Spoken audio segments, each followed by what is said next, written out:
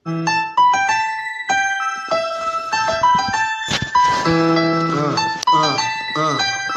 Democrats don't speak for me. Speak for me. Speak for me. Republicans can't speak for me. Speak for me. Speak for me. A bitch ass nigga can't speak for me. Speak for me. Speak for me.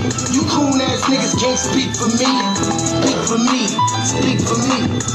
Listen here, this is a fact of life. I be rapping like Nat Turner came back to life. Grab Donald Trump by the pussy, he ain't acting right. I never run from a conflict, I be glad to fight. It's a very cold world that we living in. Somebody please tell Elizabeth you're not an Indian. You just trying to con them people to get the benefit. Just another immigrant, stealing from the Indians. That's some punk ass shit and that's too lame.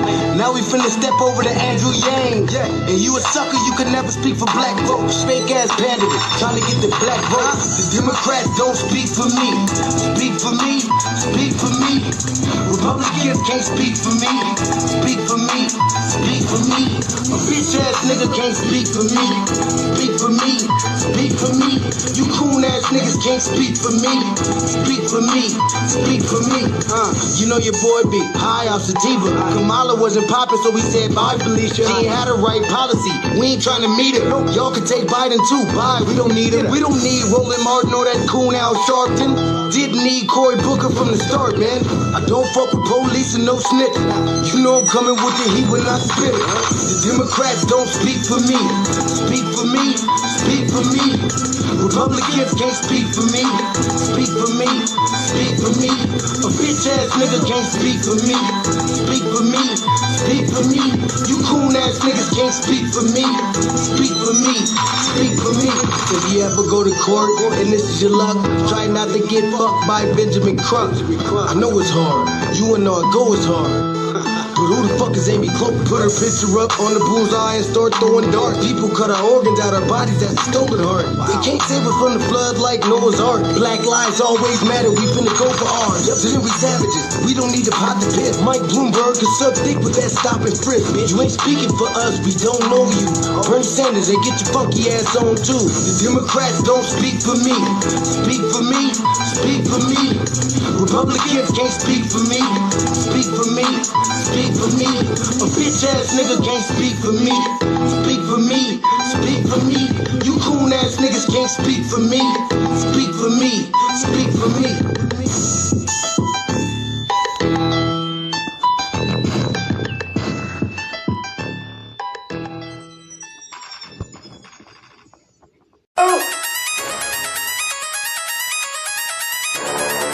I'm talking about shout it going crazy. People going crazy in these motherfuckers. Run that shit back, man. But it's nothing. Nothing about a woman on a day.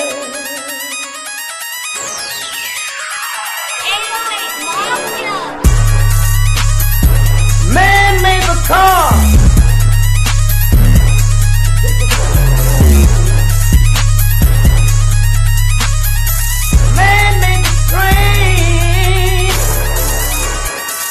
Carry the heavy load. Man made the electrolyte to take us out of the dark. Man made the boat for the water like the 7 Omega. Man thinks about a little bit of baby girl and a baby boy. Man makes them happy because man makes them strong. But after man make everything we can, do you know that man makes money?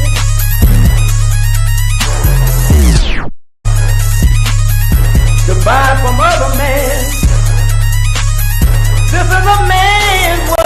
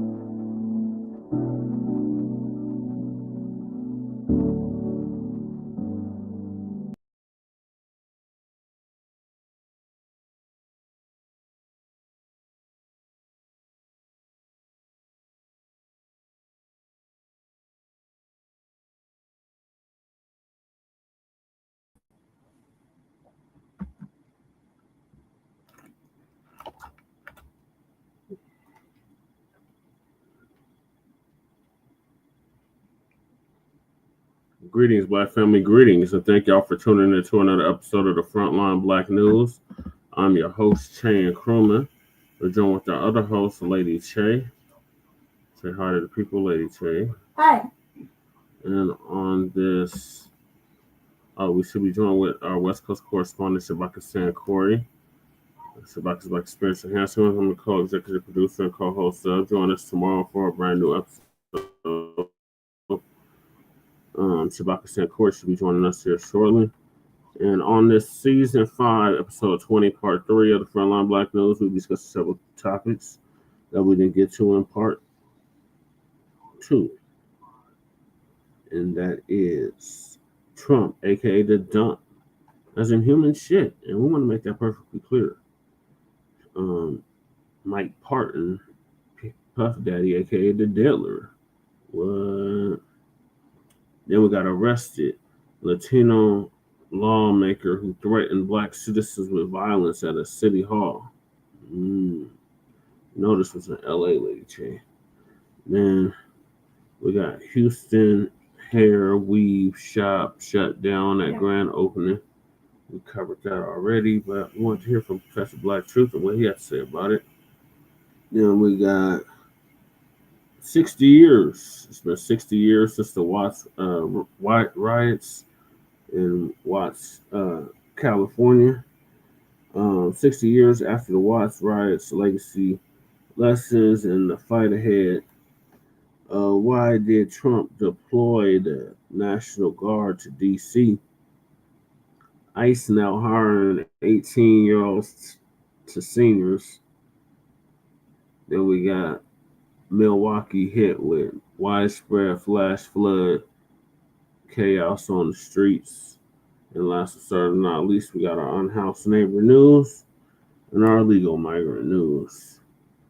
So those are the topics. Thank y'all for tapping in. Make sure y'all like and subscribe to the Frontline Black News. I don't know why this is plugged up, right? Okay, now y'all should be able to hear me real clear. All right, so I'm going to share my screen. Shout out to Mac 285 for hyping the room up, as usual. Now I'm going to find the right cue. This.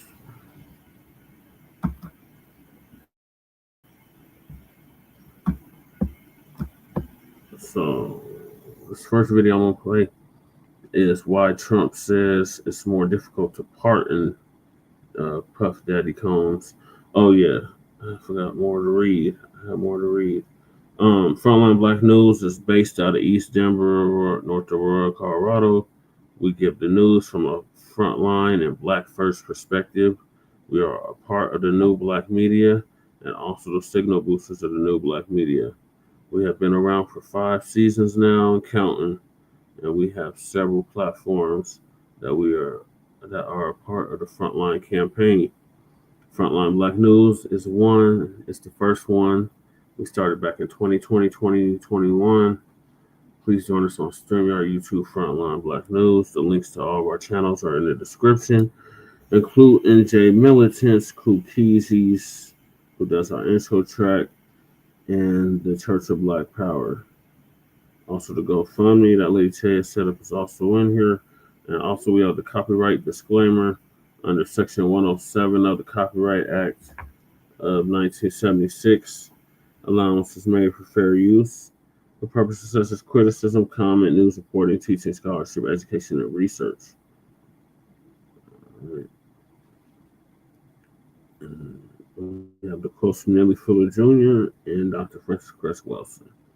All right. So this first one's from Entertainment E! News on why the dump says it's going to be difficult to pardon the Diddler.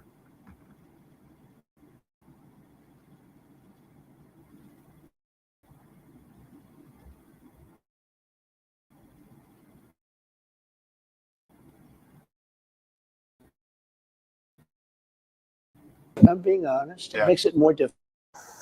he would, quote, look into the facts. When asked about pardoning his former friend Combs, who has since been found guilty of transportation to engage in prostitution, but acquitted on sex trafficking and racketeering charges, President Trump now clarifies his comments during an interview with Newsmax on August 1st. Sean Diddy Combs, Right.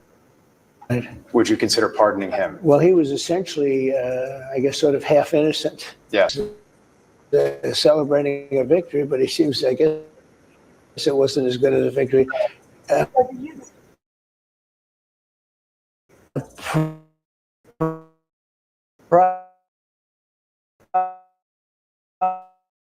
Probably, I was very friendly with him. We're human beings. Right. And we don't like to have things cloud our judgment, right? But when you knew someone and you were fine, and then you run for office and he made some terrible statements. So I don't know. It's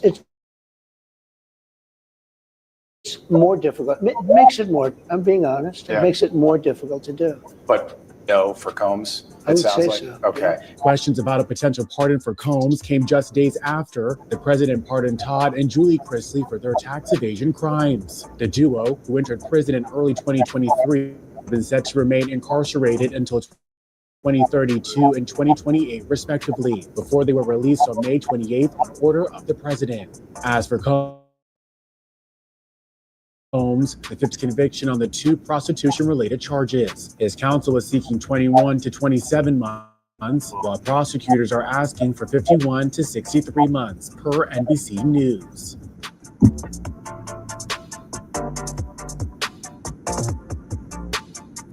All right, so the dump said it's going to be difficult to pardon them.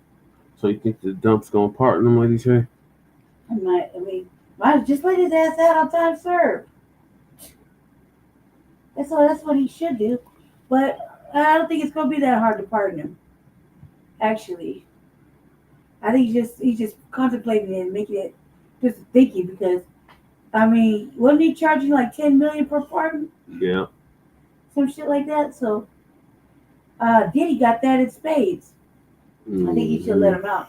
I really do think they should let him out, because basically he just gotta, like, the way you look at it, transportation, these are all grown-ass adult male escorts that on their menu say they'd be flying out.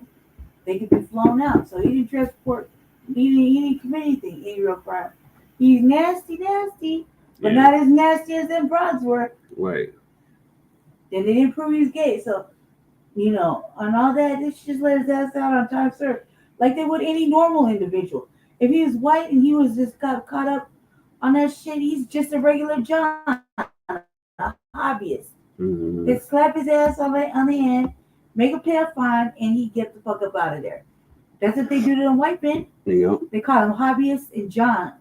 Mm. And, the motherfucker go in there, got caught in a fucking sleazy Asian parlor or something, or got caught up in a hotel sting.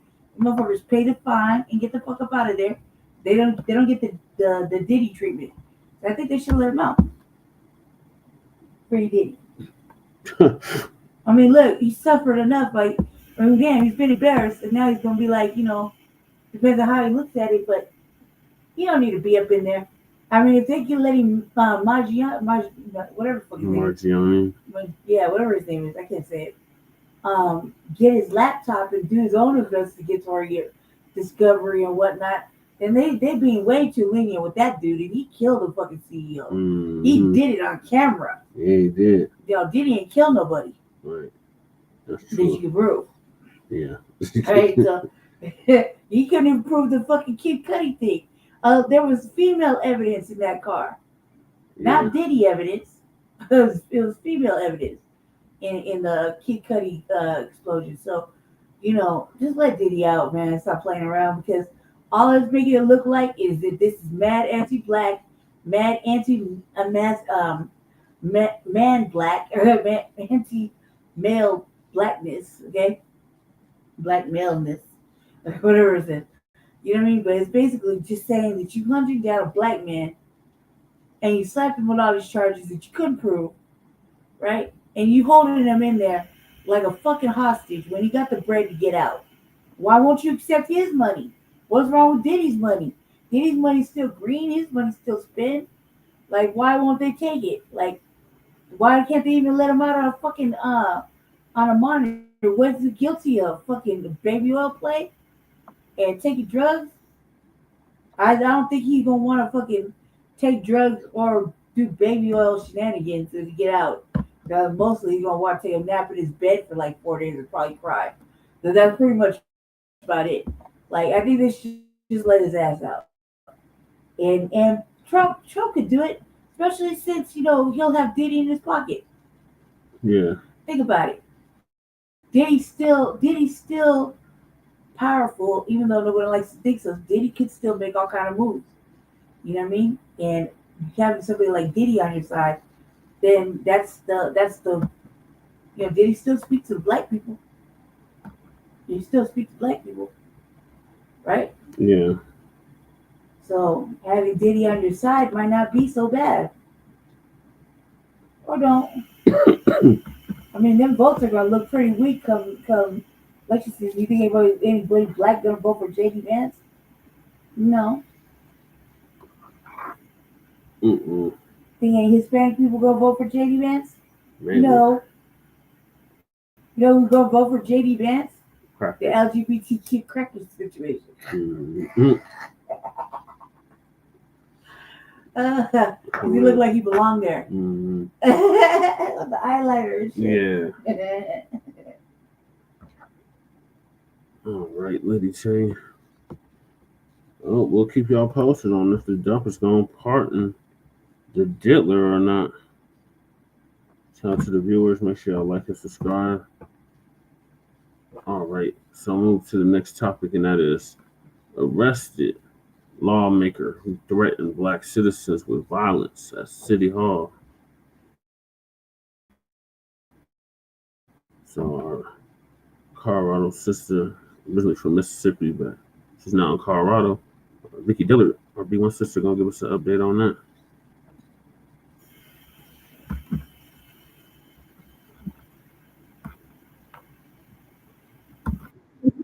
For African Diaspora in this channel, thank you so much for tuning in. As you come in, beloved, be sure to give us a big thumbs up, and share the broadcast. That way that we're here. And for that, we say thank you so very much, family. We got a doozy today, baby. We've got a doozy today. It's been a minute since I've been with you live, beloved. Of course, I'm always giving both national and international commentary right here on this network. Of course, we have an app, so don't forget to download it and to check us out there on that different platform. We have a little greater control there.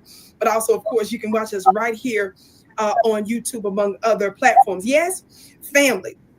Now, how many of you all got a chance to see some days back, about a week or so ago, my part one to today's broadcast? Yes. Remember, I told you all that I will likely do a part two on this. So I'm glad that I'm live today to be able to do this. Of course, be sure to share the broadcast. Yes. And let other folks know. So no matter whenever you're watching this, of course, the information is timeless and is absolutely relevant, and it must be applied. Yes, family. Now watch this. How many of you all remember my coverage on the part one I'm referring to is Councilman Luis Velez. Now, Mr. Velez is from New Jersey. He's a councilman out of New Jersey. Now, he had the nerve in a city council meeting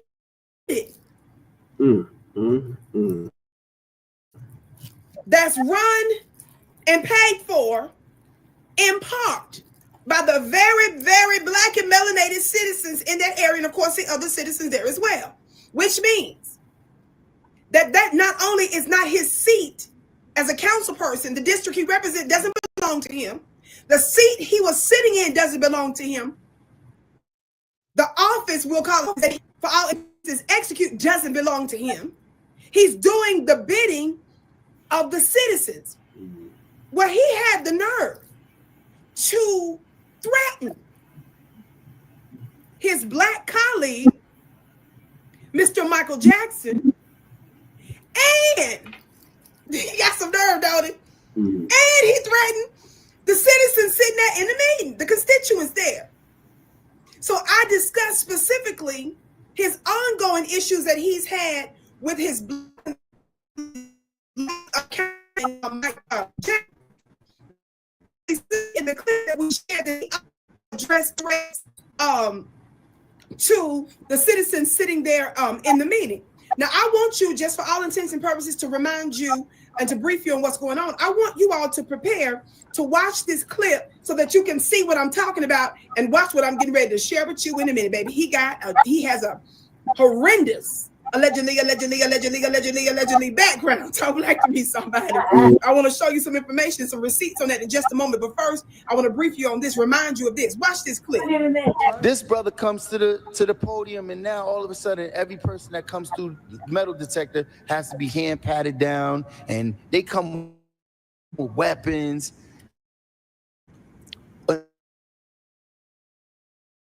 Well, when it's a black person that comes here, and then the saddest part, anything that was threatening or attacking, he said his constitutional right. He spoke about his constitutional right of freedom of speech, and this is how he's treated. The lawsuit that we should be worried about is the fact that your wife just got a pay increase of $10,000. Department, Council President, in the health department, Council President, in the health Council department, President, under the current sitting BA, you the Council President, who's the director of Health I'm and not Human mad what he's Services, saying. I'm not mad at what he's gave saying. his wife I'm blessed that new my wife job is more prepared that this with idiot is sitting here. $10,000 pay increase, but we talking about. He didn't include that in his letter to the Attorney General that his wife was getting a My friend, you know what I included? pay You know what I increase. included in Attorney General? I wish Abba could come here and arrest you for dealing all the stuff that you deal.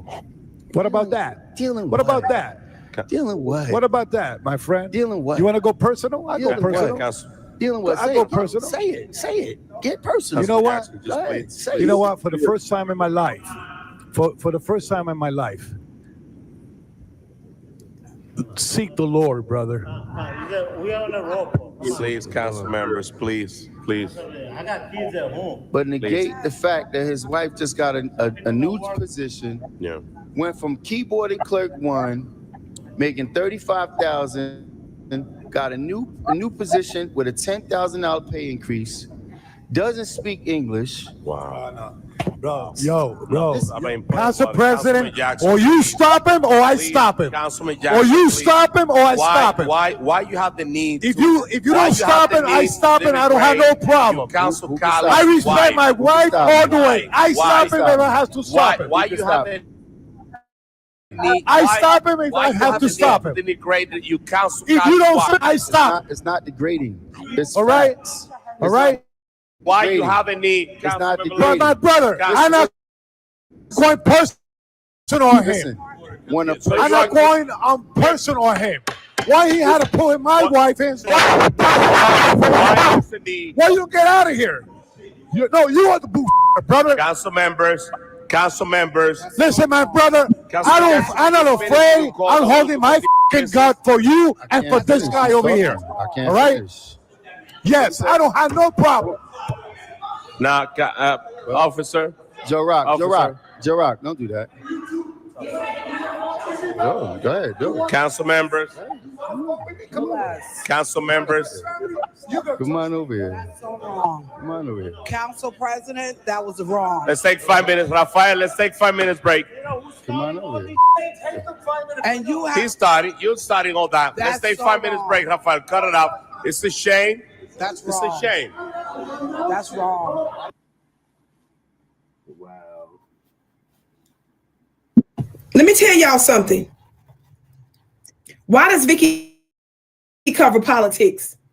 Why does Vicky cover geopolitics? Because these are the real thugs. Yeah. These are the real thugs. These, let me be real clear, meaning Mr. Luis Valle, Yeah. not Mike Johnson. See, Mike Johnson, you can tell he got something in him that's like, bruh, you see, I got a little bit of, now look, I'm not sitting here vouching for all of Mike Jackson's history, the brother. I'm specifically talking about the way in which he handled the situation that we watched in this broadcast and the previous one that I did. I'm saying I applaud that. Yeah. Family, the reason why I bring these things to our attention is so that we can learn from these situations, and then we can figure out what politician that we both need to support and apply pressure to get more tangibles for us. That's right, Vicky Diddler. Now, in this instance, the brother Mike Jackson did a hell of a job by pushing back that good on Mr. Luis Velez and got a promotion. Now, he was disrespectful, and I believe it's absolutely no question that there was a racial tinge in everything he did and said. Man, because that brother. Now, y'all saw that Mr. Luis Velez was feeling himself. Mm-hmm. Now, he gonna tell the brother to seek the Lord. What you mean, seek the Lord? Vicky, get off of that. Vicky, I'm not even gonna waste time on that so notice he did that, but it's hard to hear this one part in the beginning, which is why we replayed it for you today. Watch the broadcast over again, family, later so that you can hear it. What did he say in the beginning when the brother was talking about lawsuit that we need to be concerned about is the one involving his wife, where she was making $35,000 a year. She got a $10,000 raise, doesn't speak English because it was so much commotion going on. What you didn't hear was Luis Velez. He was disrespecting the brother too, talking about she's more prepared than you related to something or other. It was an ugly attack. So I believe that's why he emphasized the lawsuit related to his wife. It's hard to hear that part, but he was doing all kinds of disrespectful stuff to the brother. So he doubled down on it. Now, before anybody sit up here and talking about, just like Luis Velez said there, don't leave my wife out of this. Keep my wife out your mouth. Well, she ain't in this mouth, baby. Vicky, get off there. We know that. Now, I'm a girl from the South, so I speak the way I speak, but the way he spoke that English was way out your mouth, baby. It wasn't none of that at all. Her name or nothing else. Stop Blacc to be somebody where it's my gavel. Just leave it alone.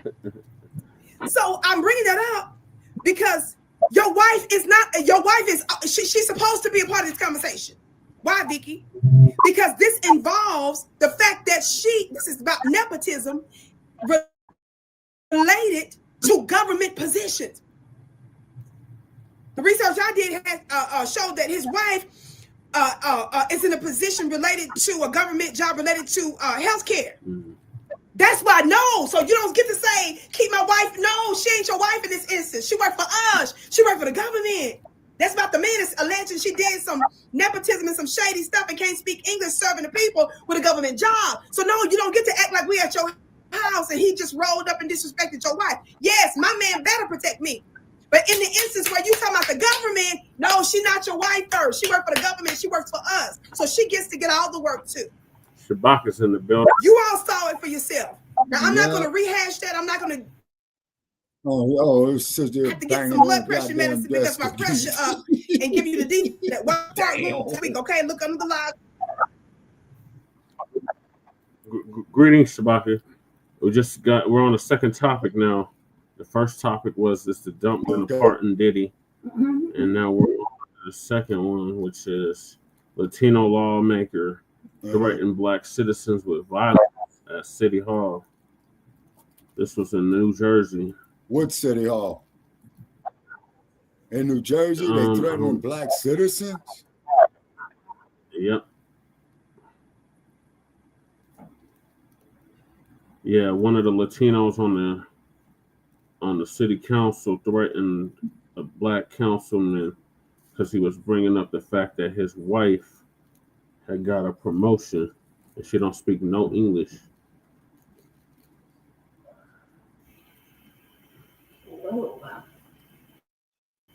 So Vicky was going over that when he jumped on. Okay. Wow. Yeah, so let me rewind it so you can hear what he said. Yeah. Because you missed what he said. So this is the black councilman, and he's questioning the Latino councilman, and the Latino councilman get all in his feelings and is about ready to fight. Damn. And this is how he's treated.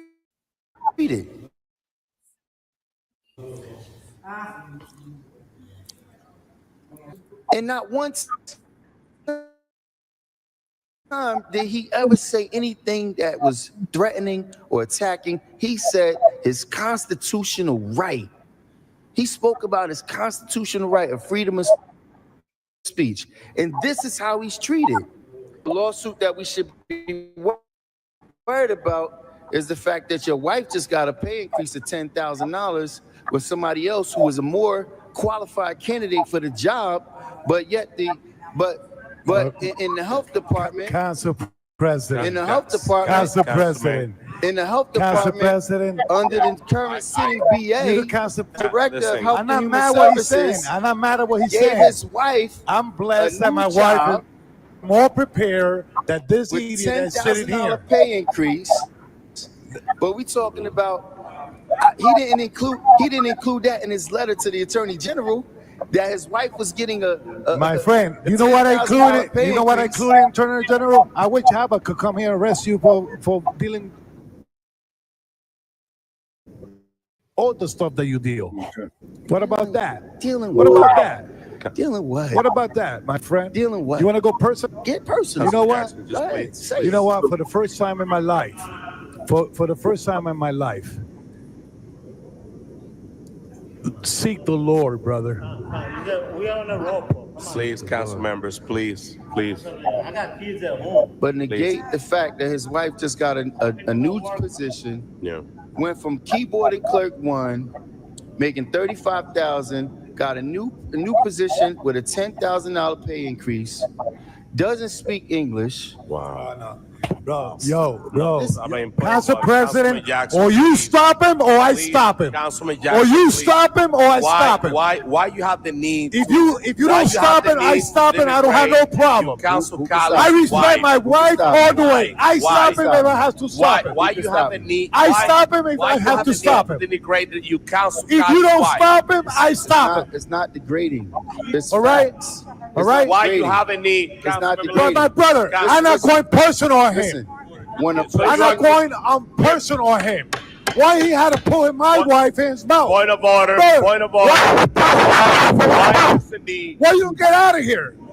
You are the boo, brother. Council members. Listen, my brother, I'm not afraid. I'm holding my fucking gun for you and for this guy over here. All right? Yes, I don't have no problem. Now, officer. Joe Rock, Officer. don't do that. Go ahead, do it. Council members. Come on over here. Wrong. Come on over here. Council President, that was wrong. Let's take 5 minutes, Rafael. Let's take 5 minutes break. Come on over here. And you You have starting all that. Let's That's take so 5 minutes wrong. break, Rafael. Cut it out. It's a shame.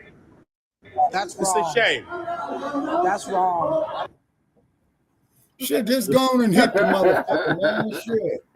Let me tell y'all something. Why does Vicky cover politics? Why does Vicky cover geopolitics? Because these are the real thugs.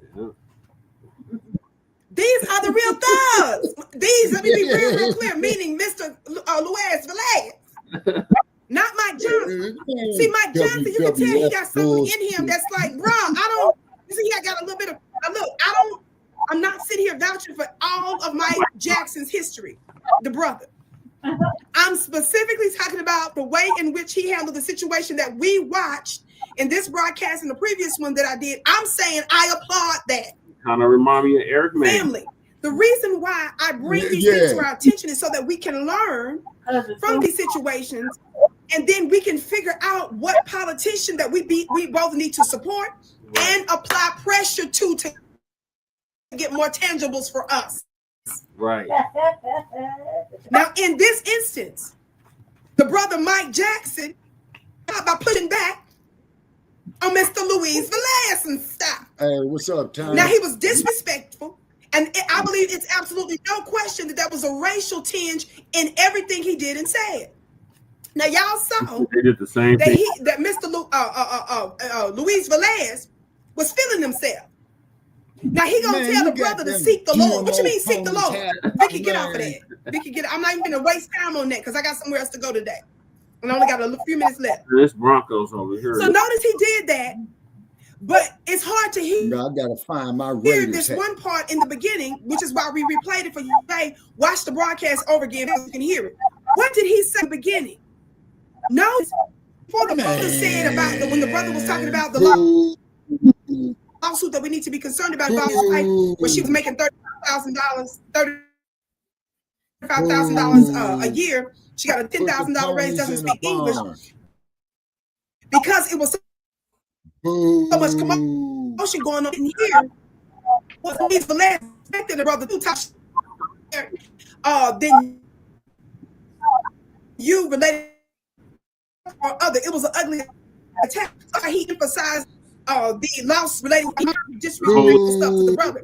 So he doubled down on it. Now, before anybody sit up here and talking about, like just like Luis Velez said there, don't leave my wife out of this. Keep my wife out your mouth. Well, she ain't in this mouth, baby.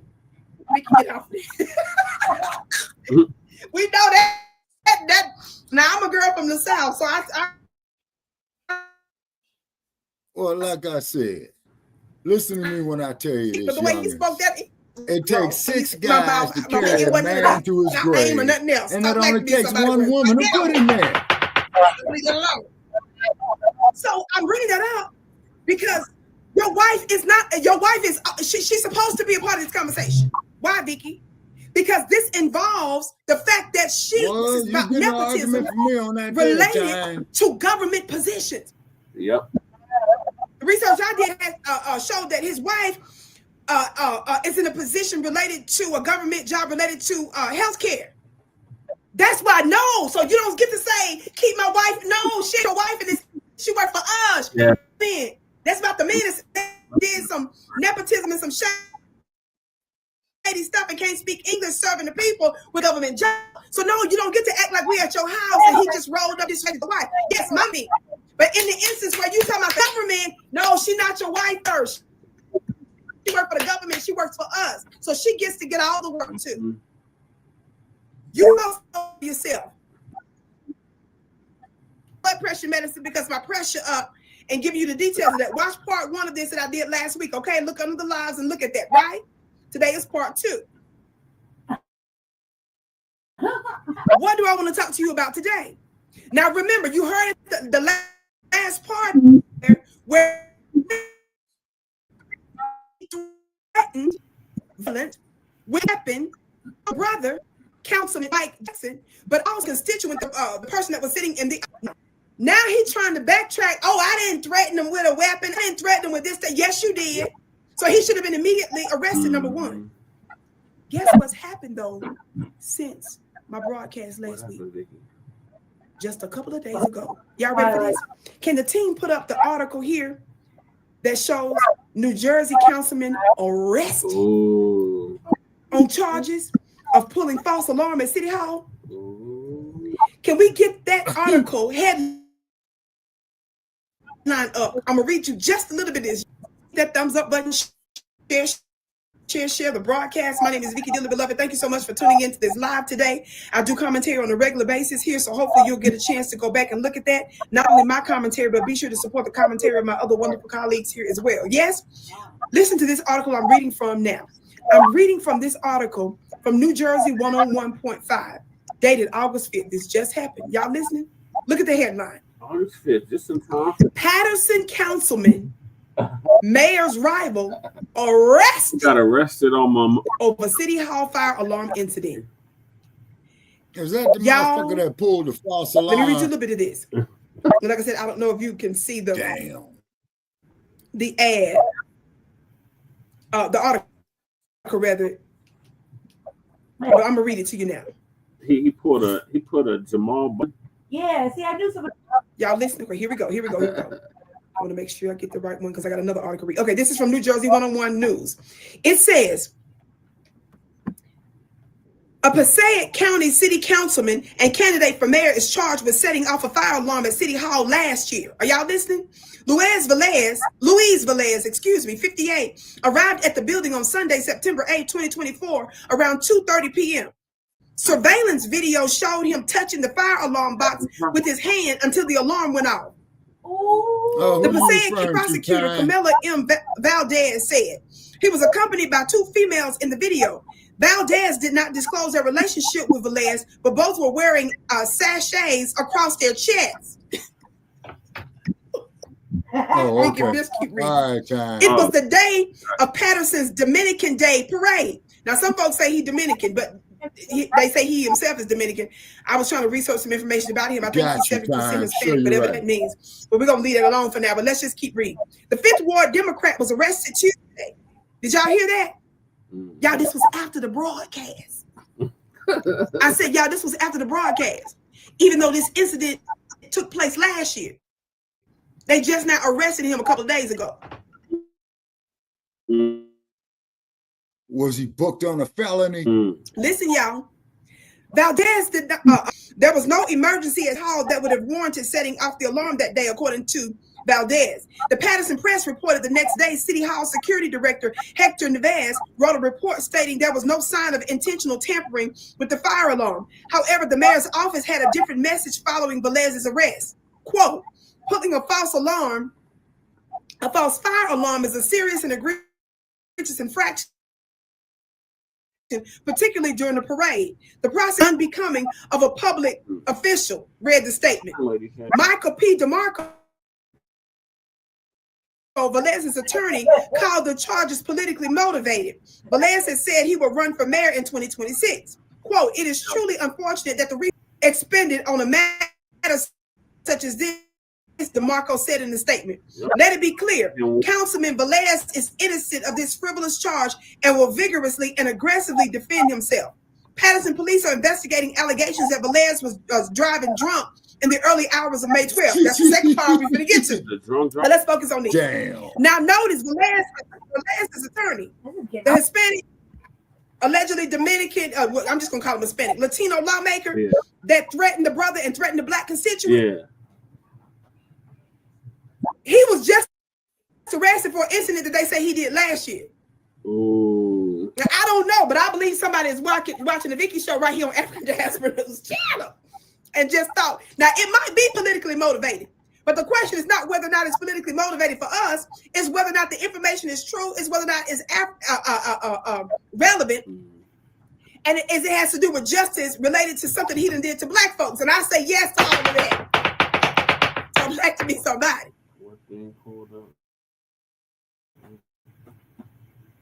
I said, talk black to me, somebody. Because a lot of folks already believe that he should have been arrested on the spot for terroristic threats because he was threatening folks with violence in a meeting. Now, I'm showing you this because I'm trying to show you that at the very least, whether the accuracy of it is known or not known, we know this man has a history of suspect behavior. Now, remember, in the when I did the first part 1 to this last week, I reminded you all that he's been going back and forth with fights with his colleagues in these meetings. In my opinion, it shows in his attitude and energy. Now, keep that in mind. When you are a council person and a congressperson, you're not supposed to be misusing.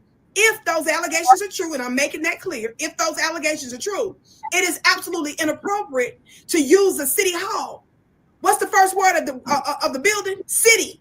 That means the city is the people, and it belongs to the people. So you don't just get to go over there and throw the raid around and get just jobs for you and your wife and get mad when somebody says she doesn't speak English. Right.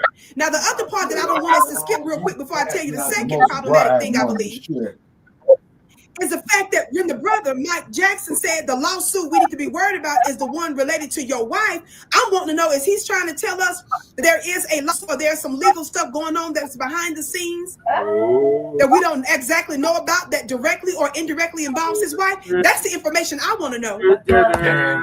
Because that's what the councilman alleged. Was he saying we need to be filing a lawsuit because of the shadiness of your wife getting that job? Or that she's actually involved or indirectly involved in a possible pending lawsuit, or let's just say a legal matter, or possible legal. What details of that? Are y'all? When we read a little bit more of this article, this is the second part I want you all to know about. Did you all know about this part? What, Vicky? What, Vicky? Patterson police are investigating allegations that Velez was driving drunk in the early hours. What? When his vehicle struck another, according to NBC New York. The driver of the other vehicle posted a video on social media of Velez staggering. Somebody say staggering. After the crash. During a council meeting, Velez said he got hit in the face by an airbag and felt dizzy. Okay. You got hit in the face on it. Now, don't get me wrong. My understanding is those airbags are very forceful. But okay.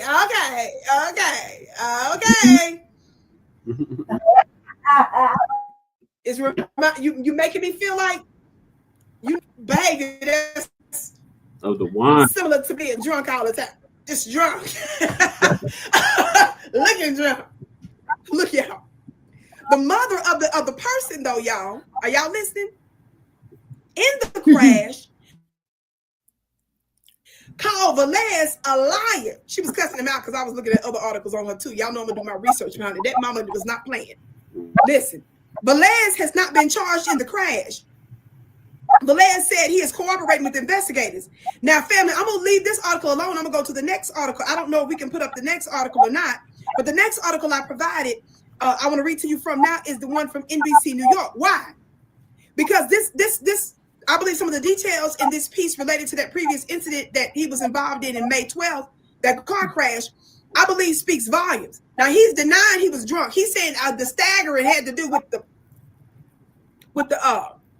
airbag. Okay. Watch this. This article now that's headline, it said the headline says liar. New Jersey City Councilman denies allegation of drunk driving at fiery city meeting.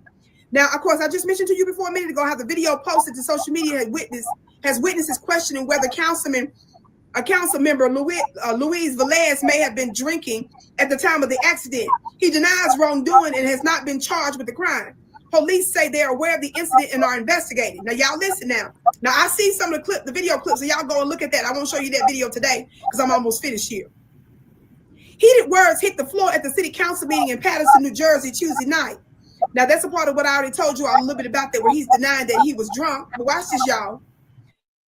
Police claim that they're still investigating a car accident from early Monday involving Velez. Now, it says here that the video posted to social media, which I've already referenced earlier, has witnesses questioning whether or not he was drinking at the time of the T-bone crash. Where are my New Jersey phone? Brother, man, to you. I don't even know how to pronounce this exactly. Hold it against me. What is this? Kenosha, Washington? Kenosha, Washington, child. I know I butchered that. Was driving the other car involved. That's the other person involved in the car accident. She took video on her cell phone after the car accident on 12th Avenue in Madison. Quote, he was staggering. He just looked drunk, Washington claimed. He was talking drunk and slurring. Now, I guess he gonna say that the airbag made him slur too. Allegedly. No, them airbags are powerful, so he might be on something right there. He was out celebrating Mother's Day. His wife and alleges Washington hit him. He claims if he appeared out of it, it's because the airbag hit his face and he felt dizzy. But the lady said you look dizzy, staggered, and was slurring. Yeah. He told officers as much when he got out of the vehicle at the scene, warning them he might be off. Now, why you gonna warn the police that you off? Vicky, keep reading. Y'all ain't ready for this part. This is the part that I think is very suspicious. Y'all ready? According to Velez, officers didn't give him a breathalyzer test because, quote, there was no need. Somebody said something don't smell right. Somebody put a check. Somebody put a carbon check. Somebody put a gas in check. All that. Regina Washington, that's the lady I referred to you earlier, the mama of the lady that was involved in the accident. Regina Washington, the mother of the other driver involved in the accident, called Velez a damn liar. See, the other article said she called him a liar. This one make it clear she called him a damn liar. From Newark to Trenton. Okay, no, that was something else. Child, I was finna read y'all an ad. This part says, that's what I think. He's a liar, Regina Washington said at the meeting. I would like to see him put in handcuffs before he kills somebody's child. Regina Washington points to surveillance video that she says shows the councilman blow a red light and hit her daughter, not the other way around. Other video allegedly shows Velez urinating in the street. He had no comment on that. Well, he says here he suffered some diabetes and there was no family. I know all about health challenges because of my own personal journey, so I would never mock. But family, this ain't that. This is not that. This is not that. That's illegal. We don't misapply stuff to people that don't have no business having the benefit of the doubt. Good point. Quote, I suffer diabetes and there was no bathroom, Velez said. I was not exposing myself, sir. The people said, the lady, what would make her pull out her own cell phone to record if she didn't think something was suspicious? She said, number one, you were slurring. She said you were staggering. The people said you was out there relieving yourself. You put it on diabetes. So she went up and there, the wait a airbag. minute. Okay. So she videotaped the man taking a piss. Fellow council member Michael Jackson charges Velez. That's the same brother, y'all. Yep. And Fellow what council city is member Michael this? Jackson charges Velez should have. Y'all ready for this? And this is what I want to emphasize. It's either Trenton or This is another reason why I think he don't like that brother. That's why I keep saying these fights. Oh, somewhere in New Jersey. And y'all got to make sure that you don't miss them, so that you can push for our issues and get us some tangibles. But either listen, Trenton or fellow council member Michael Jackson charges Velez should have volunteered to undergo a breathalyzer and toxicology test. But quote, but the brother said, quote, but he is a liar.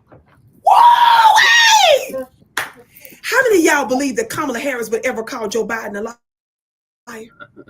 How many of y'all believe that your black bootlicks and members of the CBC would call their fellow white colleagues that don't do nothing for us a liar when they lie? That's what I like about this brother. But because I don't know enough about him, I need y'all to make sure that you stay there so that y'all can get us some tangibles and that you can pay attention to what's going on.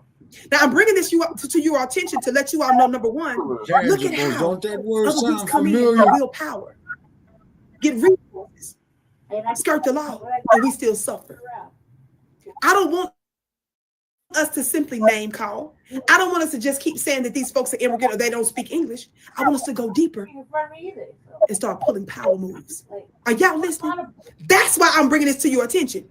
Why do you all think I reminded you recently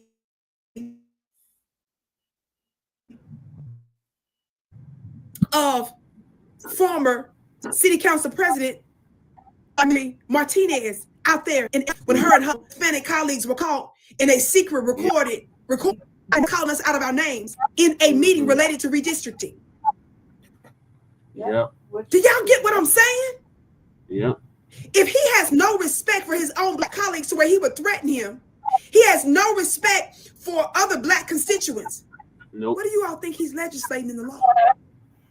Do you understand? It's one thing. Motherfuckers on puppet strings, like I've been saying all along about these damn black people to ass harbor in their own bootlegs. They on individual puppet hearts strings. hate towards us. Legislation. Or something that's codified. That means we're compelled to follow it. And that's what makes the anti-black racist dangerous.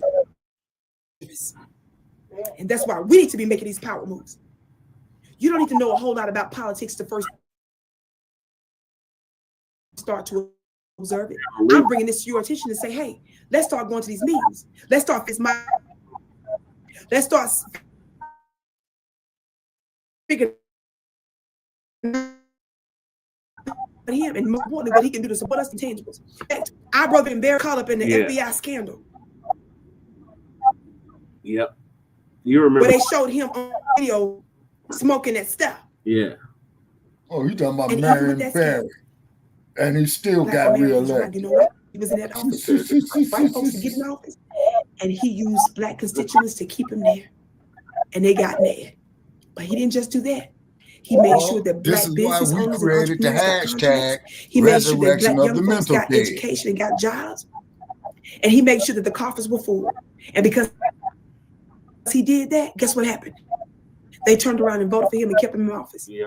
Not only that, he had the elderly folks there. And how many that power center? So even though he won politics local, you can imagine that both local and federal folks didn't like the way this black man was over there wielding power. They did not like his political prowess and brilliance. No, they didn't. And they dang sure didn't like him giving us tangibles. So they had to get him in. But guess what happened? Did black folks dog him? Hell no. Him and made sure that a few years later he got back in. That's how we roll when you do right by us. He didn't have to worry about sucking up to the system because he knew the people would come out and roll. And one of these now, my next comment in the African News Channel, be sure to check Brother Phil out. He should be live tonight, family. I can't wait. Sister Ricky. All right, Shabaka, what are your thoughts on arrested Latino lawmaker who threatened black citizens?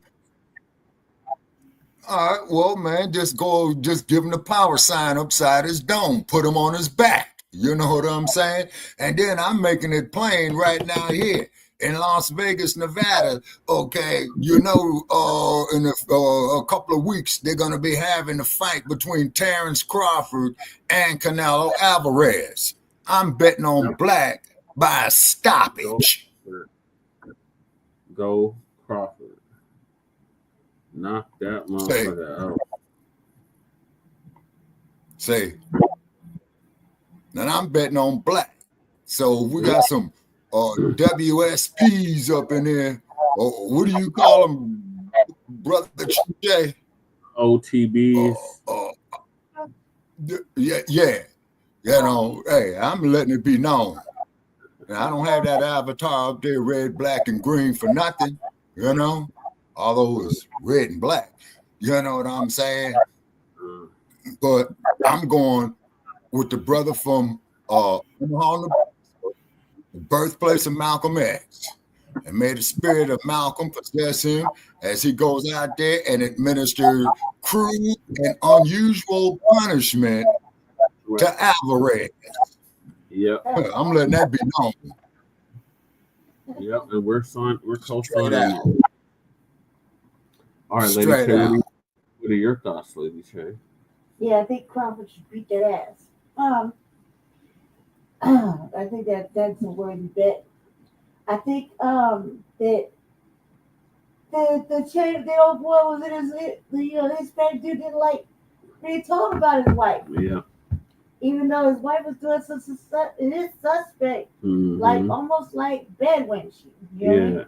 Because it is suspect. Okay, but even still though, Lady Che, it's not a man's place to talk about another man's wife. In this case, though, it probably isn't. But in this case, I mean, it does seem like you really had a reason to, right? Yeah. You said you had a reason to. Because that, you know, in this season where we're not like it, the Hispanic people getting over our black people, especially positions of politics and whatnot. I think that was the reason for it, if I'm not mistaken. Is that the reason, right? Playing nepotism.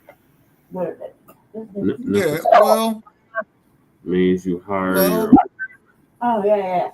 That's hiring your brother-in-law, your brother, your sister, your uncle. You know what I'm saying? Third cousin. You see, Now, Then he let's look at old. He Okay, but hold on, Lady J. Now let's look at old Jimmy Carter. Okay. You interrupted, Lady Jimmy J. Carter hired his relatives. Let's look at Billy Carter. They asked Billy Carter, what do you do working for the president? Billy Carter got up there and said nothing. But that's his brother. So you can't get mad at him for being in a position of power, looking out for a loved one. That's the problem with politics, though. That's how they do. Like, yeah, just like everybody thought Hunter Biden was getting ready to go to the slammer. Joe Biden wasn't going to put his only son left in there because Joe Biden had lost a son. So I ain't mad at Joe Biden. But keep in mind that Joe Biden, he's the one that brought you that federal crime bill. And every federal crime bill since 1972, when he was in the Congress, he would always endorse incarcerating more black people. Yeah. Okay. Laws, all the crime bills, going all the way back to 1976 with Biden's law. But Lady Che wasn't done, Shabaki. Go ahead, Lady Che. Oh. What I'm saying is that in this instance of politics or whatever, the wife holds a position somewhere and she just jumped up 10 racks and she don't even speak English. Mm-hmm. Like that right there is something to look into. Right. That is crazy work. What are you doing there? You know what I mean? Where you're in this position of making 35,000, you jump up to 45,000. You know what I mean? And get a raise and a position, new position. Like, what are you really doing? And you don't speak no English, which only makes me wonder if that person's actually legal. Yeah. You know what I mean?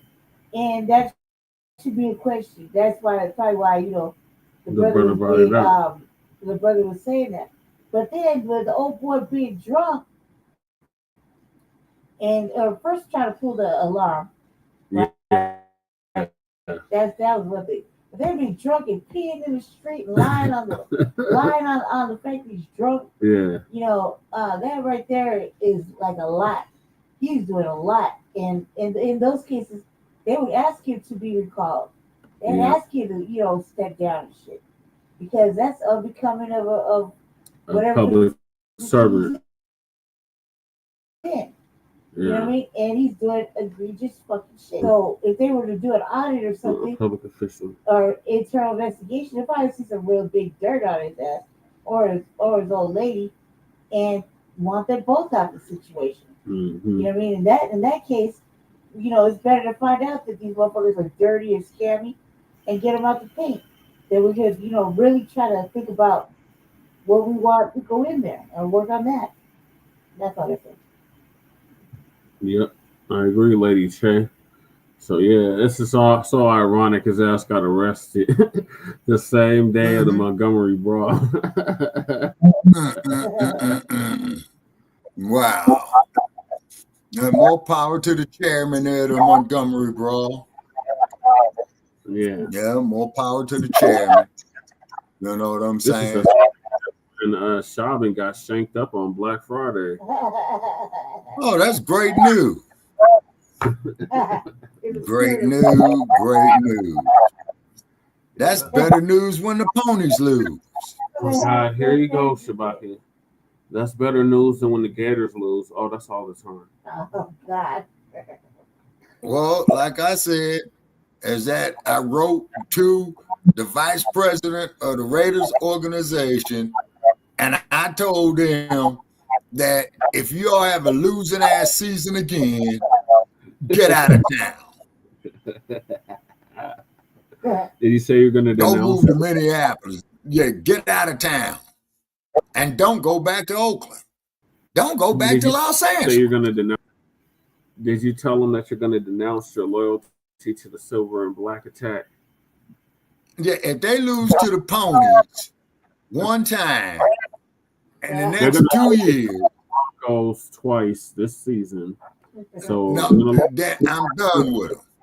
I mean, they could have a losing season for the next 100 years, just as long as they get 2 W's for beating the Ponies. That's the only Super Bowl. You see, that's the only Super Bowl you'll ever see. That's You know, and the ponies ain't been back to the Super Bowl since when y'all stacked the deck for Peyton Manning 10 years ago, Shabaki. When's the last time the Raiders won the Super Bowl? Oh God, I don't even remember. In the 1980s. I wasn't even born yet. In the 1980s, when they had Marcus Allen and Bo Jackson. Oh shit. Huh. Yeah. 45 years ago, Shabaki. What have they done for you? It's been a stretch. You know what I'm saying? So they do. You know what I'm saying? Stretch. That's more than a stretch, Shabaki. That's a half a damn century, goddamn.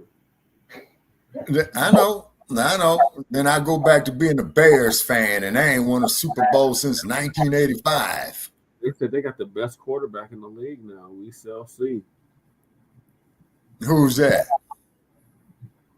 The Bears. CJ. Yeah. Yeah, well, we'll see what's up with him. You know.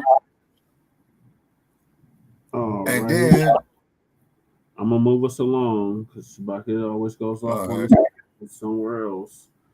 There was a situation in Houston last week, late.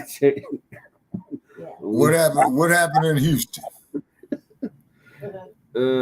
That's down there with Uncle Phil Scott. Yep. Black business owner decided that he was gonna give out free bundles of hair weave during the grand opening, and they shut his grand opening down. Why they shut down his grand opening? Because he didn't have enough. He didn't have enough product, and they didn't have no decorum. There's all the people outside waiting. Oh no, that's bad. Mm-hmm.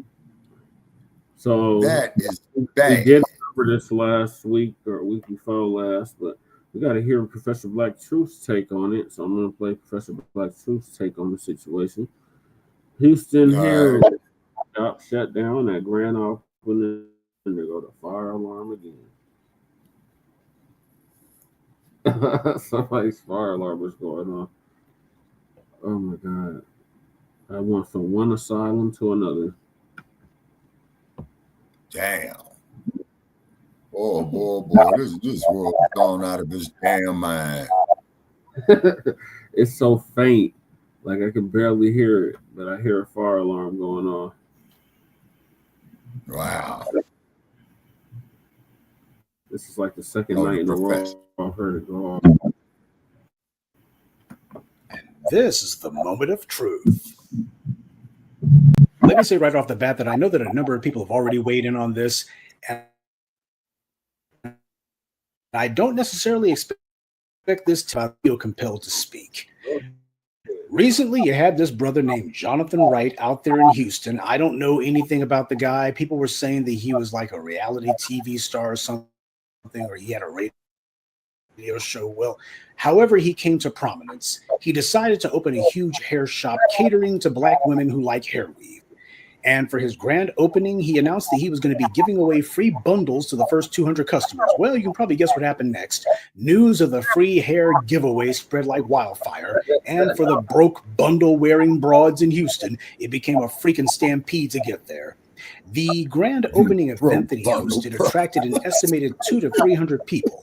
According to the Harris County Sheriff, the turnout created congestion and prompted store organizers to shut down the event due to safety concerns. There were also reports of someone having used some sort of chemical spray during the crowd surge, so you had some of that. Now, the popular narrative that's arisen around this event is that, quote-unquote, Black folks, we's our own worst enemies, and this makes us look terrible. People are trying to get clicks and views out of this, and the Black self-loathing is a fast way to get the algorithm to notice you. Oh, but Professor Black Truth, there was scuffling going on, people pushing, someone threw a punch at someone else. Tell me something. Was the behavior there worse than what it is at Best Buy or Targets on Black Friday, when merely discounting a few of those overpriced TVs causes fistfights and stampedes, even people getting killed? I mean, they're not even giving TVs away on Black Friday. They're just offering discounts on a few of them. People have died at Black Friday events. Brawls break out every single year at Black Friday events, and nobody shuts down Walmart or Best Buy. That's what happened with this Jonathan Wright's place. They showed up and they said, "Oh, you got too many people here, so we're going to go ahead and shut you down." Nobody says, "Oh, the people, they're fighting at Best Buy." Acting like animals, I tell you. But then again, the typical Black Friday shopper, or should I say Black Friday brawler, doesn't look like the kind of people who are at Mr. Wright's hair supply shop, now do they? Look, let's get something straight. The people who like to demonize Black folks, they don't need some over-the-top hair salon opening as an excuse to do it. Wow. Look at what they did over a fist fight in Cincinnati. The respectability politics crowd just kills me. Sure, as Black people, we certainly don't want scenes like this playing out. But are they really worse than they are for anyone else? Seriously. The way some of these simple-minded Negroes are reporting on this, you would have thought that there were 5 dead, 10 injured. That's not what happened at all. Now, admittedly, I could care less about hair weave, and I certainly don't like the idea of Black folks trying to be the ultimate hyper-consumers. So maybe that's the problem on my part. Maybe it's just another incident of Professor Black Truth thinking in abstracts again and can't think any other way. Okay, fine. But here's the flip side of the coin if it makes you feel better. Not to blame this brother Jonathan Wright for this, but let's be honest. He was hyping this thing to the hills, as he should be. He's trying to run a business. He's trying to get his business off to a hell of a start. That's what he was trying to do. And on the day of the grand opening, if you can't get people to show up in droves, you probably never can.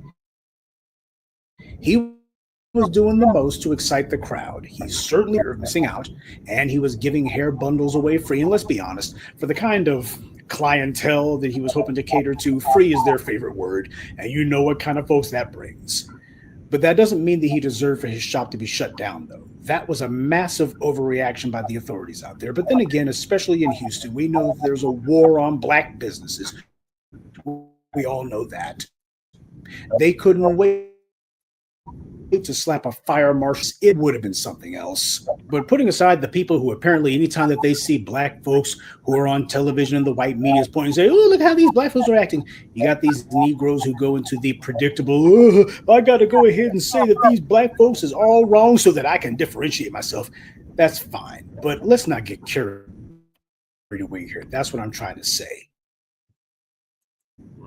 Now, I think we all remember how years back you had that Asian hair salon owner who punched a Black grandmother in the face.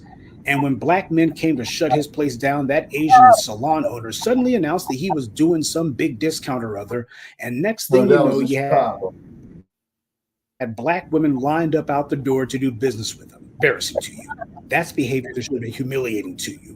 That's behavior where you should have been going, "Oh my God, y'all are lining up like so many Yorkshire hogs at the slop trough for somebody who assaulted a Black grandmother to give them your money." Now that's somebody who's acting like an animal, no matter what they were doing. Whatever happened to protect Black women? Yep. Instead, they were lined up to give their money to a guy who was on video assaulting a Black woman.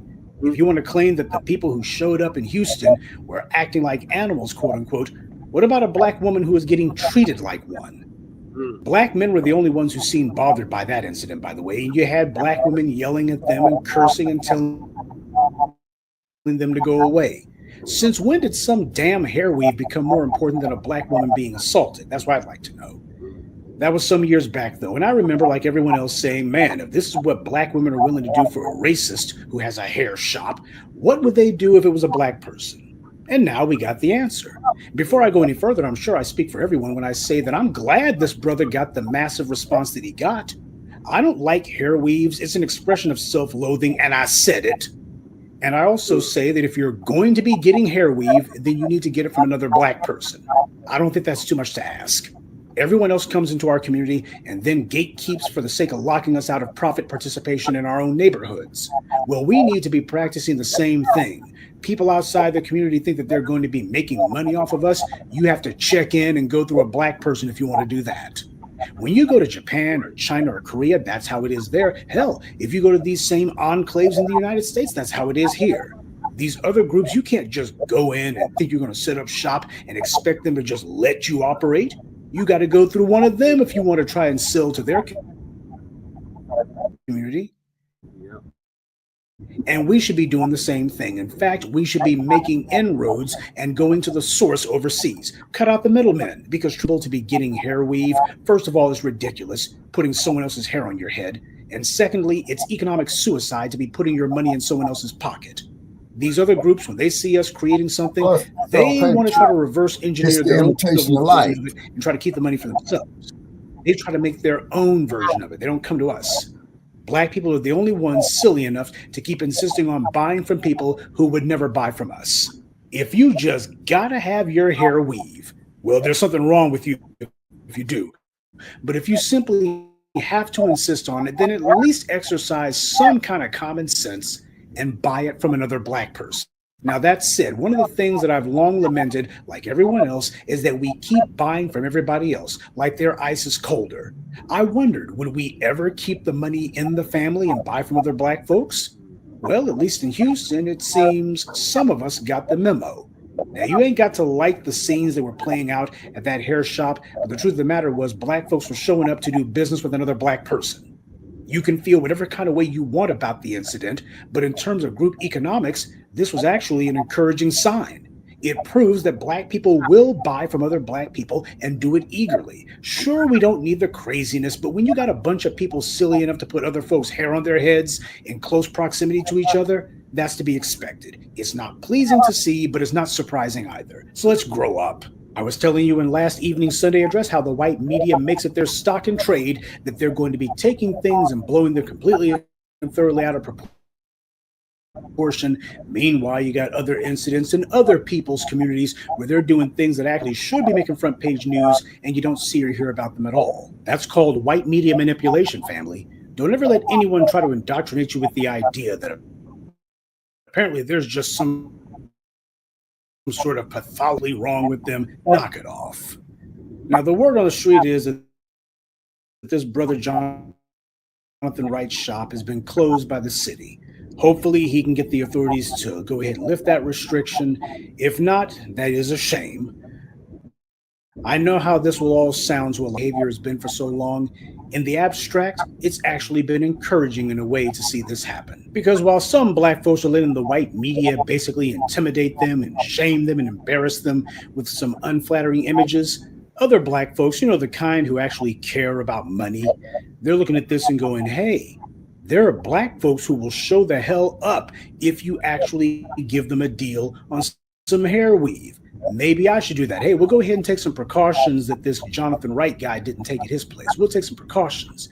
But it shows that the money is there. See, that's going to be what the smart Black folks are doing. They're not going to be sitting here trying to win some stupid respectability politics game with the white media that's never going to respect you in the first place. So that's how I feel about this incident. I know it goes against the grain, certainly against the popular narrative that's arisen around this event.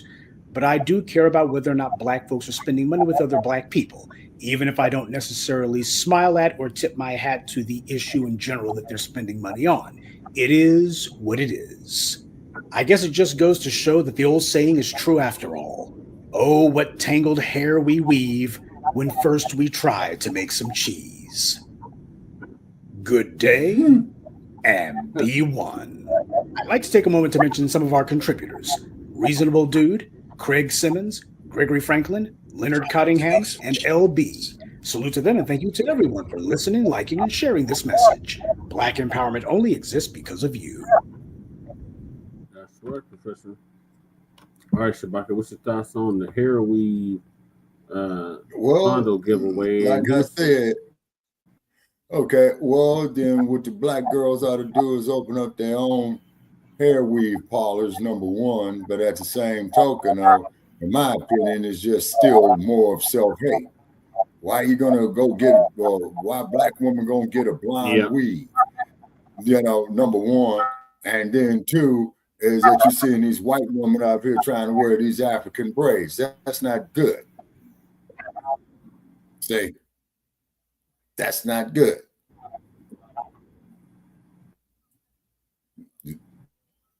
You see, that's not good at all in the least. And then too, and that revenue. Okay, wait a minute. What about now? Okay, you're good now. Okay. All right. So, and just, emphasize more reason why we need to recycle our own money. You see what I'm saying? That's it. Yep. And that's why that when the dumpster said get rid of DEI, and IKEA and I stand on this square. Best opportunity for us right there. Yeah. As opposed to taking our I said I agree with you on that.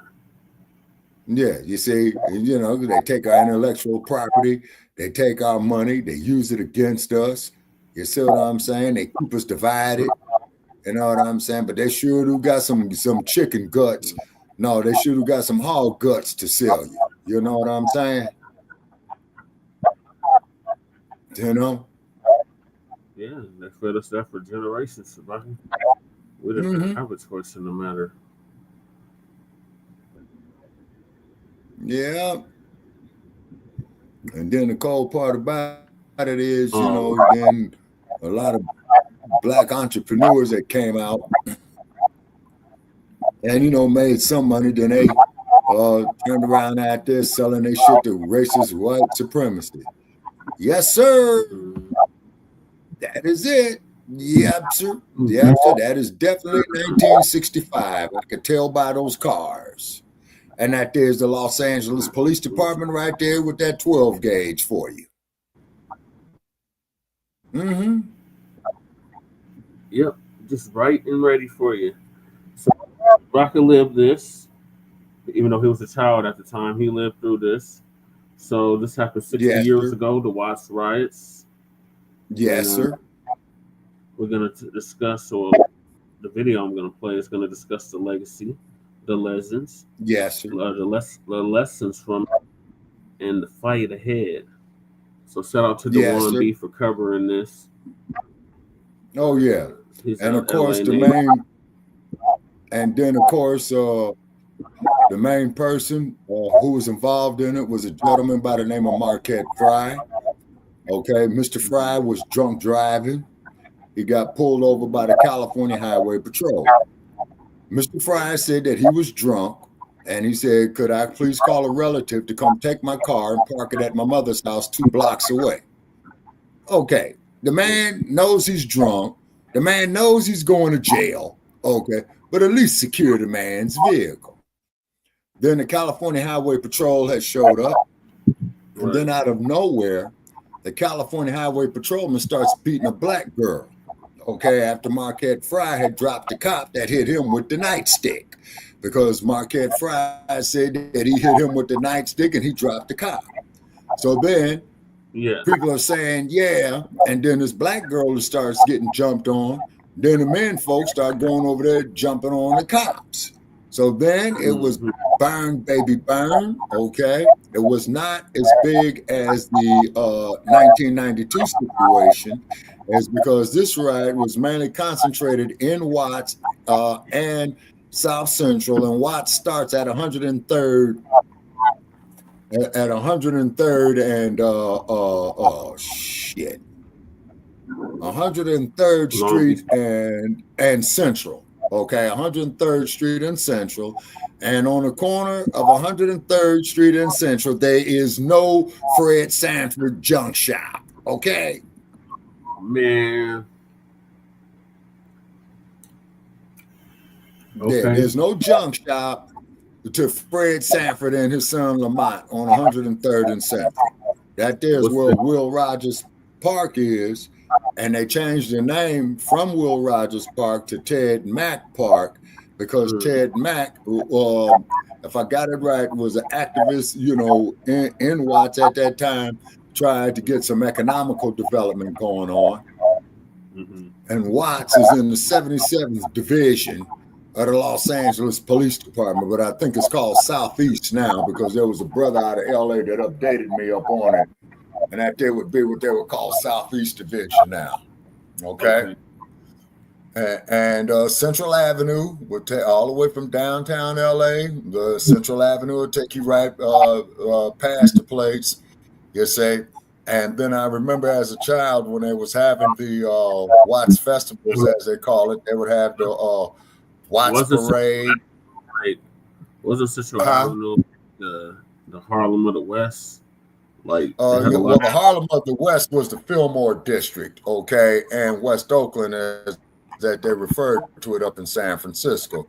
Now, Jay Milliton would know about that, but Central Avenue was the hub of Black businesses in Los Angeles at that time. They used to have a streetcar that used to go down Central Avenue. And so now it's all Latino now is because the majority of the people that you see homeless in Los Angeles are Black, and we make up less than 25% of the population there, but we're making up a good margin over 50% of the homeless population. So this goes to show that this is systemic, okay? And the people were complaining about jobs, police brutality of what led to the Watts riot. So a lot of the merchants of Black-owned businesses there, okay, they were spray painted, insulting shit. Yeah, well, you know, we employed 25 Black people here. We employed 50 Black people here. But what the brothers and sisters was doing with their process parlors, with the barbershops, with the barbecue joints, they would spray paint up there like they did in 1992, Black owned. And if you spray painted it Black owned, there was an 80% chance that your business would survive. You see? Yeah. There was an 80% chance that your business would survive. The mayor of Los Angeles at that time was a racist bastard by the name of Sam Yorty. The police chief at that time was another racist bastard by the name of William H. Parker. And Daryl Gates, reading his book called Chief, like I told that dumb Bonnie Sarge to read, that I doubt that he read it all, that Gates says that he was a disciple of Bill Parker. Okay, so that's in turn, this is why LAPD has the mentality that it does. It's straight, you know, RWS. Yeah, a disciple of a white supremacist psychopath. Yes, sir. Exactly. And keep in mind, as that Daryl Gates, at this time, reading his book, I believe that Daryl Gates was either a captain or an inspector at the time, which is the next rank up above captain at that time, because now they call them commanders. Okay. And then when the crack epidemic hit South Central LA, is that they used to have this Commander Booth or Higbee come up there talking about all the great arrests that they're making, you know, putting our people in jail behind the crack pandemic. You know what I mean? Mm-hmm. And that is what caused the Watts riot. And then keep in mind, and by the way, people, very, very important note that I got to make here. LAPD had its first Black lieutenant at that time this was going down. He used to patrol Central Avenue. And he would get out there and he used to bust some heads because he was a pretty tall dude. And I give you one guess of who this was. Yeah. Who? Big. He was a fighter. No, sir. It was Tom Bradley, the former mayor of Los Angeles. Bradley, the mayor? It was Tom Bradley. Tom Bradley was the former mayor of Los Angeles. And he was mayor for 20 years from 1973 to 1993. His predecessor, who was an avid racist too, was a dude by the name of Sam Yorty.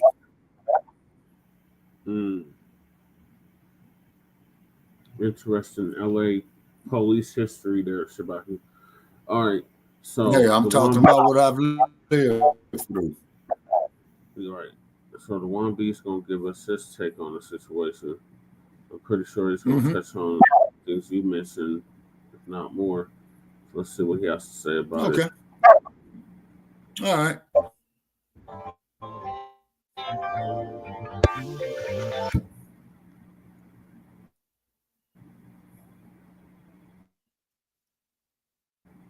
Fast forward a little bit.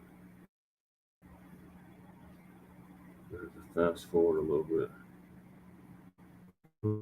Computer. Ketchup.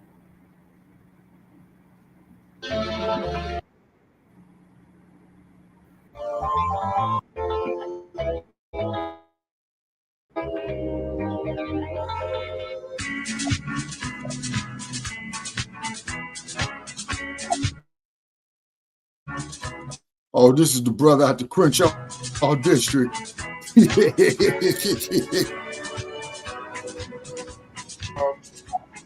60 years since the LA riots, the Watts riots, I should say. Yes, sir. Here's the reason why we're having this show. We're having this show because you got to look back on the times that, as a people, you resisted the bullshit. You know, where we went wrong, what we don't do, we need to stick together, and all this shit. Well, there are times throughout history to where we as a people have made improvements in this country by leaps and bounds. 30 years of doing it the right way through policy, or trying to vote, trying to listen and play the game. What took 30 Oh, and by the way, just years freeze to up for 1 second, brother Jay. I want to mention something right here. In less than a year. All right, if you're noticing this photograph right here behind the helmet of the LAPD, who's behind the LA Times, avatar you have right there, all that dust you see back there in the sky is smog. It wasn't just Watts. It was all trees from the. Let's always remember, America was. Go ahead, Shabaki. Okay, that you see back there in that photograph. Okay, behind the avatar you have up here 60 years later, all that you see right there in that photograph, all that haze you see right there is the smog that I was telling you about, that I was growing up in, man. It would be so bad it'd make your eyes burn. Yeah, that's before they came out with unleaded gasoline, so I was just, putting that off in there. Okay, yeah, I was just about to say that's before they took the lead out the gasoline. Okay. Right.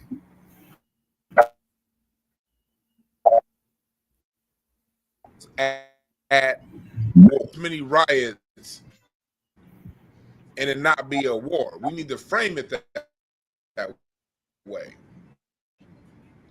Because America was an active war with its black citizens. Yeah. It still is. The 60s, bombing churches, putting our backs against the wall. 60s, black America from Miami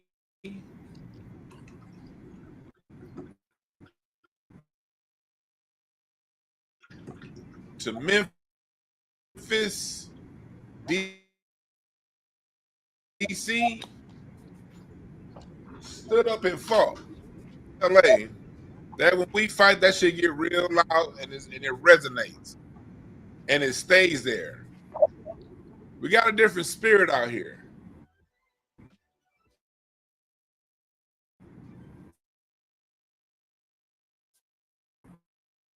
A black town 30 minutes away.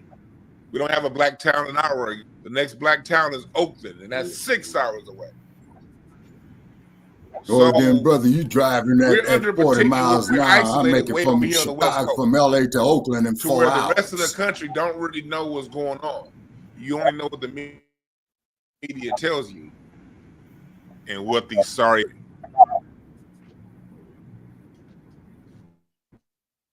So there's a certain military totalitarian style of governance that was going on here in LA. Hey, Shabaki, keep breaking up.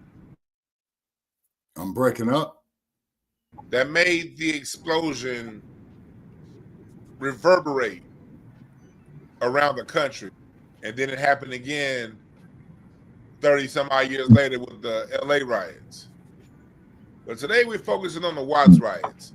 because there's some key things that happened leading up to that time and just after that time that I want to point on to talk about why these rebellions exist and why we got to study these rebellions. We got to always study these rebellions. Hell, right now, I'm studying rebellions. I've already studied rebellions for the 1950s. I'm studying rebellions from the 1860s and the 1870s that they don't talk about. So it's on us to talk about it because we done a lot of ass kicking in this country, okay? Right. And this show is not meant to incite a riot. This show is not meant to, I don't believe in violence.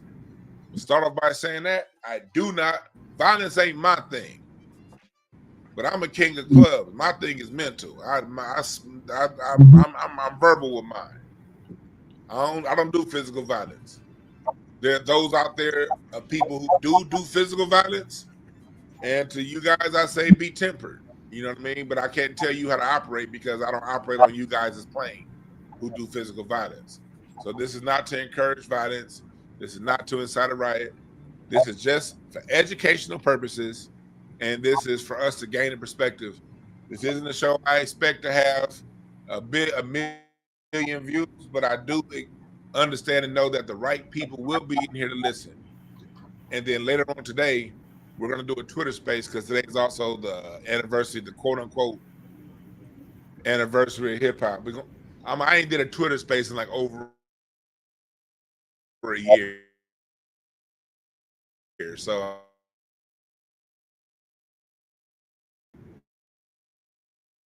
I'll hit YouTube later on. Room.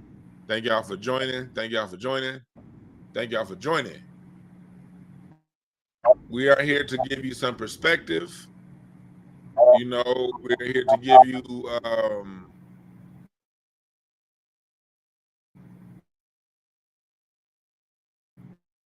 really this is also kind of a piggyback on yesterday's show when we talked about what's going on here in LA. I'll be seeing it in the chat all the time. And people who are in my chat regularly, y'all see it all the time. People love to come up in this chat and throw shade at LA, and they city ain't done 1/3 of the resistance this city's had to do over the last 60 plus years. So, yeah, sometimes I gotta do these kind of shows to remind you motherfuckers. And also, not just about LA, this is characterizes these docile people who just take us compassionate. They give us a few laws here and there, and we should be ever grateful for that. That's kind of how we're framed. When the fact is, we fought for every inch that we got. Gracefully upside your head. Fire hoses on you all the time. German Shepherd dog. So that being said, biting you in the ass.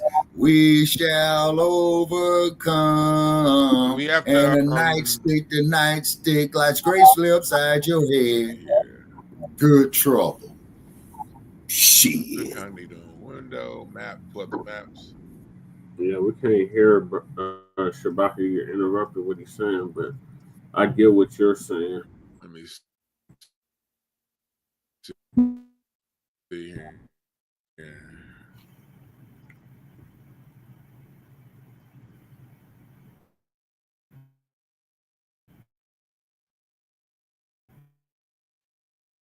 There we go. So here we go. Watts is this area you see right here in South Central California. It's still it's not its own South city. Central LA, brother, not LA. South Central California. Damn. And it houses we saw Macy Gray living on Training Day. The Nickerson Gardens. Designed by the same black man that designed the Beverly Hills Hotel. His name is Paul Williams. The Jordan Downs. Three most notorious projects in LA. Well, do you know when the Nickerson Gardens were built? These were built to be temporary housing for World War II veterans. Right. And they didn't want they didn't want chat room, help me with the name. I'm drawing room, Google that for me. The man, he also designed LAX, the Beverly Hills Paul Hotel. Williams is his name, nigga. God damn, he's a USC graduate. I'm drawing a blank to his name, the black man. Chat room, help me out. Look up his name. Just Google the black man that designed the restaurant at LAX, the Nickerson Gardens, the Beverly Hills Hotel, and then you'll have Paul Revere Williams. Yes, thank you. Paul Revere Williams designed these to be spacious and to have some kind of dignity. He didn't want these to resemble the projects on the East Coast with these tall, towering projects where people were just standing on top of each other.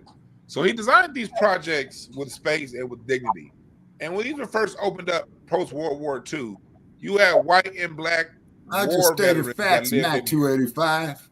and when by all accounts, when I listened to my dad talk, they were still decent projects in the 50s and into the 60s.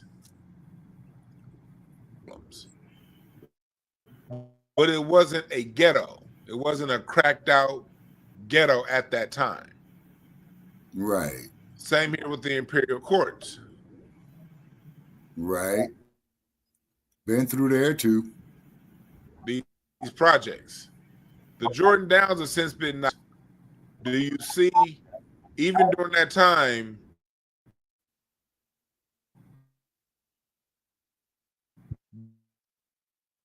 during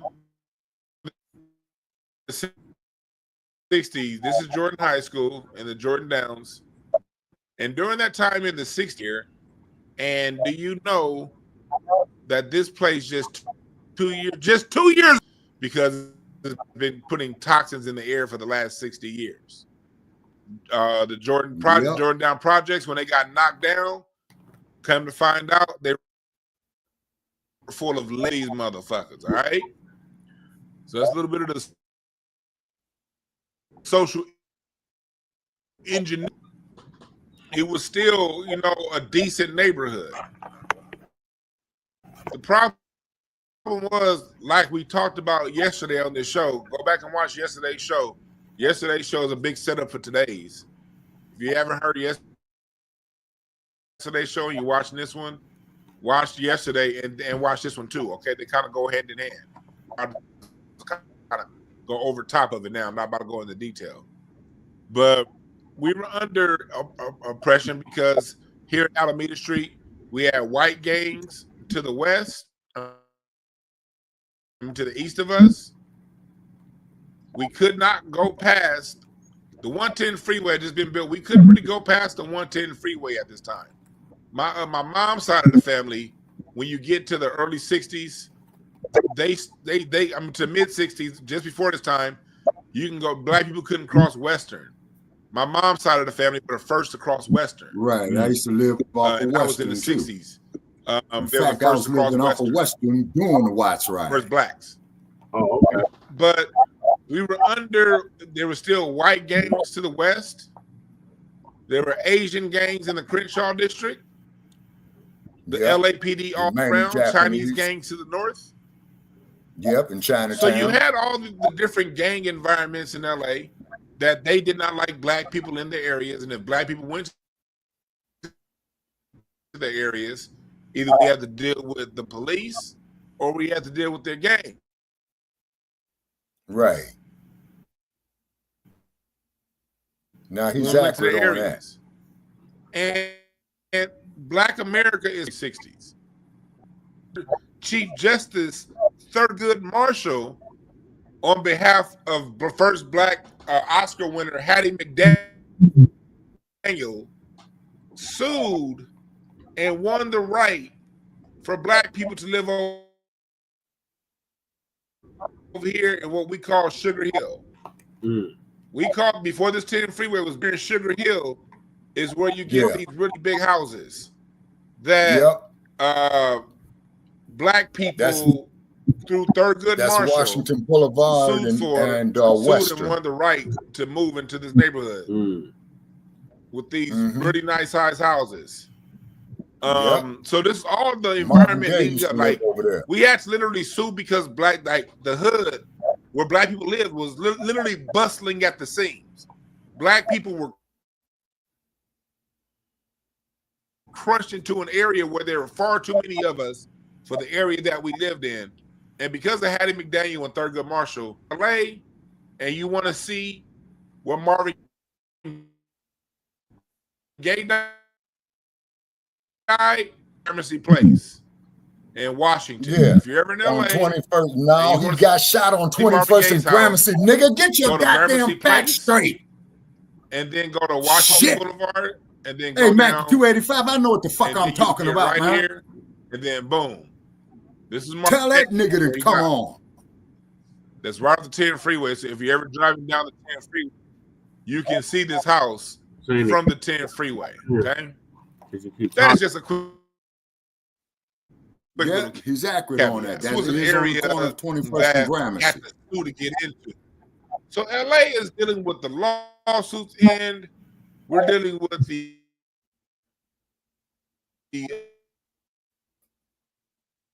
us being boxed in over here. We successfully kicked out the mafia out of LA. The mafia kept trying to make its incursions in. So a lot of your mafia units, the LAPD created a lot of mafia units during the 40s and the 50s to rid LA of the mafia. That way, the LAPD could be the Gestapo unit of the city. Precisely. So that is a fact. During this time, the LA we kicked out. They kicked out the mafia. So what happened with all those mafia style departments that they had? Did they get disbanded? No. They just turned their attention to the black people. So when you're talking about the 1920s, 30s, 40s, 50s, we're all up and down Central Ave right here. We own everything. All Mexican now, but back then we were all on Central Avenue. This is where we were. And San Pedro.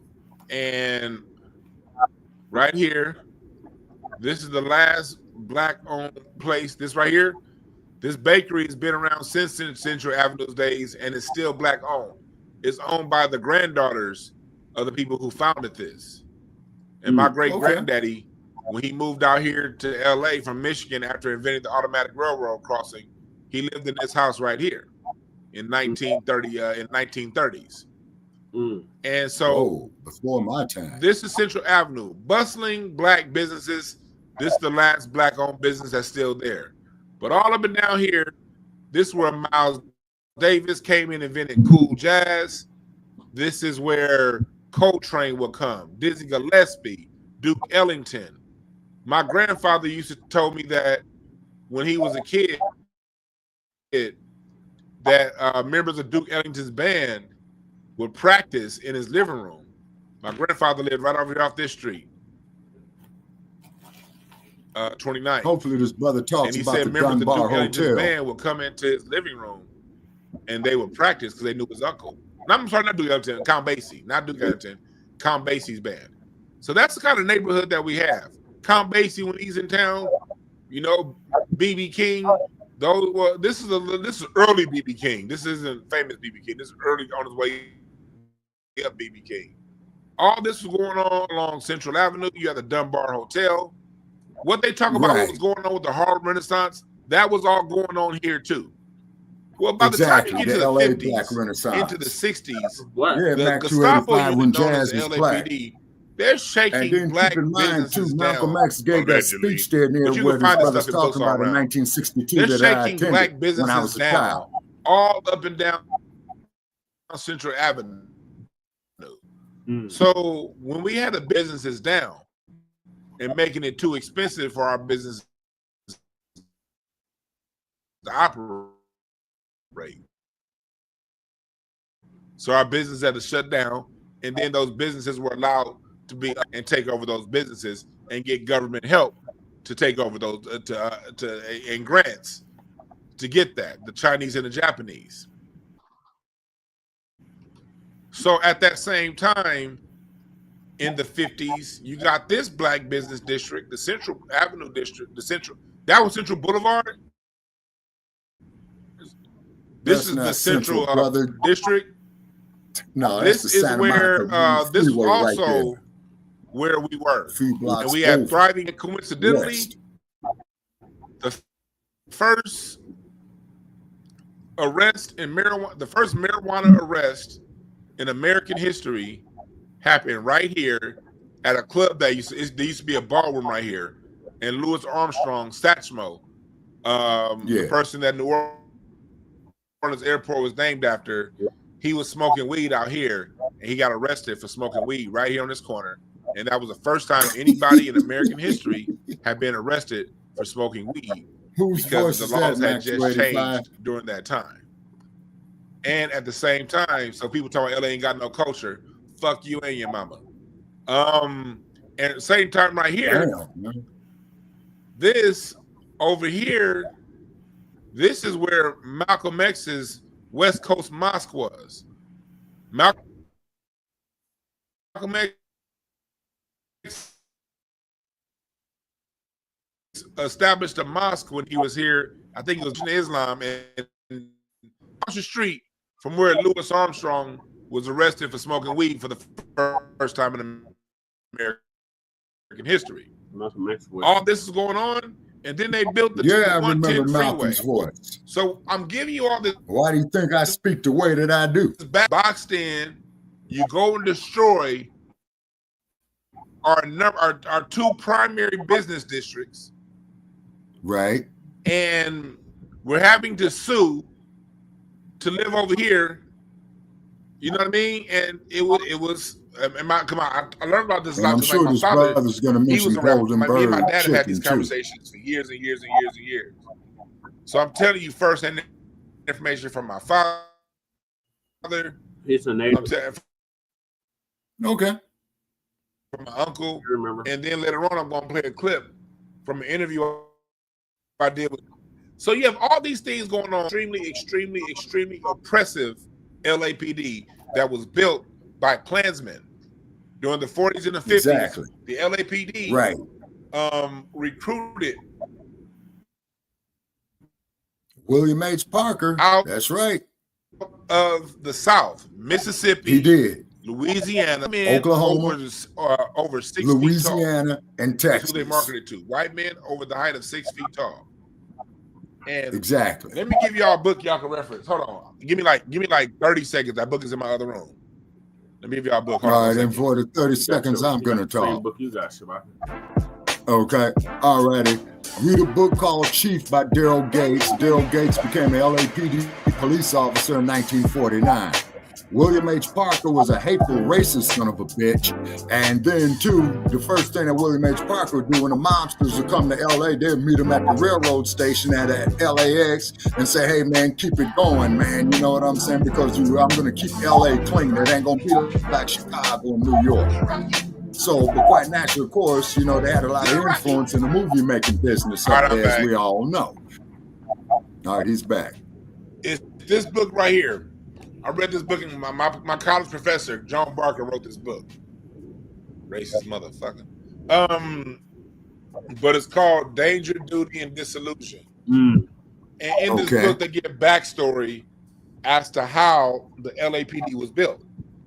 And it was built on basically getting Klansmen from the South. Right. And having them come here. So what happens when you give a free train ticket and accommodations to Klansmen from the South to move to LA, and you give them a green light to do whatever the fuck they want to do? What's going to happen? Facts. They are going to commence to whooping ass. Okay? Roar. They're going to commence to whooping ass. So the LAPD doled out The LAPD doled out an ass whooping, one too many. Mm-hmm. They doled out an ass whooping, one too many. Yep. And the city erupted. And it burned. And it burned. Burn, baby, burn. Burn. Burn, baby, burn. And LA's response was to leave that part of the city scarred forever. Mm. And to this day, Watts still is a ghetto. It became a ghetto almost overnight because of the lack of attention. America said, you know what? Fuck all you niggas. Yep. But it still maintained a pride, and it still does. Giving us artists like Patrice Rushen and Dougal Chancellor. Yep. Charles Mingus. Yep. And The Whisper and so forth. Yep. All come out of Watts. Yep. But on the other Barry hand, what White, they did, Love Unlimited. they left that scar. But on the other hand, what it did was it brought on an era of peace. An era of peace that needs to be studied more often. And during that time, post-Watts riots, till about 1968, 69, there was about 1 or 2 murders in the whole South Central LA. Not just Watts, but all over. Ike Turner stayed in the Baldwin Hills. Him and Tina, when they were together in the Baldwin Hills. There was a living Now, over here freeze in the that there South for a Park second, area, Brother Che. He just brought and back a walking to see memory my to me cousin Stanley that I want to relate down to. here in Compton. Yeah, that's Okay. about like a good I want to bring 15 back a mile walk. memory right there. Yeah, I think he did stay. Okay. Okay. I was walking down Western Avenue with my mother one day. This is 67, 68. And I see one black man wearing a leather piece, another black man wearing another leather piece. And they said, "Hey, brother, what's going on?" And I said, "Mama, why did they call each Breaking other up, brother?" Oh, man, this damn Bluetooth. Can you hear me now? Can you hear me now? Yeah, keep going. Yes. Okay. All right. And yeah, so I asked my mother, I was about 7 years old, and I says, "Why are they calling each other brother, Mama?" And she explained to me that during slavery, they would split up the family unit. So this very well could be your brother or your sister or your relative off the plantation system. You say when they was buying and selling them. And then as brother is talking about, which he is absolutely correct about, that racist ass bastard William H. Parker, who was a drunk, by the way, would go step to the figures, gang members, and organized crime, meet them at LAX, at the train station, bus station. Hey, man, you're not going to do in LA, what you did in Chicago, Cleveland, New York, Philadelphia, and what have you. So, yes, that brother is very, very accurate on that. So I just wanted to bring up those 2 points right there. Oh, okay, Shabaki. Thanks for sharing that. But Pop said that's what they was doing in the mid-60s. It was just like here living in LA, there was a certain era of freedom. During that era of freedom, access to universities where it was free and open. There were jobs. And during that short period, Black America and Black LA built itself a nice, really 65 to 70, 71 nationwide. But in LA and Watts specifically, there was no murders, there were no rapes. Right. Black America was peaceful. Because it goes to show you, and it says in the Kerner Commission report, when Black America has just adequate resources, we don't even need an abundance of resources. But when Black America has just enough resources to get through its day-to-day life, we're nonviolent people. We don't have crime in our communities. It doesn't exist. When we have resources, key part, when we have resources, right, is resource depravity that pushes us into fighting. And it's also white supremacy and aggression by cop. Yeah. Right. To prove what I'm saying, let me go back. I'm gonna go back to a video, to an interview I did with Judge Joe Brown, like back in 2020. Man, fuck Joe Brown. And I want to let Judge talk for a little bit about that time. So listen to Judge Joe Brown talk about that time in LA. We could reach out to the wider Black community, and we encountered Bunchy Carter. He right here's the setup. He's talking about when he was at UCLA. Right. He's talking about his years at UCLA and as a recruiter. And John Huggins got killed, who was the husband of Erica Huggins. I'm over here putting up, I got some trainings to do. I'm over here, y'all seeing my training notes. I got some corporate trainings to do in a couple of days. Y'all looking at my training notes. But he's talking about that time he was at UCLA, that he was allowed to go down into Watts and recruit. And he's talking about how he recruited Bunchy Carter, leader of the Black Panthers in LA. Yeah. So Judge Joe Brown's about to give you that backstory to Bunchy Carter. And then I'm going to ask a question that I want y'all to listen. He had been head of the Slawsons, which was a street gang that evaporated like all the rest of them after the '65 uprising in LA. And he should be talking about another organization called Community Resources for Independent Black People. on Black homicides in 18 months. There were no burglaries, no robberies, no rapes. That was in 1968, wasn't it? That was right. No, this was, I'm talking about after the wire. Oh, after, yeah. 66. You know, there's nothing going wrong in the Black community. And LAPD wouldn't come in there unless they were riding 5D. Let's stay on this subject. Judge, my uncle was a police officer in 1967 here in LA. And he talked about those years when there was basically no crime between 66 and 68. And he talked about after the riots, a lot of the LAPD who was in South Central in Watts, the white boys that was messing things up, they shipped them out to the valley and then brought in a whole bunch of brothers down here in South Central LA.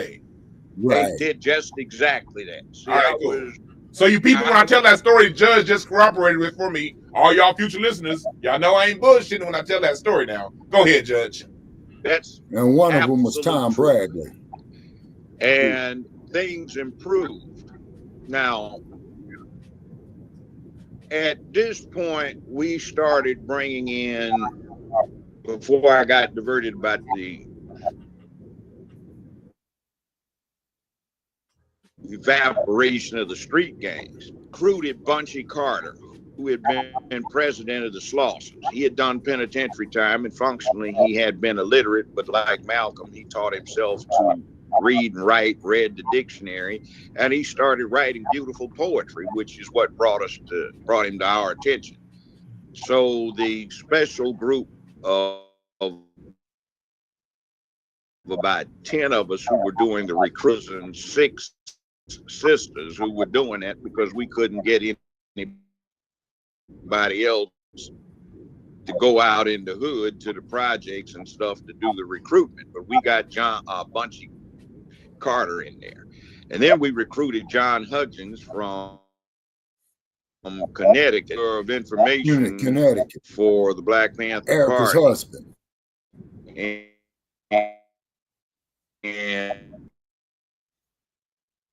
And Bunchy was chairman of the Black Panther Party. And then my doing, and brought him to the attention of the rest of the committee. And then I recruited Geronimo Pratt, known as G, who had just gotten out of the Army. He was a sergeant. He'd done 4 tours in the Nam as a Green Beret. We got Whoa. Nathaniel Clark in. I recruited him, and Elaine Brown. I recruited her. So Right, I we had met a Elaine Panther Brown in presence, and they Panther Town. recruited a few more And I people, met some of the Erica in Black Panther Student Town. Union folk out there, and there was a general cooperation between the Panther Party and BSUs around the LA area. Okay, we started resisting the Karinga thing. That's it goes further. I want y'all to go back. I'll copy and paste the full interview here. Y'all go back and watch it. But that's Judge Joe Brown talking about the LA Black Panthers coming out of the LA street gang. I didn't know he was from Los Angeles.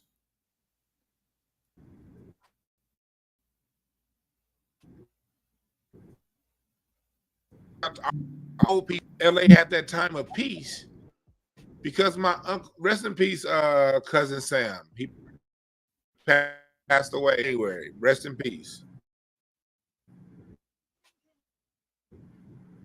But he was an LAPD officer from 67 to 87. And he talks about how he tried to become an LAPD officer in 62, 63, 64.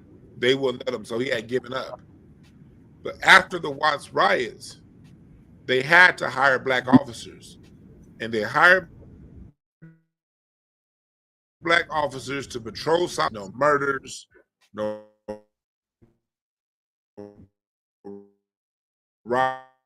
robberies, no access to resources.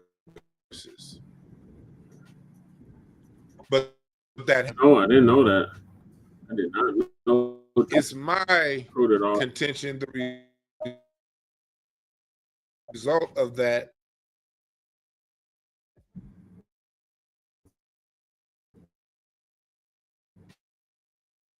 is right. Also, at the same time, Well, I mean, his brother's fading in and out a lot, Brother Paris. Let me go back to my map. You got the drug thing happening before crack.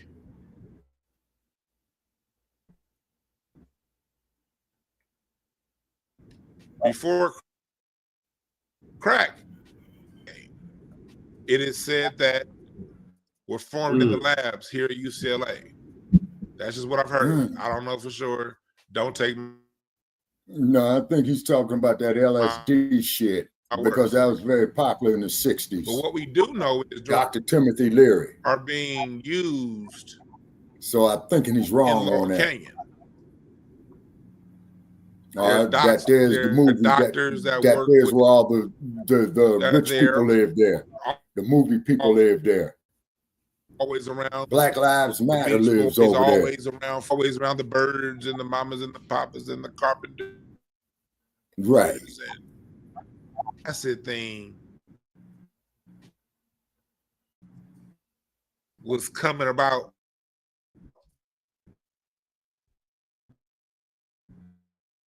Up in here at the same time, the heroin thing had down here in South Central.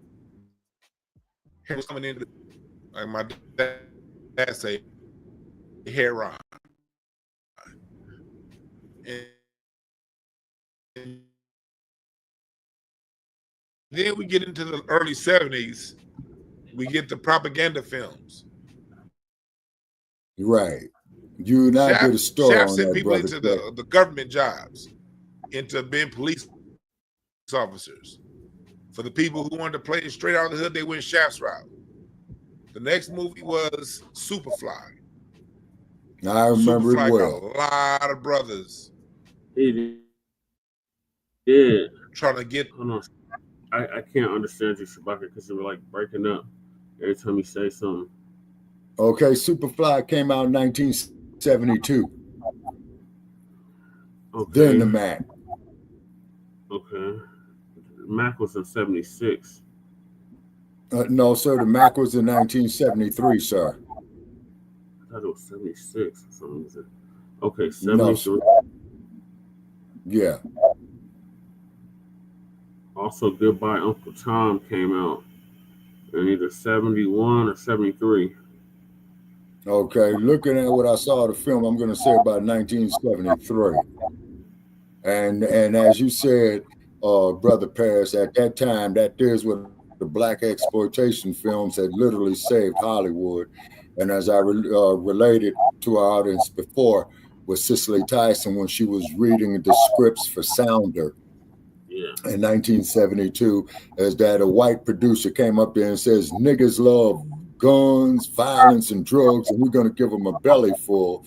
And she's standing right there, and that producer just said it like she was not standing there, like she was invisible.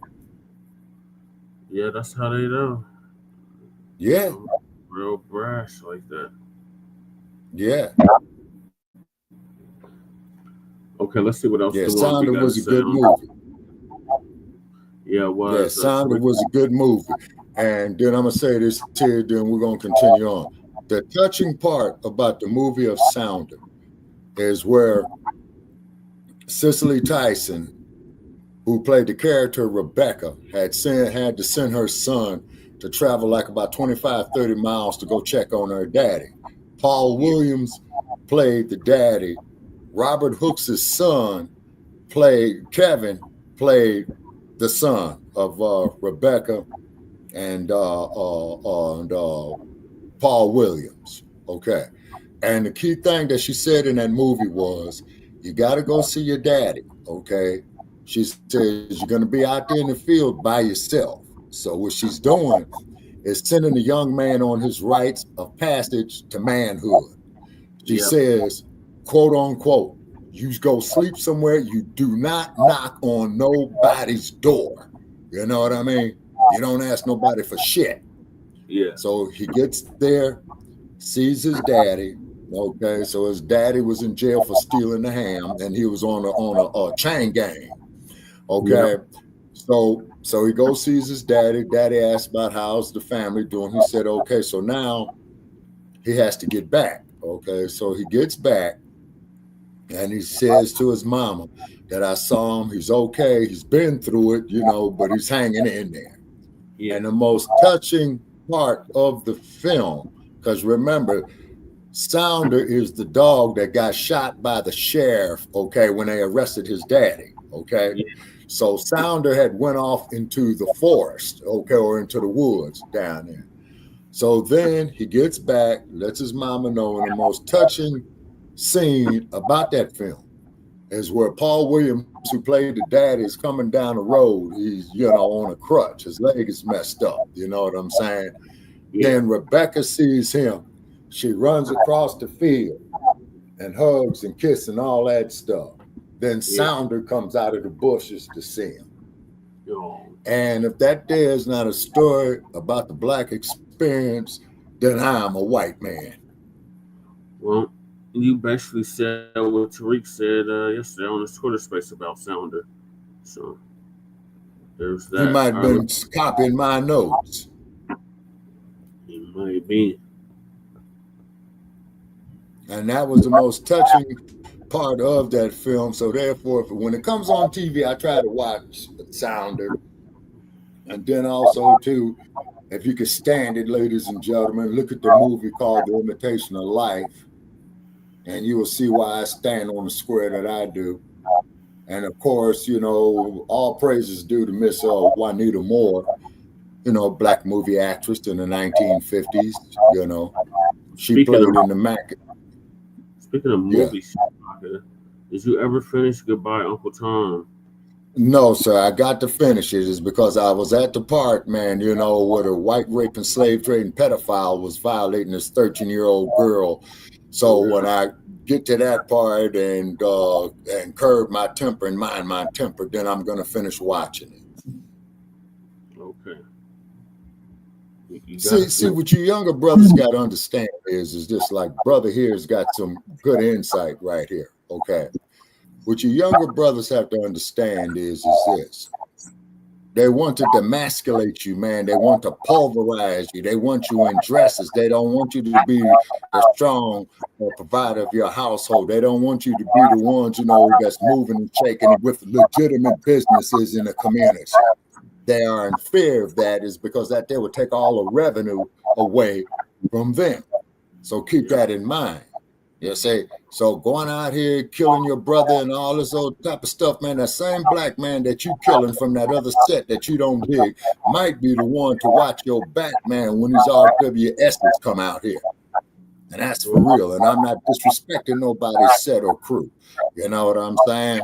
But that brother that you're going out there killing might be the same one that might need to watch your back, man, because these dumpsters are coming. And that's for real. They ain't never left. Where did they go? Exactly. Exactly. In here. They just changed their sheets. That's all. We've been fighting them. So yeah. You know, they probably changed their sheets, man, like about every 25 years. You know what I'm saying? Funky motherfuckers. They took the hoods off and put business suits on. Are they still here? Yeah, and they also took the hoods off, man, and put on LAPD badges. Look at Christopher Dorner. Again, one uniform to another. They still here. Yeah, yeah. And like Malcolm said, that they still keeping up the American social order. It's not just it's not even American social order. It's white supremacist social order. Yeah. They do this everywhere they're at. Yeah. Yeah. But as you can see, folks, And there in then you LA, you had see how at the Mac, the pimp. And most of Black America was heavily influenced by those three movies. The Government Worker in Shaft, The Hustler, and then down the line. No, the best movie to see in there at that time, if you could find it, is called The Spook Who Sat by the Door. You get Claudine, the welfare recipient. I love all four movies, but all four movies played a trick on a lot. And then the Riots and got then of course Black we all America know who right sung, where who it needed to sung the be. soundtrack for Claudine, don't Resources, community policing, new laws. The LA riots helped get Black America what got done weak in the 60s. But the problem with the Watts riots is the same thing with the problem with the LA riots in 92. Once the aggression was let out, niggas let their foot off the gas and started partying. Yeah. And we really had something going. But by 71, 72, my dad said we all felt like we had got something. So while we was running around America feeling tickled, Nixon was tickling our balls. That's one of my dad's sayings. At the time, listening to all that good music, little did we know Nixon was tickling our balls. That's what my dad always says. All that good music that they had. Now, I'm not gonna play none music. I don't want to get no strikes today. It's less what the riot was about, but more on maintaining and staying focused. We went from Black to people of color after that. We started having fun. We let our foot off the gas in the 60s and the 70s. In that trap.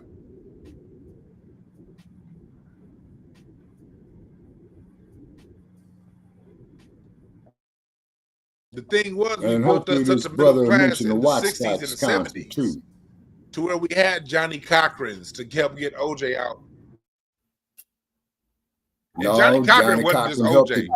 Johnny Cochran case. got his reputation bailing niggas out, all the drugs. My dad used to always say, man, Tootie Reese and all the niggas, pop, pop, pop, pop, pop, pop, pop.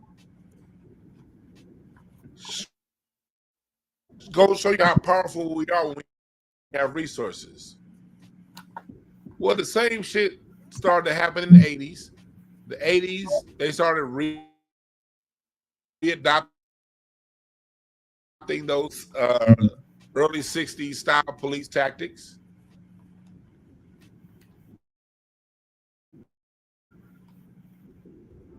And since then, that second riot, there's been a soft gentrification of LA. I think the power they're gonna bust. Yeah, thank Peter They're gonna stop Uberoff busting for on that. each other, and they're gonna come together and bust on y'all asses. And that's happened twice in the last 60 years. Really 3 times, because in 2020, right during the George Floyd shit got real wild out here in LA too. Like around George Floyd, it was this one. They talk about that shit nationally, but it's a shit. You know, thank God that cop lived. My brother's a cop. I don't want to see no cops die. Fuck that. You know what I mean? From a societal point of view, you know. Your brother's a cop. Dun, dun, dun, dun. The lesson that we can get from the Watts riots and the LA riots is when it's time to step up, step up. Be very focused on what your aggression is about. But what the lesson we have not learned is once that initial is let out, initial aggression let out, maintaining it. Right. That's the part we haven't learned yet, is to maintain it. Mm-hmm. We got to maintain whatever it is. Well, that's why I have to rebuild the Black family unit instead of these buck wenches and bed wenches.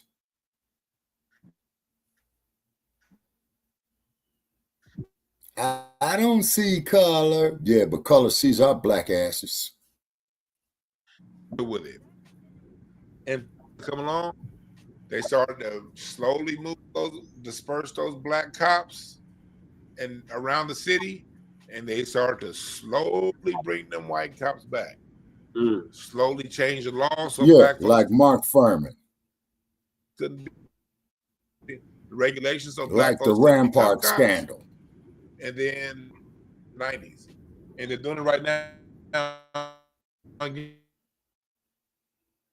this time the office, they're just as bad now. There was a report that came out from the city of LA that they are keeping the full report under wraps. But I still have part of the report. Where is it?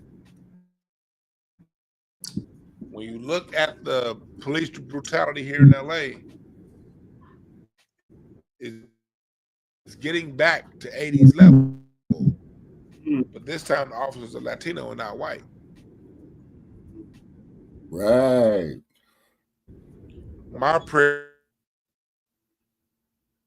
is that this stays not, this is wrong, let's stop it. But do I expect LA to have another riot? Probably not. Because the majority of Black LA has been moved out. It has. LA's not black anymore. Because a lot of the brothers are dead or in jail.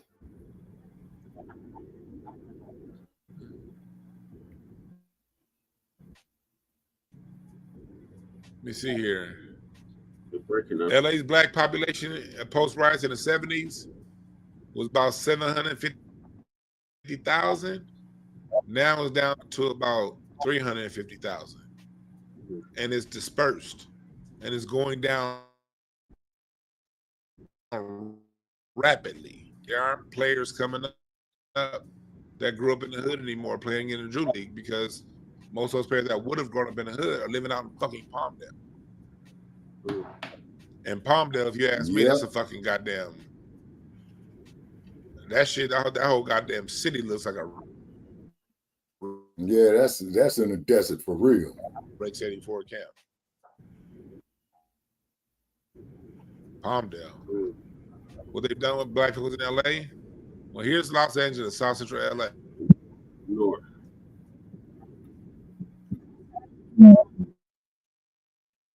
Niggas live now, Palmdale and Lancaster. Yeah. And Lord, I hate it up here. Palmdale, Lancaster. I can promise you the next time I see you is the next time you in LA, because I ain't going to see shit. I don't do nothing up here. See how bad the streets are out there? That's I am some far quake more damage. likely to see my cousins in Dallas to go. Let's say Watts. Look at the distance from Watts to Palmdale. Damn. Hour and 40 minutes, 80 miles. Wow. Yeah. And the traffic ain't even bad now. But guess what? You got black folks every day that work in LA, and they're making that drive every day to And that's insane. back to work. They live up here in Palmdale, Lancaster.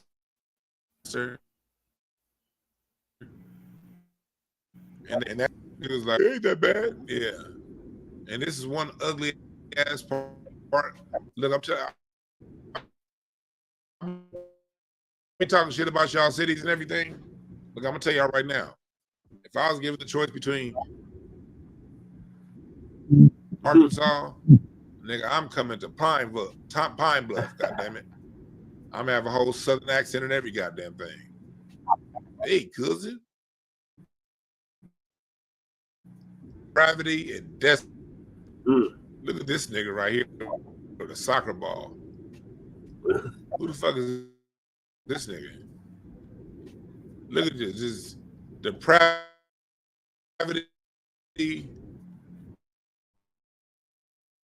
ugliness,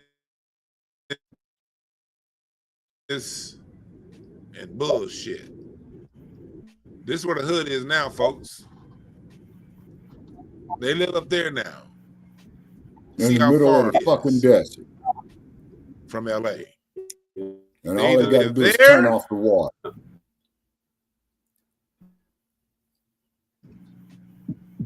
Or they live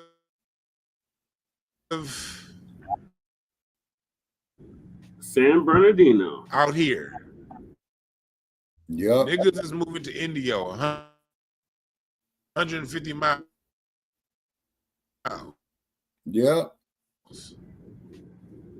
It's just past Palm Springs. Yep. And that's a mile below sea level. To Moreno Valley. Yeah. Watts to Moreno Valley.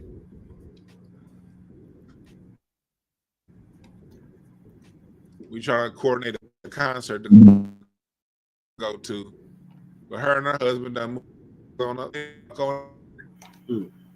They living out here. That's one of my boys who works in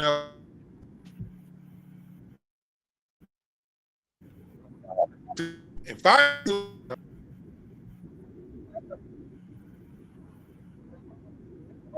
What happened to his telemetry?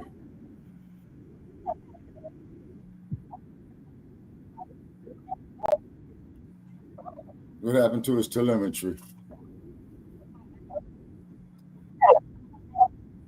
Jesus.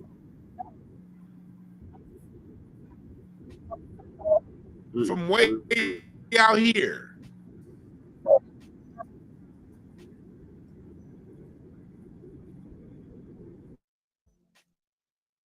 Look, I'm telling y'all right now.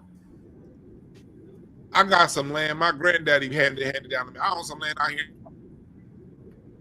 that I can build something on right now. Do you think I'm gonna build something on? Who the fuck? I can live rent free right now. If I decide ugly ass houses, hell no. I will gladly pay expensive ass LA rent and just sit on my property out there, then live the fuck out here. Nope, I'll just sit on it. kiss my whole ass. Hopefully you don't lose it to eminent domain. And y'all got the middle of the day times. We're at 1 o'clock. At 4 o'clock, this is a 3-hour drive, people. My boy live out here.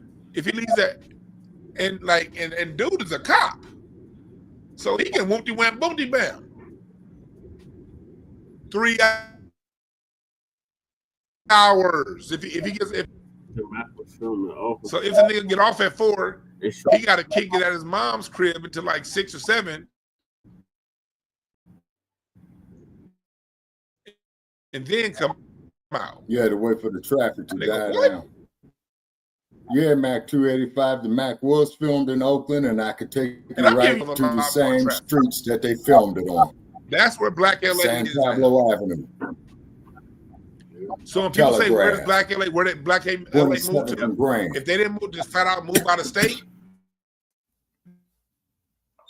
they moved to either Menifee, Temecula, this whole area right here. Yeah. Temecula.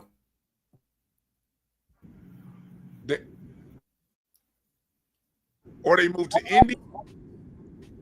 Or this on the way to Vegas. This is another popular place niggas move to. Victorville. Yeah, I got to pass that on the way to Vegas from LA. I know exactly where Victorville is. Fuck Victorville. Only way you gonna see me in Victorville is when we on the way to Vegas. But a lot of niggas moved to Victorville, Hesperia up here, or they moved up here to Lancaster or Palmdale. That's where Blacc LA is gone since the riots. At first, niggas was just moved to Pomona. Them sugar-free niggas was just moved. At first, niggas was just moving here to Pomona, kicking it with sugar-free. Yeah. That 90s, Riverside, and now niggas is priced out of Riverside. I remember my Aunt Glenda got a house out here in Riverside like in '89. Niggas is priced out now. So that's the fallout and what's been happening.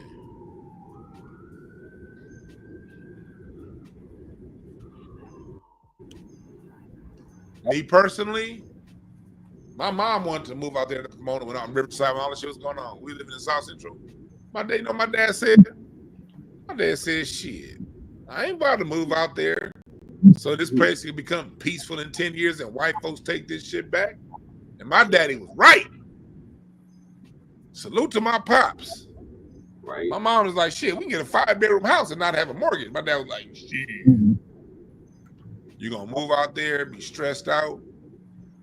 I thank God for my parents not taking me out there because niggas that be living far away from LA that grew up in the 90s, they're in all cities. Whatever city you in, it's a difference between those who grew up in the inner loop and those on the outside. It's just, we cut a little bit versus the outer city motherfuckers. Right. I'm glad my dad didn't take me to the Brother outer city. Thank you, Pops. You remember me telling you the last time I was in LA, I went through Lamert Park, man, and damn near cried. Pops on Furious Houses on. Proving my point right there. And my dad was like, man, Black business gone out of Lamert Park. Good real estate back. Fuck that. We 15 minutes from the beach. The fuck we gonna move out there for?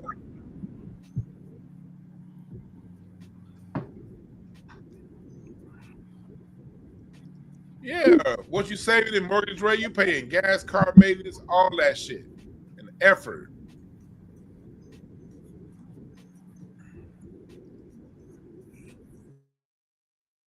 Yeah, man. Because it's and no disrespect to people who proud of loop in their city, but I can speak for LA. Everybody that grew up outside of LA, all them niggas is tough. And that's what I don't like. All these niggas is tough. They all watch boyhood movies, and they assumed if you what I can't stand about these outer loop niggas. If they didn't grow up in and around below this 10 freeway to the 91, if they didn't grow up in this general area, see if you grow up in this general area, gang banging is not impressive to people who grew up in this area at all. Tell me about it. We'd be like, been a few many man, funerals. shit, the gang bangers, them niggas got the pool shut down, man. I don't want to be around these niggas. Every time they're around, the basketball gets shut down, the pool gets shut down, somebody getting in a fight. Gang members do not impress the rest of us from the hood. It's like, and the rest of them is just our friends. We knew these cats before they started banging. And we'd be like, man, Clarence, if you don't sit your ass down, nigga, that's Clarence. So what the fuck are you talking about, Clarence? Clarence is tough now. Ha!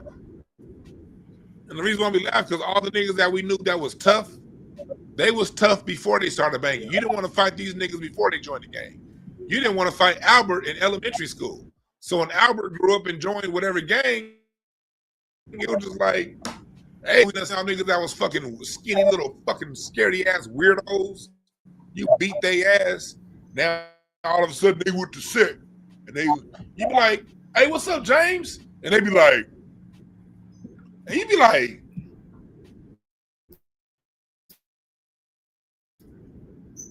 that's beat at the pool like 6 months ago. Now all of a sudden he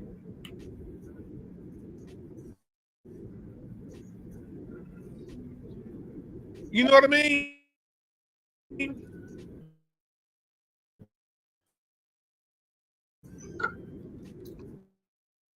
Yep.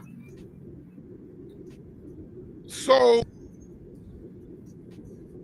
it's these niggas that grew up way over here on the west side. Man, They grew Marina Del Rey right there. Grew up over here. There's very few grew up in Santa Monica. All these niggas, you see them, all these niggas want to bang a set or be tough. And you be looking at them like, you live in the valley. What are you angry for? Niggas move out to Pomona. Niggas are move. All these niggas that move out here are tough. All these niggas just be tough. They're not tough. They're fucking squares that think, or they're a square ass nigga that think everybody that grew up in the hood is a gang member. So I thank my parents for not raising me out there. When you grow up in the middle of it, you know what it is. And that's the Harbor Freeway there to the right. The hood niggas.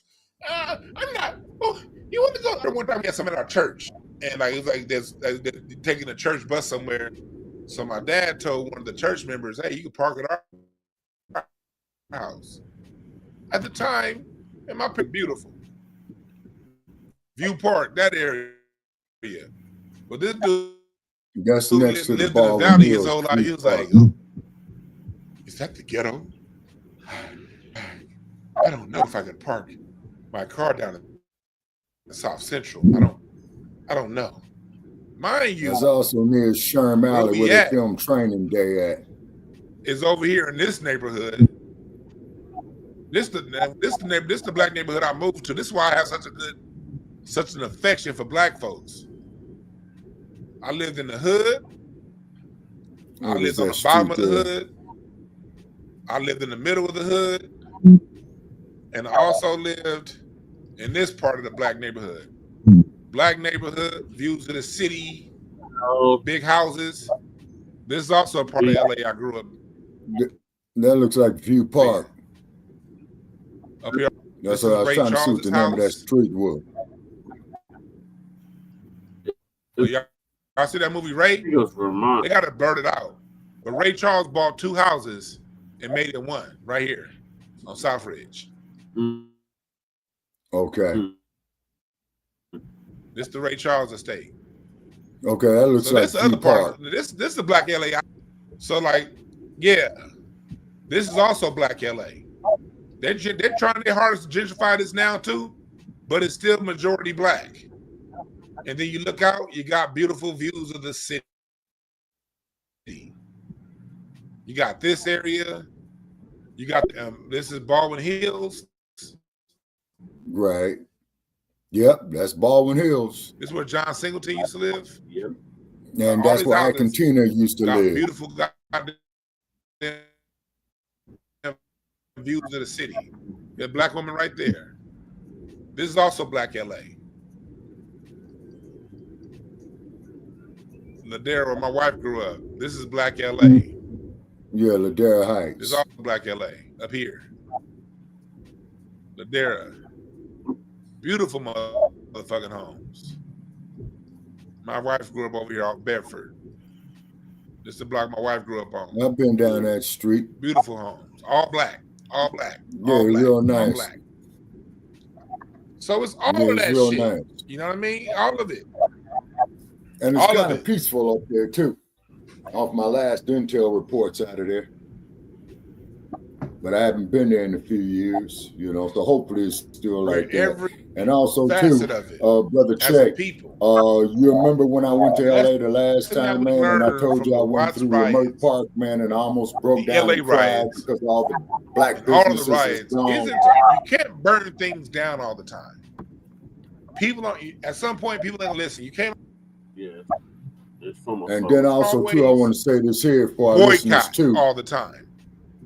Sometimes you just got to know how to put plans in action. And this is how we're going to put, this is the solution to the show today. Go ahead, Shabaka. Yeah, okay. Peter Uberoff, who was in charge of the Rebuild LA project, okay? That area over there, man, in the Crenshaw district over there, let me see, off of Santa Barbara, which is King Drive, which is at the bottom of the Baldwin Hills near the jungles. The last time I was through there, brother, I still saw rubble there from the 92 rebellion. You know what I'm saying? Peter Uberoff, you ain't shit. You were supposed to rebuild LA. They made you the chairman of the Rebuild LA project. And it was supposed to be giving our youth, you know, some jobs. And they never came through with the shit. So I'm just putting that out there. Yep. That's why gang violence is running rampant. Before and after. Mm-hmm. Yeah.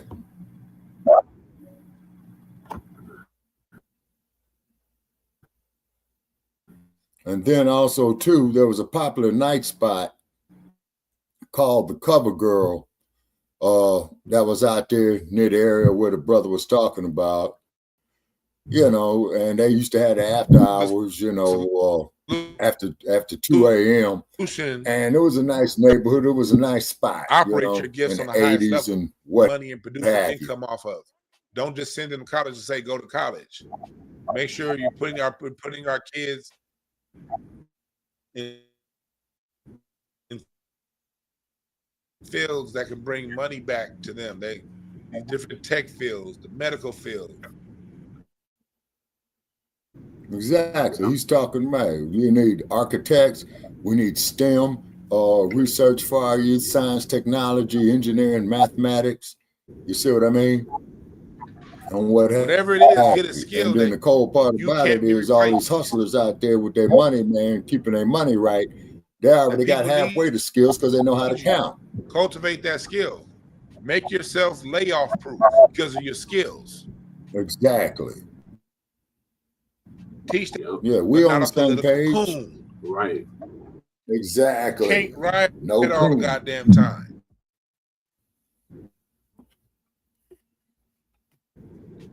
What we can do is exactly. in our vote and how we vote and how we participate politically. I mean, personally, my only agenda politically is reparations. That's right. Rights, not coming together. Oh, that happened so long ago. Reparations for Black America. Slavery was so long ago. Y'all don't deserve reparations. And if you don't want to participate politically, that's fine too. What happened post-slavery riots? Black people got into fighting for everybody else. Yeah. Exactly. That's why we're sitting this one out with the Latinos. Just for what people this of man color, is saying right here. minority this time we gotta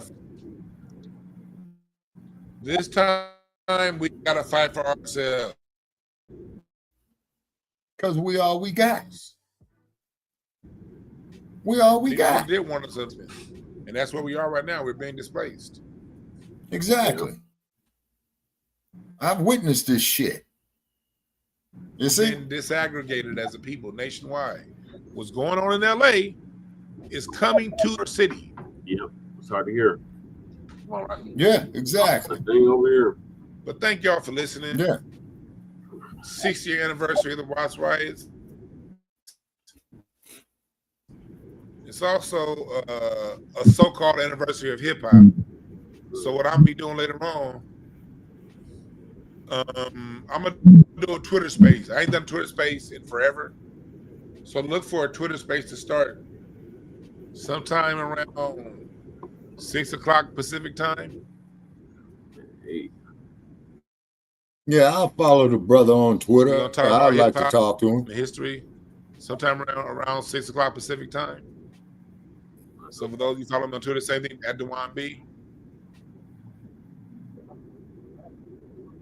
Yeah, he be talking some real good knowledge on his Twitter page. Yeah, I like to have him on one of our history.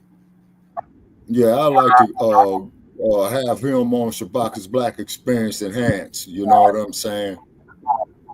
And we'll dedicate the whole show of Black Los Angeles, then and now. You see what I mean?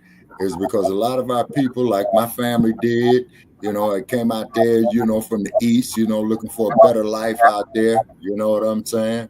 But Los Angeles will love you to death, Black family, if you ain't never been there. So if you go there, you know what I'm saying? Just keep low key. And you know, don't go out there, you know, trying to instigate or whatnot. Get to know the place a little bit, you know, because it's out of sight. You know what I'm saying? You know, LA does I got was in some Houston a few nice years ago. They qualities. went to that my family been living down the street from the goddamn Cotton Bowl for well over 100 years. I went to Dallas last year. Man, it's a white person that live across the street from my family house. Oh, hell no. My family been there since the 1800s. Wow. Right down the street from the Cotton Bowl. White people. Hey, man, how's good that weed, man? Pay attention. I'll holler at y'all over on Twitter space later on today. All right. That's good. It's like 3 different kind of weed. No, man. Yo, boy, I know you, buzz, man. Kush, you know what I'm saying? It's like Yeah, and then also, too, you know, I'm just reflecting in retrospect of my years of growing up there in L.A. in the 70s. Palmetto. Yeah, I got to get back in touch with him. Yeah, definitely. Like I said, I think we called into. I talked to him quite a few times. On the show, because I had you call in. Oh yeah, and I think I still got this hookup because you know he's hooked up with our girl Rashida down there in Florida. You know what I'm saying? And like I said, just like I missed Bianca here in Las Vegas by a day, I missed Palmetto and Rashida by 2 days, you know, because I'm down here in LA. I said, I'm on my way back to Vegas. They says, well, man, by the time you get back, we'll be gone. We could have got with you yesterday. See, it's not good to miss appointments like that because you see, you know, that's how you start building and that's how you start networking. You see what I'm saying? Right. As they say, you know, the Almighty man is going to give you, you know, that once in a lifetime opportunity. Don't fuck it up. You know what I'm saying? Yeah. All right. So the next topic is what's happening in DC. Oh, yeah. The latest I got on that there, Brother Che. Perfectly clear. Oh, yeah, because the latest thing I got on him here that I noted, man, is that Trump said that the damn Washington, D.C. Police Department could do what the hell they want. Man, that's anarchy. Yep. That's anarchy. When you got a head of state that says that the police agencies can go do what they want, man, that's anarchy. That's totalitarianism. Mm-hmm. See? That's yeah, the Stalinism and Mussolinism. Oh yeah. Yeah. Oh yeah. And Hitlerism and all this old kind of shit. Well, that's Nazism. But yeah. Yeah, exactly. And this is why I don't call Stinky Bird no African. He's a Boer. And I want to make that perfectly clear, by the way. Well, if you don't call him an African, don't call Mandani an African either. Even though he was born in Uganda. Mandani, the one that won New York. Wait a minute, dude. You talking about the one that they knocked off in New York? The one that won in New York. Oh. Oh, yeah. He's from Uganda. Yeah, for the mayors. Yeah, and he looks like an Indian. He is an Indian, but he's from Uganda. Okay, then he's an Indian. He ain't no African. His national. What is okay, so then we have a question about nationality, ethnicity, and race. What is his nationality? Well, let's look at Gandhi.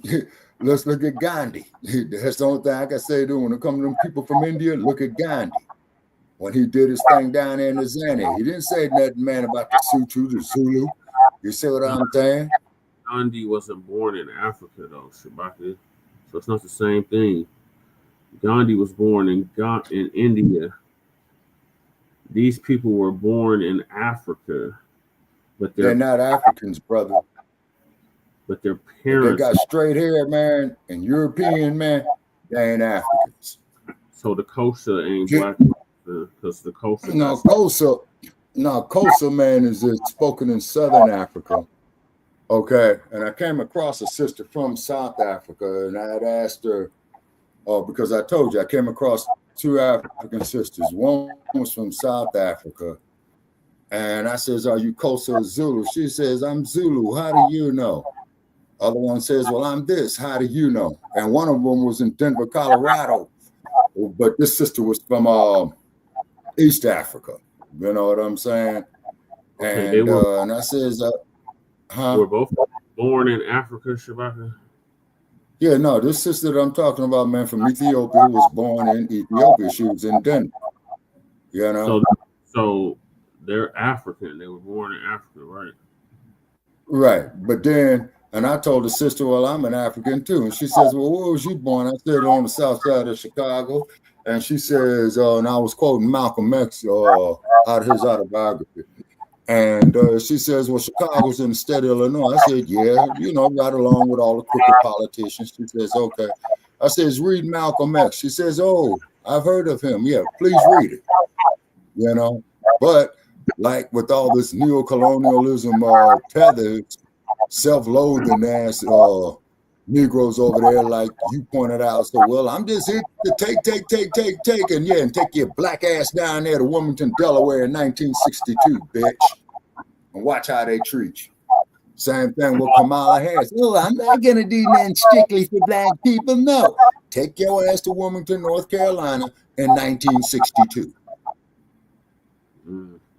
And then, if these people are spitting on you, throwing dishwater on you, and stuff like that, why would you want to sit there and eat from them, man? How you know they ain't gonna piss and shit in your food? Just to say they did it. Yeah. Now here's one for you, and I hope, and this is really disgusting of what I'm about to say. I don't know if it was in Denver, or I don't know if it was in somewhere in the South, where the white woman goes to a fast food restaurant and says, I need to use the restroom. They said, oh, that the restroom is for our customers only. She says, well, my time is running out. So what she does, she pisses and shits on the floor, wipes it up with a napkin, and throw it back there where they're cooking the food at. Disgusting. Really, really disgusting. They should have locked her ass up for bioterrorism. You know what? Yeah, I would say that was a terrorist act. Yeah, what would they call that? Biological warfare? Yep. No pissing shit. You know, you throwing up there where people cook food. That's like typhoid. Remember typhoid Mary? Yeah, she was a carrier, never had it, and everybody she came across with, man, they got it and died. Yeah, but she didn't die. She was just a carrier of it. You see? She never washed her hands. Yeah, exactly. You see, you got to wash your hands. See? That's why. Remember when the pandemic happened? Them mothers was freaking out because they kept telling them, you need to wash your hands, you need to wash your ass, you need to do this, you need to be clean. Them mothers was losing their mind. They didn't know what to do, but they don't know what to do. They was. And having live with them motherfuckers, I know firsthand they don't know what cleanliness is. And then on top of that, and for and our views that we get, and hopefully this will start going viral. First place to your OTBs. This isn't racism. This isn't hatred. You see what I'm saying? Okay. And then you OTBs, you cannot figure that you're gonna mistreat us and degrade us by any way you think. You see what I'm saying? That you're not gonna do. Them days are over. Exactly. And even Dr. King said, hey, I led our people into a burning house with integration. All right, let's see what. So I will always respect Dr. King for that.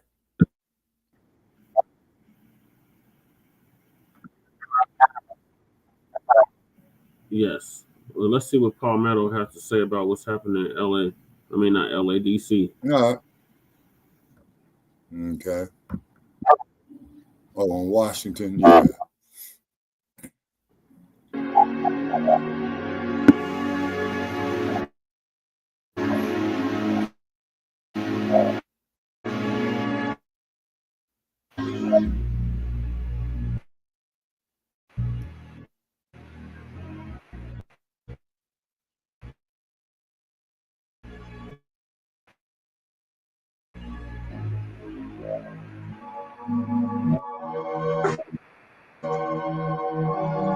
This man is crazy.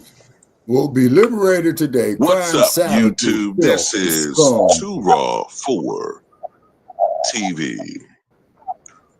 All right, so you may recall I did a video talking about this on Saturday night. There were reports then that President Trump and his regime would invoke martial law on Washington, D.C. to be announced officially on Monday. Did you steal our that has come to pass. Trump made the announcement today, speech, and he posted this on Truth Social this morning at 8:11 a.m. Washington, D.C. will be liberated today. Crime, savagery, filth, and scum will disappear. I will make our capital great again. The days of ruthlessly unaliving or hurting innocent people are over. You know he's not going to do it. I quickly fixed the border. 0 illegals in the last 3 months. DC is next. Thank you for your attention to this matter, President Donald John Trump. So, of course, if you listen to the stories or reports, Trump's focus on this supposedly stems from a Doge employee, 19 years old, the one they nicknamed Big Balls for some reason. I guess he's, a cagey and ornery fella. I don't know. Got his ass whooped by some kids, okay, at 3 o'clock in the morning or some shit. Now, the story I've heard, I don't know how true it is that he was trying to buy some drugs and they flipped it on his ass and whooped his ass. I don't know how true that is, but if it is true, that doesn't make it right. But it also doesn't make him out to be this totally innocent victim either. Whatever the case may be, they're using that as an excuse to go about doing what they're doing. And to me,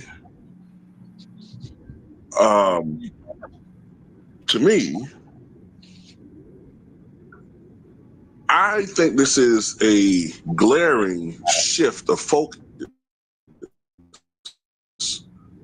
from the Trump administration when it pertains to initially illegal immigrants. Now, for the first time, their official shift of focus as far as deterring crime or whatever is now on American citizens for the first time, although it's not stated, but it's basically implied that they're targeting Black and brown citizens, in particular Black and brown youths, who incidentally are some of the most likely Trump supporters out there. You know, a lot of his support, the ones who did vote for him that are Black and were younger voters between the age of 18 and 30. Yeah. But that's who they're going to be targeting. So, you know, when he's talking about getting rid of the homeless out there, right, on the streets in D.C., when they're talking about clean up the slums, he's not talking about white folks. No. He's not. So, as a Trump supporter, if you're a Black Trump supporter, we look at the actions of his administration. Getting rid of subsidies for black farmers for the first time in 60 years. Well, Biden didn't do nothing. When you look at his actions, I don't know how you can even. I'm not saying you gotta call yourself a Democrat. You can even still call yourself a Republican. I'm just having a hard time figuring out how you're still a Trump supporter when the guy's taking and giving nothing. You're getting nothing out of it. You might as well just be a fucking Democrat at this point. The Democrats are done. But, you know, it is what it is. It is what it is, man. That's why I don't subscribe to either party. But anyway, getting back to what I was talking about. They've been lying about numbers. They're trying to say that crime is up in D.C. when in reality, crime is at a 30-year low. As a matter of fact, crime is at its highest in D.C. under the Reagan and first Bush administration. Yeah. So, right. Yeah, it doesn't make any sense what they're talking about with crime being way up. But crime is up, like I said before. Crime is up among young people. So that's the target right there. Another thing I want to point out too is that I used to think when I first heard this story a couple days ago, I said, okay, here goes another distraction tactic against Epstein, right? We already know the other distraction tactics that they've tried with the whole Russia hoax thing and whatever, right? Whatever they think they can stick. You know, him meeting Putin in Alaska, whatever. Anything just to keep Epstein off the headline. But I don't think this is a distraction tactic. I think this is deeper than that. Don't get me wrong. I still think that they're going to be targeting Black and brown people. The whole Project 225 thing it is real. I never stated it wasn't real. I just stated that the Democrats' hands aren't clean either, because they've been screwing with our communities too, letting in a lot of people from other countries, some of the most dangerous people into our communities, and having them, do what they're doing.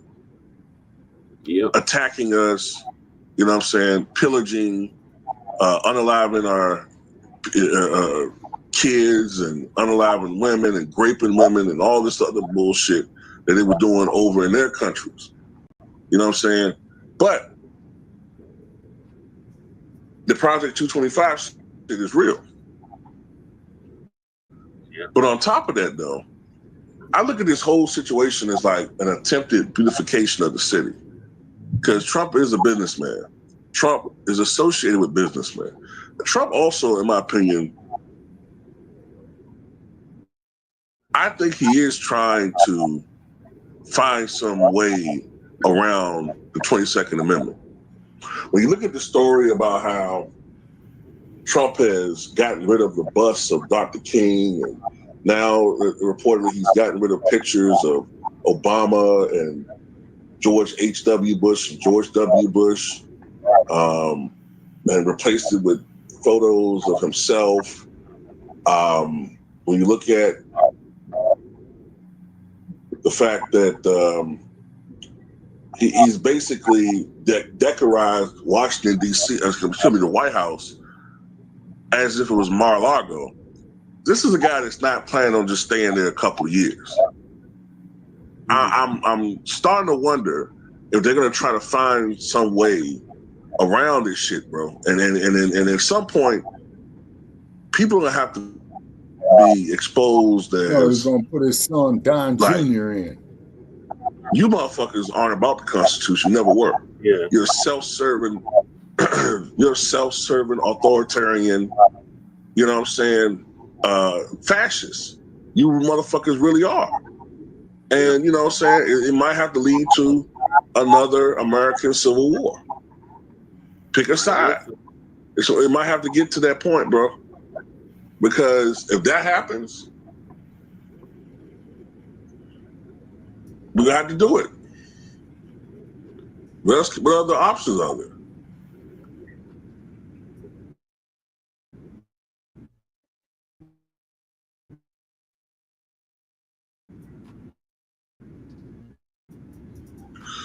But you still with her? Democrats out of existence when it comes to being able to compete. Republicans want to lock on the House and Senate. They want to find ways to maintain their majorities, if not extend their majorities. And that will be key. Plus, having the Supreme Court stay with a huge majority, a conservative majority to back Trump. And not only that, Trump's going to keep appointing conservative judges to appellate courts so that he's going to have all these safeguards in place just in case they try to find some legal angle to get rid of that fucking amendment. Now, I don't see how it's going to be done because unless they change the law, which stipulates that it takes a 2/3 majority to pass an amendment, and I think ratification takes 3/4 of states. Unless they change that shit to being a majority or something, just a bare majority, I don't see how you repeal the 22nd Amendment. But also I want to get to this other point I was trying to make. Everything they're doing in D.C., cleaning up homelessness and all this other shit, lawlessness that they're claiming, this is a forced beautification program. And by that I mean they want to change the way D.C. is perceived, and they want to change the way D.C. Looks. Yeah. And I think that's from a business perspective, because I've read that Trump is going to let this billionaire who's in cahoots with him, because it's all a big grift, by the way. Trump's going to let this billionaire, who's, I think, promising and is giving him billions of dollars, or hundreds of millions of dollars, excuse me, he's going to let him essentially have the city. And this businessman I'm talking about, he's a right-leaning German American who also happens to be a Nazi. By that I mean, you know, he, you gotta look that up. I don't want to go into specifics here, but it's bigger than just what they're talking about. You know, when you look at the fact that tourism is down in this country, you know, you look at all these other factors involved, I think that they're trying to do some things in DC. And then when you look at the fact that if Trump does, and he is going to get away with it because he's doing it now. Now he's doing this. Now that he's going to get away with doing this in DC, now you got to wonder, okay, what about some of these Republican governors? Are they going to try to find ways to crack down on their black and brown citizens? Or I got to say black and brown because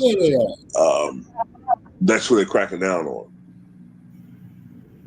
Are they going to try to find ways to do the same shit in their states? Yep. Yeah, You know, like Cruz said in the chat room, you know what I'm saying? Are they going to target minorities, take away their rights, find ways, in particular young people? Are they going to try to do some of the same shit? You know, it's just, this is a slippery slope right now, man. This is a slippery slope, and I don't know why a lot of people don't seem to be talking about this. I mean, to have the President of the United States invoke martial law on Washington, D.C., and that's the next thing that's coming. Which to me is just a pretense to crack down on the civil rights of its own citizens. It is unbelievable. The fact that people are, this is why Trump gets away with what he's getting away with. That people wonder why Adolf Schucker got away with what he got away with, because this is exactly what Germany was doing back in the 30s. Nobody was speaking out, and it gradually got worse and worse. And when his regime found they could get away with certain shit, they upped the ante. They upped the ante. They upped the ante. Yep. So anyway, that's all I got to say about it. So what you guys think? Well, what I think on that there, Kyle Meadow, and I'm going to give you a call because I haven't spoken to him in a while, is that Trump is coming with these Hitlerian tactics. He's coming with this Gestapo shit. You see what I'm saying? And then hopefully Trump will crash from within. Is because look at Mike Pence, okay? His first vice president. All right. Shabaka, the Democrats are crap. The Democrats. Shabaka, the Democrats. I ain't got no love for the Democrats either, because these repubs and demos are two sides of the same coin. I want to make that perfectly clear, by the way, to quote another fucking crook. Okay. So what it is RWS. Okay. But I think what RWS is going into an old term they used to use in the 1970s of Ali's Alley. Okay. Meaning that they're going to come with it real fast, real swift, you see. So this is why it's very, very important that the black community, you see what I'm saying, come together. I see shit like niggas with Trump and them other brain dead bastards, man, that they had out there meeting with the Ku Klux Klan and all that other type of shit. No, man, flush that shit down the toilet. Why? Because they're getting inside your house where your power tools are. Didn't Garvey and Malcolm X meet with the Klan? That I don't know. But Malcolm was 15 years old when Garvey died. His father, as you know, was murdered up in Lansing, Michigan. And they refused to pay the insurance policy after he was knocked in the head, thrown on a streetcar track, and the streetcar ran him over. You see what I'm saying? Yeah. Say. Yeah, if I'm not mistaken, he met with the Klan. Okay, I don't think the X-Man met with the Klan. Okay, but Garvey did meet with the Klan, is what you're telling me. Garvey did. He definitely did. Okay. All right. I'll take your word for it. You know, you're well read. You know what I'm saying? Yeah, he met with the Klan. Okay. Yeah, the fear mongering. That's what I was getting to. I'm like, man, Palmetto, you sounding like a Democratic shield right now. Well, I'm gonna give Paul Meadow a call, man, and talk with him. I haven't spoken with him in a while, you know, because I missed him out here in Las Vegas by a day. You know? Yeah. Yeah, definitely give him a call. Send him my regards. But Lisa's going to give us an update on this even further. I think she got some on-the-ground footage of what's going on in D.C. right now. Okay, and then I'm going to be out at the 3:30, at the 3-hour 30 mark to save the data for Shabaka's Black Experience Enhanced. Okay, so that's 15 minutes. All right. Yeah. So you'll get like halfway through this. Yeah, get half of Lisa Cabrera. And Lisa, I tried to reach out to you, sister, but you didn't get back with me. And I'm just sorry I couldn't get on a conference call with her that time when that damn cell phone decided to fuck up, you know? Yeah. Have the knowledge enough about that city to even know about the crime. All they can do is say, family that still live in the cities. So I can get it directly from the horse's mouth, what it's like there. I don't have to read about it. Number two, Donald Trump, he think he's slick. And let me tell you something, y'all. One thing I have learned over the years, politicians go out of their way to underfund cities. They have been doing this forever now. They underfund the cities and then turn around and complain about the crime there. They have been doing this forever now. They have taken all the resources out of the city. There's food deserts all over the place in the city. And they do these things and then turn around and complain about the crime. That's why I don't listen to them. I don't listen to people like Donald Trump when it comes down to crime, because at the end of the day, when you really study the crime in an area, you will see their faces behind the whole thing. So you'll see the face of Donald Trump and people like him behind the whole thing. And that is the truth.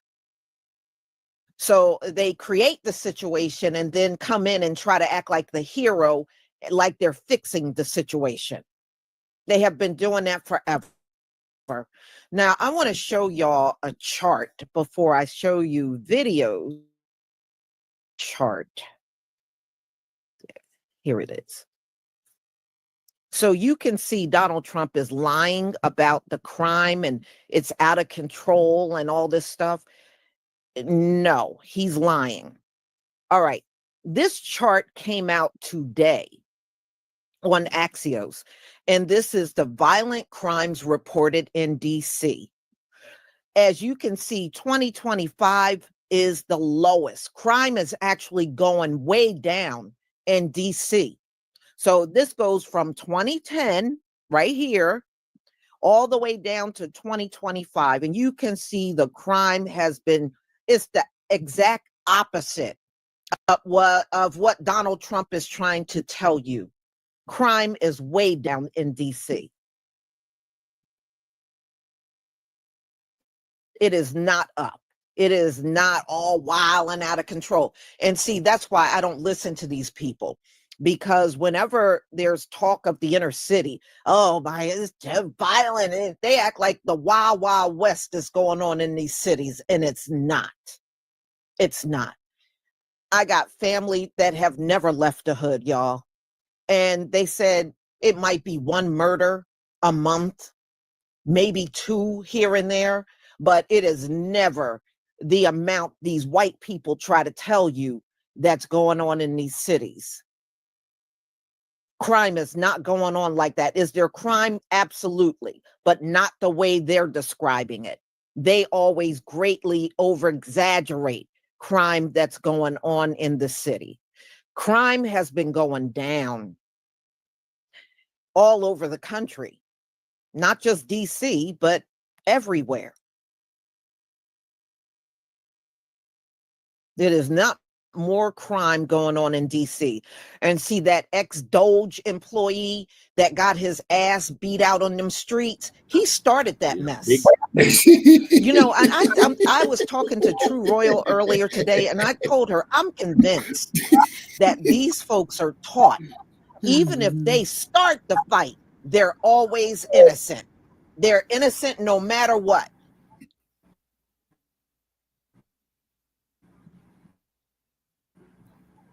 So he's going all overboard because some ex-former employee, Doge employee, got his ass in with those folks. So, you know, no, you know, y'all got to get out of this mindset that if you go out in these streets and mess with people, you're going to be okay.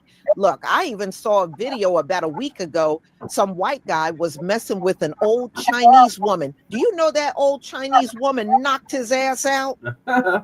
As well as she should have. She knocked him out cold. They had to call the ambulance for him. See, Yeah, they to love defend themselves. And I think they done got used to things being that way. For an era, people are going to defend themselves. And they are like in a state of shock. Get out of this state of shock that you're in. People are going to defend themselves, whether you like it or not. So, but yes, I saw a video of old Chinese woman, a white guy was on the streets messing with her. That woman knocked him out clean. I mean, what then let you beat them up? But I think that in their minds, they really truly believe that's the way it should be. No, that ain't the way it should be to the rest of us out here. So, y'all, let's get to these videos and you will hear what the people on the ground are saying. Many of them are saying not only not only our people that live in DC, but even the white people that live there are saying it ain't all out of control like that. Again, this is Donald Trump trying to get everybody off of Epstein. And if you remember when him and Elon fell out, Elon even said Donald Trump was all over the Epstein files. Now, that's the one thing I do believe from Elon. And I believe it's true. Donald Trump, remember, he kept saying it's a hoax. And see, that wasn't working. Then all last week, Obama this and Obama that, arrest Obama, and all that mess, right? Now this week, get the National Guard in DC. Man, I mean, come on. It is so obvious what's going on here. There is no way. You're looking at 2025 right here on the chart, and you don't see no crime is up in DC. And I checked other sources too, and they all look the same. Crime is down in DC. It is not going out of control. That's a damn lie. Okay. So let me go ahead and share my screen again, and we're going to watch some of the videos that came out of DC.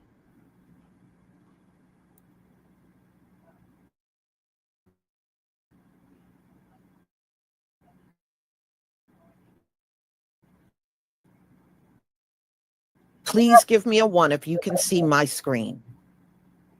Give me a 1 if you can see my screen. Thank you. Okay, y'all.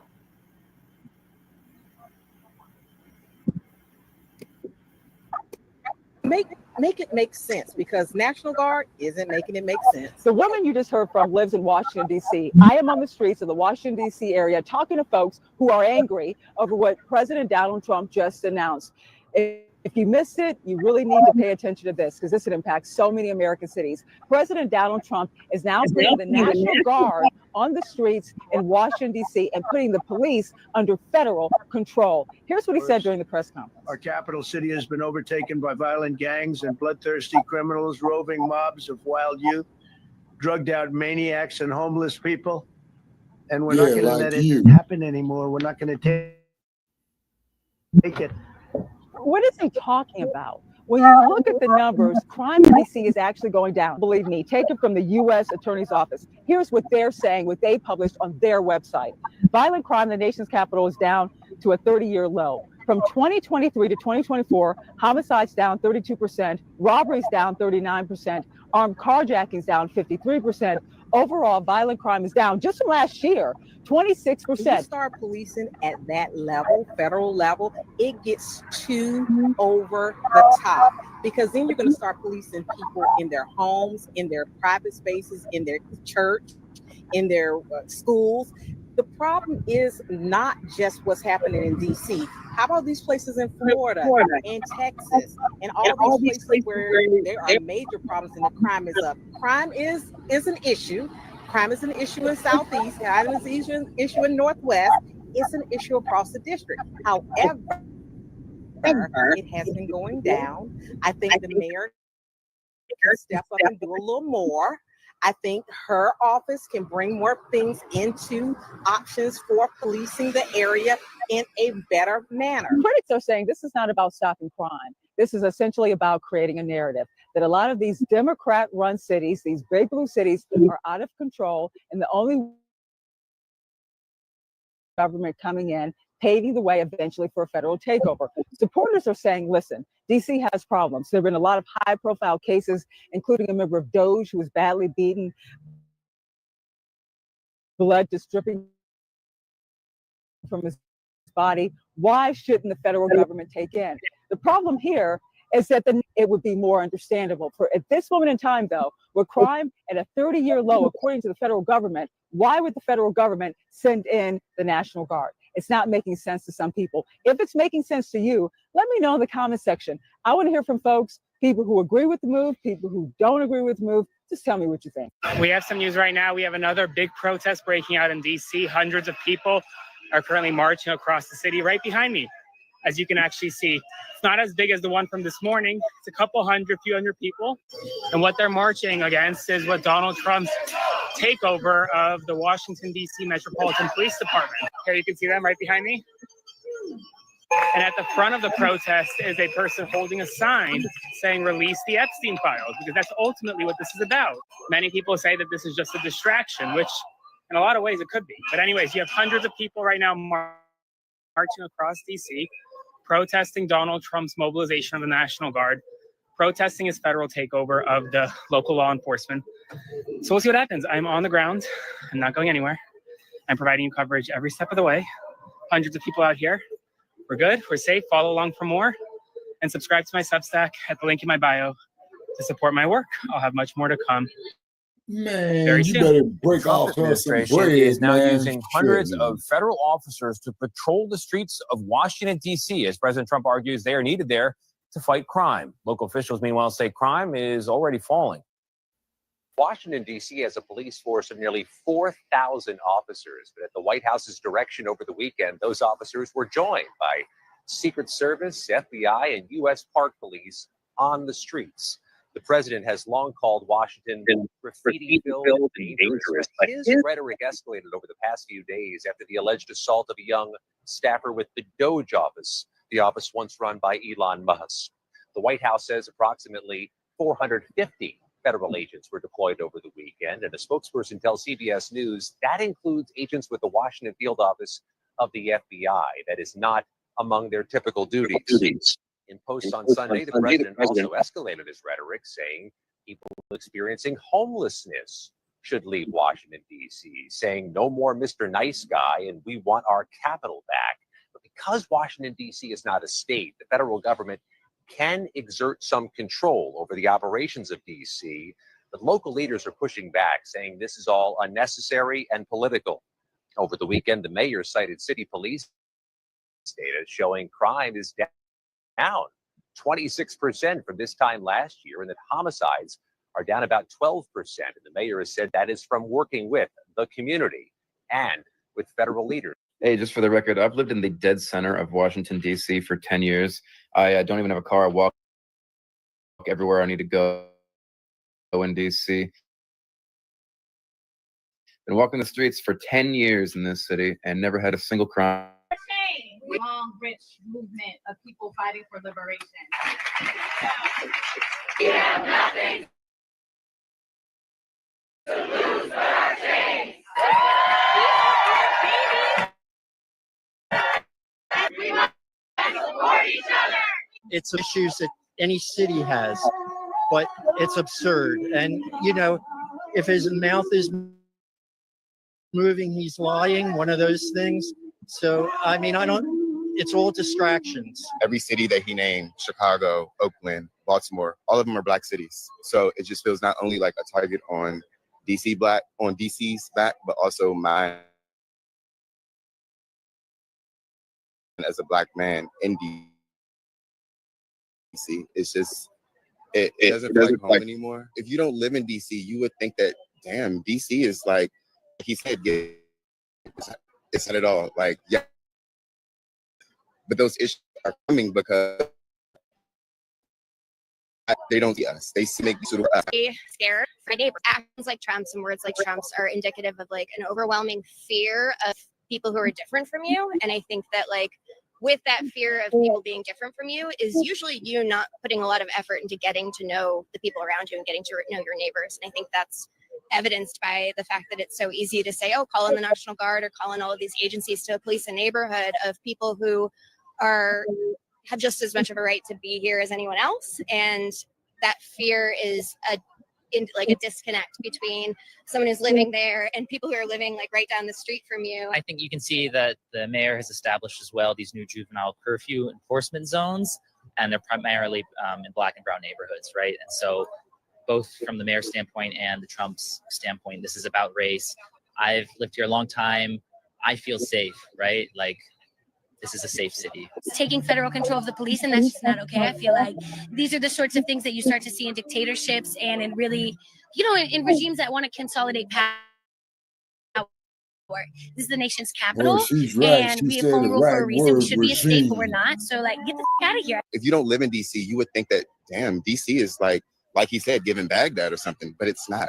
It's not at all. Yes, we have issues like any other inner city. Trump does not care about DC safety. He cares about control. And what we know from history is that authoritarians always want to control the capital and the people in the capital city. It's because it's the fastest way to silence dissent and to accelerate their agenda. Black people are more likely to be stopped, searched, questioned, arrested, and harmed in encounters with the law. When we add the presence of federal agents or the National Guard to daily life in these neighborhoods, the burden can multiply. Black Washingtonians have long recognized that community violence cannot be solved through state violence. I used to do street outreach in the very parks Trump is targeting. People lived in these parks not because they wanted to, but because housing is too expensive and shelters are full or downright disgusting. These folks, like most homeless people in DC, are DC natives or have deep ties to the district. They are our neighbors.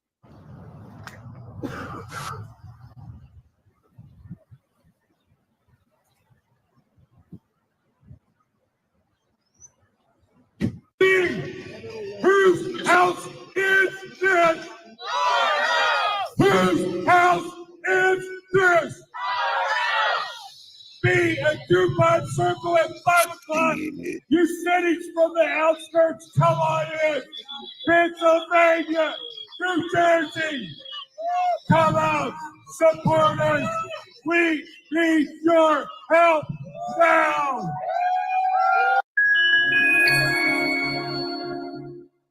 Congress, many of whom repeatedly vote against DC, actually take a stand for DC statehood. Because I want to be clear, like, our name isn't free DC because we just want to make sure that the National Guard isn't here. That's not what this is about. This is about liberation for the people of DC.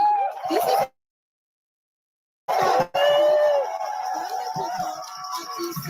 That is what we are working towards, and that is what we will not rest until we. I'm announcing a historic action to rescue our nation's capital from crime, bloodshed, bedlam, and squalor, and worse.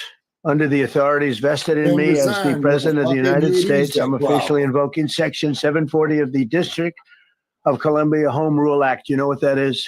And they need And to placing the invoke D.C. something called Metropolitan Police Department impeachment. under direct federal control. In addition, I'm deploying the National Guard to help reestablish law, order, and public safety in Washington, D.C., and they're going to be allowed to do their job properly. Our capital city has been overtaken by violent gangs and bloodthirsty criminals, roving mobs of wild youth, And you the biggest drugged-out criminal maniacs and homeless people. And we're And not you going to a let it drugged-out happen maniac. anymore. We're not going to take it. What we just heard from the president was not based in reality. He described a crisis that doesn't exist. As we've been saying all morning, violent crime, well, it did go up after the pandemic in D.C. and a lot of other cities, has plummeted over the last couple of years and is at historic lows. That doesn't mean there aren't too many murders in D.C. There've already been 99 this year. There are a lot of gun crimes, there are a lot of carjackings, but it's not, D.C. does not rank among the 25 most violent cities in the United States. And so the picture that you just heard portrayed by the President of the United States over the last half hour is just false.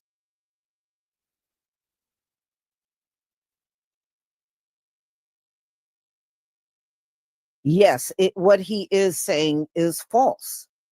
And a lot of people that read the stats know that Donald Trump is lying. What's squalor and what is this man talking about? And from now He's on, full of if they shit. can't name the gangs, don't believe it. Don't believe their hype. If they say to you gang related and gang this, no. Every gang, every street gang got a name. Which gang? You notice they never tell you which gang? No, don't believe it. If they can't give you the name of the gang that's causing the problem, don't believe them. Don't believe them, period. But yeah, he has probably over the weekend, him and some of the MAGA nuts got together and they came up with this scheme because Donald Trump is full of crap.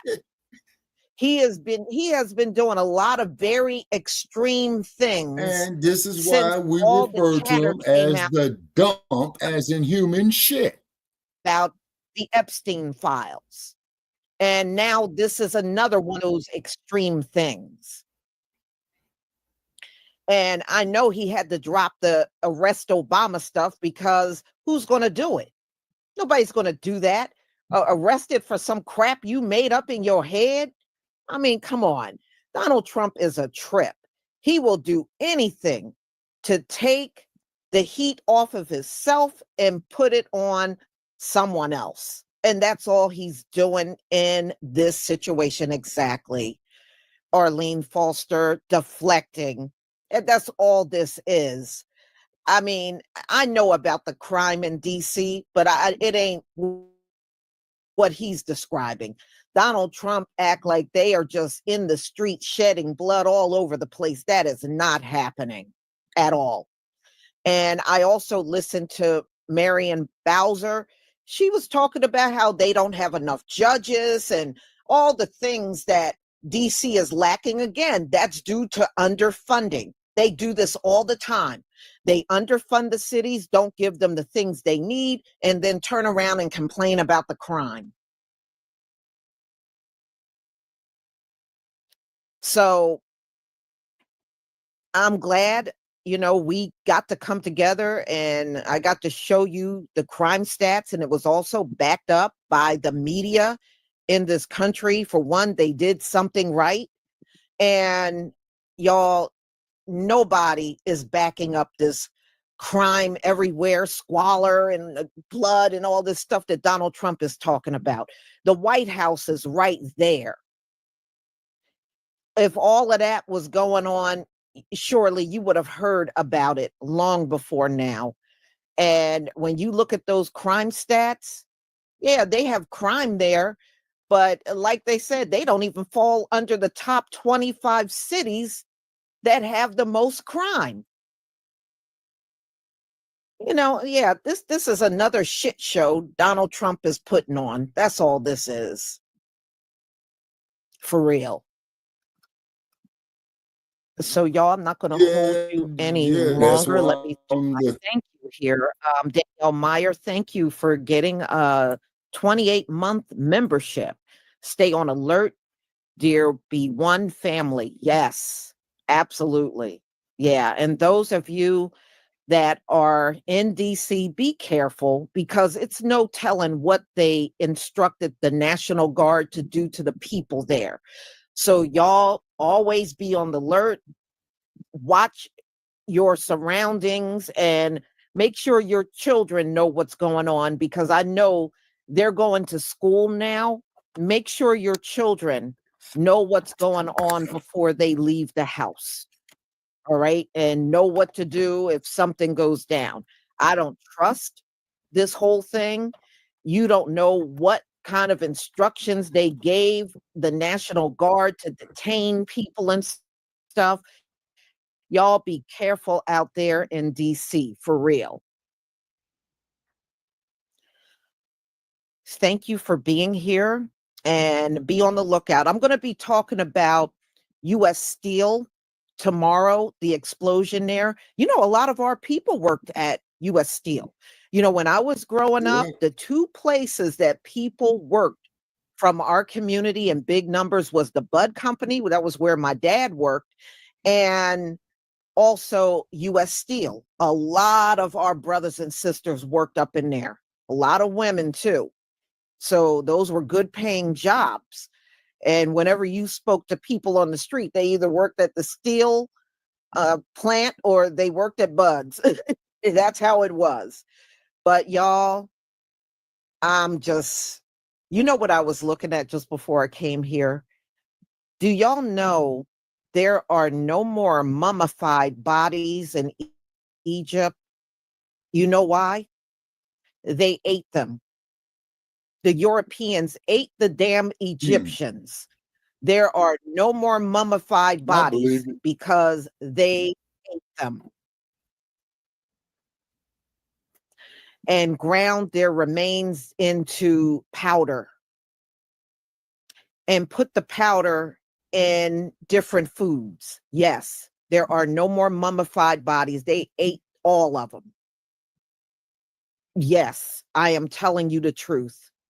I actually stumbled upon it by accident today.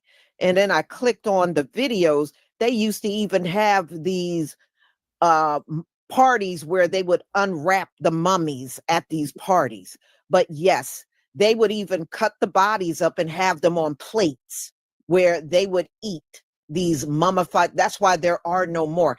That's why I know they are not no damn Egyptians. Why would you eat your own people? You're not the Egyptians. Absolutely not. How the hell if you are, how the hell do you eat or cannibalize your own people? You did it because you have no connection to them. That's why you did it. Yes, I was astonished too. But there's a lot of videos on YouTube about it. There's a lot of videos. So if you want to watch it, you can. But yes, this occurred all over Europe. They would take the mummified bodies, put them on boats, shipping them over to Europe, and they would get the bodies and they ate the bodies because they thought it had medicinal power, or the bodies were like medicine. That's why they ate them. They thought they were going to get some kind of benefit from eating the Egyptian bodies. Yeah. So y'all, on that note, I know I need to cut out of here now. Y'all have a wonderful night. Oh, and I'm doing well. I saw what some of you wrote in the comment. I'm doing okay. Nice. I think the worst thing I'm having periodically are body aches. When you have COVID, I have the body aches, but it's not consistent. It does stop. It comes and goes. But other than that, I'm not congested. I don't have a sore throat. I don't have a headache. I have no other symptoms other than the body aches. So, but thank you for asking. I do appreciate it.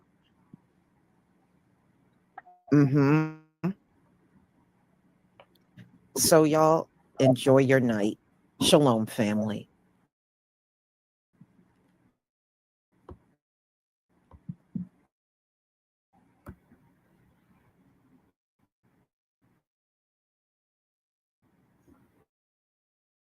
So that was Witness's take on it. Now let's see what Troy got to say on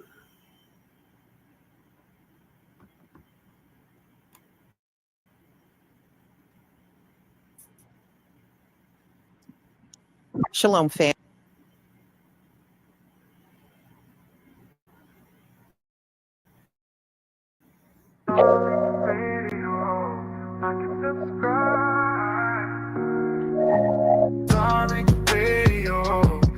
Subscribe. Radio. Like and subscribe.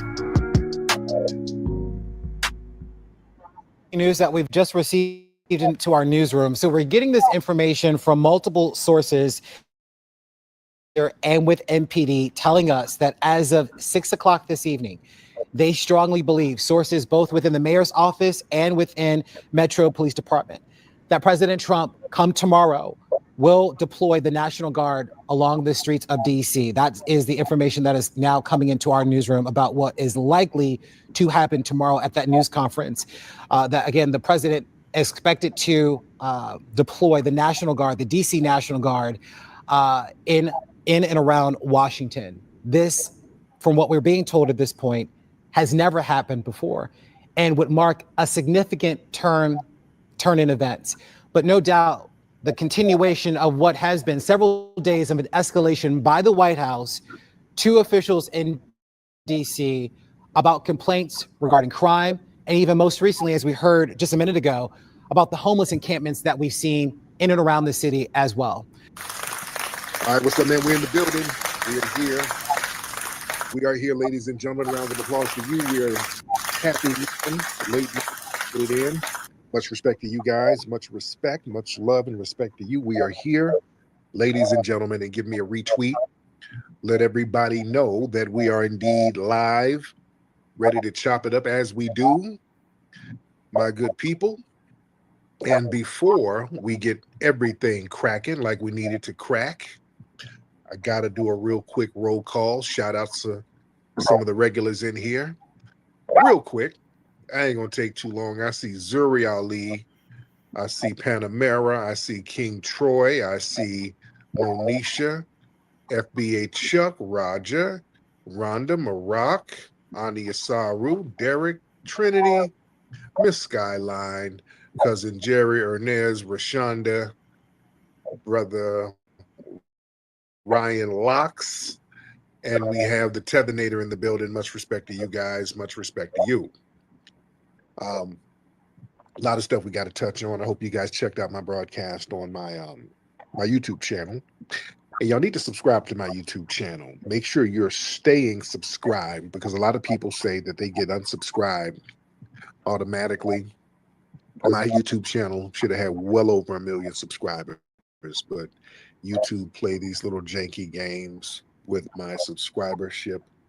So make sure that you are subscribed to the Tariq Radio YouTube channel. What's up, brother? Mikal in the building, much respect.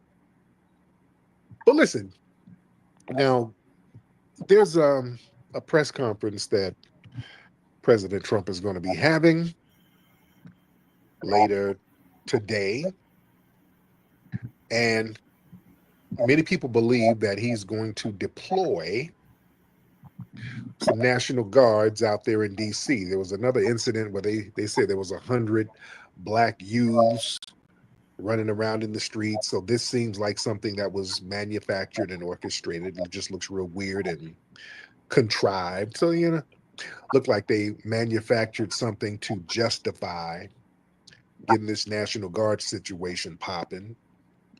but a lot of insiders are saying that Trump is going to deploy the National Guard on the streets of Washington, D.C. So that's going to be interesting. And like I said, I did a broadcast about this a few days ago. They're going to do it under the guise of, cleaning up crime and basically getting the homeless away from the Capitol. This is what they're talking about. They are talking about moving homeless people to another area, relocating them. There's no details, so possibly he'll give some details in this press conference. So this is what I'm thinking he's going to be talking about, moving these homeless people and then doing something about the, quote, criminals. So that's going to be interesting. But for right now, people are saying that there's a possibility that they're going to immediately deploy hundreds of National Guard troops to D.C. to, quote unquote, address crime and homelessness, though the exact number is not really out there yet. This is speculation. And unlike other states, see, the president directly controls D.C. They control the National Guard. See, it's not other cities. You got to go through a whole process, but yeah, you have direct control over D.C. And the whole targeting criminals thing. He said Trump put on something on Truth Social. He's like, yeah, you don't have to move out. We're going to put you in jail where you belong. So the policies or the criteria for identifying and prosecuting these individuals, that's not clear. But yeah, they're doing this whole crime control narrative. Trump is talking about crime is out of control. Citing that incident that happened with this Doge staffer, this Edward Corstein, as the catalyst for it. And Trump is talking about harsh penalties and prosecuting minors as young as 14 as adults for serious crimes and all that. So it's interesting to see how this thing is going to play out. Even after that whole assault, quote unquote, of that Corstein guy, which looked contrived itself, Trump ordered an increase in federal law enforcement presence with about 450 officers deployed across D.C. This was a few days ago. And I think some of the crimes they were trying to target were unlicensed pistol carrying and driving on suspended licenses. So I want to hear what his measures to stop all of this violent crime in Washington is going to be about. Some people have a lot of legal authority concerns. The White House, they clarified that the legal basis for evicting the homeless people, they haven't clarified it. They really haven't clarified a legal basis and how they're going to do it. So that's going to be interesting to see. And I know there's some opposition from the local officials in D.C. I think Mayor Bowser has kind of disputed Trump's claims, talking about, well, there's a 26% drop in violent crimes and a 7% decrease in overall crimes in the first 7 months of 2025 compared to last year. So, she's arguing that the city's not experiencing. She's questioning the efficiency of the National Guard. And, there's like damn near 4,000 homeless people in D.C. And, they got shelters, and a lot of them are in the homeless shelters and places like that. So people are trying to figure out where he's going to locate these people and how that's going to be implemented. And, there's broader federalization threats. Trump has suggested federalizing D.C. and taking control of D.C. and taking control of the police for up to 48 hours. So, and that's going to be under that 1973 D.C. Home Rule Act, citing crime and cleanliness issues. So permanent control, that would require congressional action. And, that already faces resistance from certain people in Congress already. So this is going to be very interesting. it's going to be very interesting. There's going to be blowback. If they were to try to put the National Guard out here on the streets of D.C., the presence of National Guards, that signals a shift from the traditional policing to a military-style presence, and that changes the psychological relationship between the public and law enforcement. So I want y'all to understand that just the optics of that, that's a sign of people being occupied, not that you're being protected. So that can intimidate the people there. That creates an environment where dissent is viewed as a security threat, rather than a democratic right. Because now, are they going to use these people on folks protesting? DC, a lot of people protest out there. So are they going to use these National Guards people on the protesters? So people are not going to be able to protest out there. People will they be able to assemble publicly? Because the National Guard presence like that will definitely be used to control or restrict or suppress any kind of demonstration. So will that set a precedent for curtailing First Amendment rights under the guise of maintaining order, especially during these politically charged times, you see? And, that will create strained civil and military boundaries. The U.S. traditionally tries to avoid using military forces for domestic policing, due to concerns of that authoritarian overreach over here. So, using the National Guard, that blurs the lines to a certain degree, and that'll normalize the idea that the military can be called on to handle civilian matters.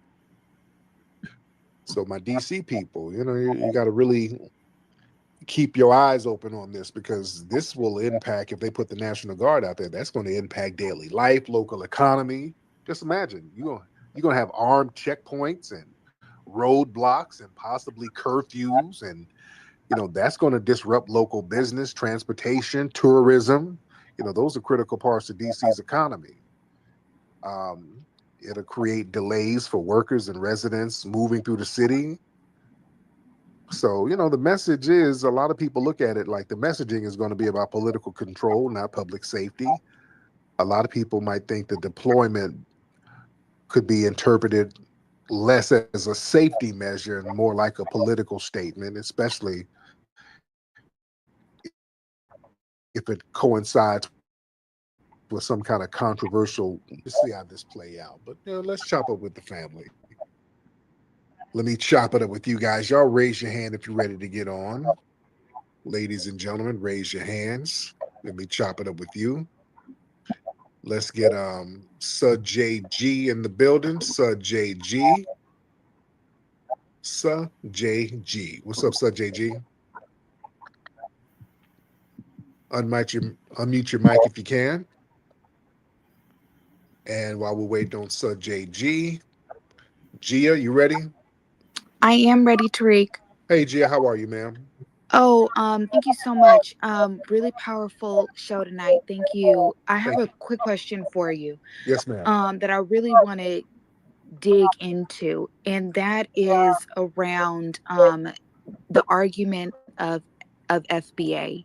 Okay. And I wanted to get your thoughts on anchoring the argument. Like I've read through the Trump versus Casa decision, going back to it, in terms of the Supreme Court justice who wrote the majority opinion, and how she did anchor it. Justice Amy Coney Barrett anchored it within lineage base, and basically used foundational Black American. She didn't use that language. She used it that we are the only group of people that don't have a dual allegiance. So my question to you is, I believe that opens up a little bit of a floodgate to be able to make the argument and make them double down on it, if you really look at the structure of their argument from the conservative judges. And my question is then, is there a way to not just anchor on the 14th Amendment with Trump versus Casa, but even in a way the students of fair admissions with the Harvard decision, to then be able to make the argument of lineage more, being able to draw it in more? And if we do win that, then our FBAs, will we get the same protection, or would it be a different protection of the technicalities that civil rights have currently into law? I just wanted to get your thoughts on it. Okay, thank you, dear. Very good talking points there. Yeah, we should get very specific protections for us because we've never had that, and we've been specifically targeted. You know, we have to get very, very, very specific protections, not nothing broad, because see, they do this broad thing. Well, all people, you know, regardless of race, regardless of creed, everybody should be protected. Yeah, it has to be very, very specific to us, just like they did with Asians. See, like we kept talking about we need a hate crime. You had big fat ass Roland and people like that. You got one, baby. You know, Civil Rights Act, it covers everybody. And no, because what happens is, okay, if it covered everybody, why did Asians get a specific one? And that COVID thing, you know, they try to talk around that and all that. That was for Asians. They try to sit up here and lie to you. That COVID crime bill thing, that was for Asians. In that crime bill, they actually denounced anti-Asian hate crimes. They denounced it. They've never denounced anti-Black crimes. They've never denounced it. See, that's very important. We need a crime bill where they specifically say, we, the United States government, we condemn any and all hate crimes against foundational Black Americans. It need to be worded just like that. You understand? It needs to be worded just like that. And they've been skirting around that issue for a long time. You know why? Because see, if they word it like that, if they're very specific, then we won't have incidents like we had in Cincinnati, ladies and gentlemen, because now a white man running up using the N-word, slapping a Black person, that is a hate crime. That is a very specific hate crime if you have a crime bill for that. So when we stomp them the hell out, we're going to be enforcing the law. So now they won't be able to target us for defending ourselves against a damn hate crime. That's why they're so vague, because if we try to defend ourselves from it, we get locked up. You know, Asians don't go to jail for defending themselves. None of these other groups go to jail for defending themselves against a damn hate crime. We're the only people who go to jail for defending ourselves from a hate crime.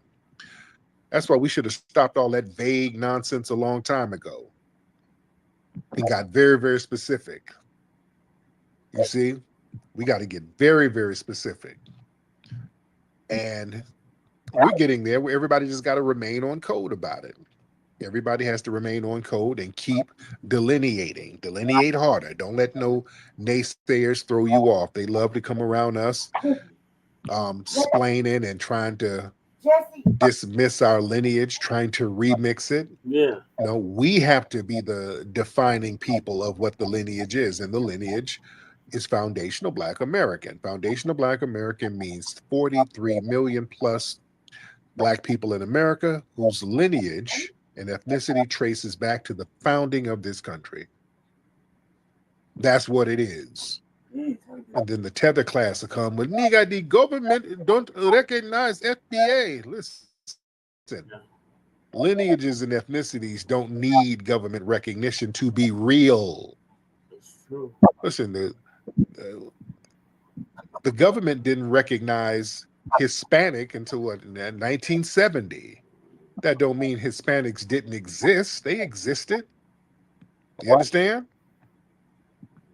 So a lot of ethnic designations start among people themselves and then later get formal acknowledgement.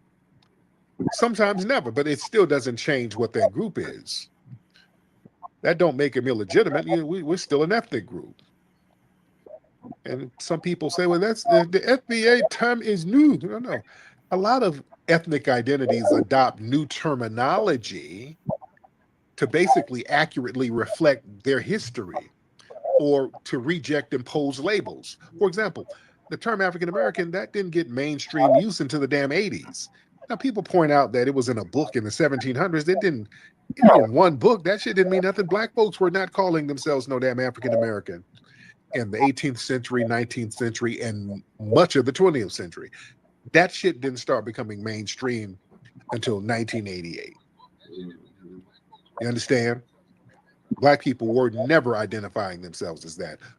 One or two people mention it here and there, but that was never a mainstream term until the 80s, the late 80s. But the people existed for centuries. So the age of the term, that has nothing to do with the legitimacy of the people it describes. The lineage predates the label. You see? It's all about being accurate, because the thing is, we keep getting these vague ass terms imposed on us. Yeah? African American was a vague term imposed on us. And they gave us colored. That was imposed on us. There's a lot of people who are colored, you see. But we made sure that we had a very, very specific term that represented what we are as a lineage that other people can't latch on to. And that's fine. That is perfectly fine. That's why people always talking about how divisive stuff is. You guys is divisive. Yes, yeah. Every delineation is divisive. It's supposed to be divisive. You're supposed to recognize your specific lineage group. You're supposed to, that's not to hate on anybody. Yeah. That's not to hate on anybody, but yeah, you're supposed to divisive when it comes to giving your group recognition, your lineage recognition. You're supposed to distinguish yourself for a reason. Yeah. Yeah, divisiveness ain't bad. You know, we have a unique history. Jamaicans have a unique history. Haitians have a unique history. If they recognize their Haitian lineage, that's divisive. But it's not disrespectful. That's fine. We don't mind you dividing yourself and saying, hey, we're going to celebrate this unique history that's unique to us. Fine. When we say we're going to do some things unique for our history, all of a sudden it's divisive. We hate everybody. You're just like the white man. The CIA set you niggas up. It becomes this dumbass conspiracy that you don't believe. Y'all just be saying shit. It becomes this stupid, goofy ass nonsense. That's because people can't latch on to our shit. Because see, our lineage is the only one that feeds every damn body. Everybody latches on to us. And the thing is, us delineating, we dried up a lot of the scams. Can we be real? We done dried up a lot of scams out here, family. We done dried up the Pan-African scams. We done dried a lot of them up. Let's be real. All them Pan-African scams are dried up right now. That's why they're mad. That's why the Pan-Africans are mad. You know, all of that buy a package tour to Africa stuff and slave dungeon tours, that's kind of drying up. You know, guilt tripping foundational Black Americans into sending money to some of these questionable ass overseas projects. Yeah, that's drying up. That's drying up. You know, notice all of the Pan-Africans, you know, they struggling right now. You know? That's drying up everything. The Moorish Science Temple scams are drying up. All of that selling fake sovereign citizen paperwork and fake land claims and pseudo legal advice to us. This renaissance has kind of educated people on how these scams are tied to con artists for real. So that cuts into their whole recruitment pool. Yeah. And it also shuts down that old N-Cobra fake reparations scam. Yeah, that whole N-Cobra narc shit where reparations should be for everybody Black on the planet. And we should go to Africa to get some, our reparations should be something. I don't know what their whole thing is. The reparations should be, you should be sent to Africa. Some shit I don't even know where they coming from with reparations. Like reparations shouldn't be money. We should be able to go back to the motherland, and that's going to be our reparations. That's what the hell? So that dries that whole con game up. Okay. The whole immigrant political gatekeeping, that's being challenged. That's drying up, having these non-FBA operatives position themselves as Black leaders, quote unquote, so they can funnel resources and influence away from us. That's drying up. So that made lineage-based leadership the standard. You understand? And we want people from our lineage representing issues that affect our lineage. That's why we're getting these folks, trying to get them off these reparations task force. Every time there's a reparations task force, you got some non-FBAs on there crashing everything out.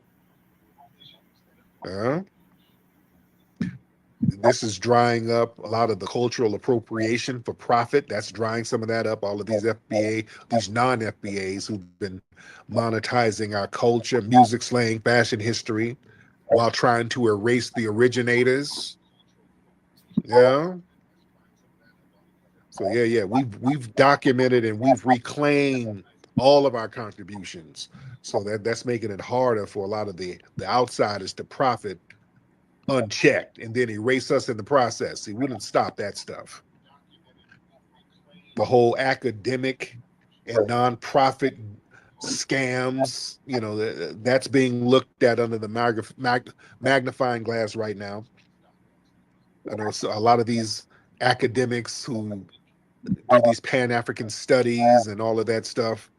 Yeah, that's kind of drying up, misrepresenting our history and getting grants and all that. See, we're starting to control our own narrative. See, a lot of these other hustles, they're losing credibility, they're losing funding.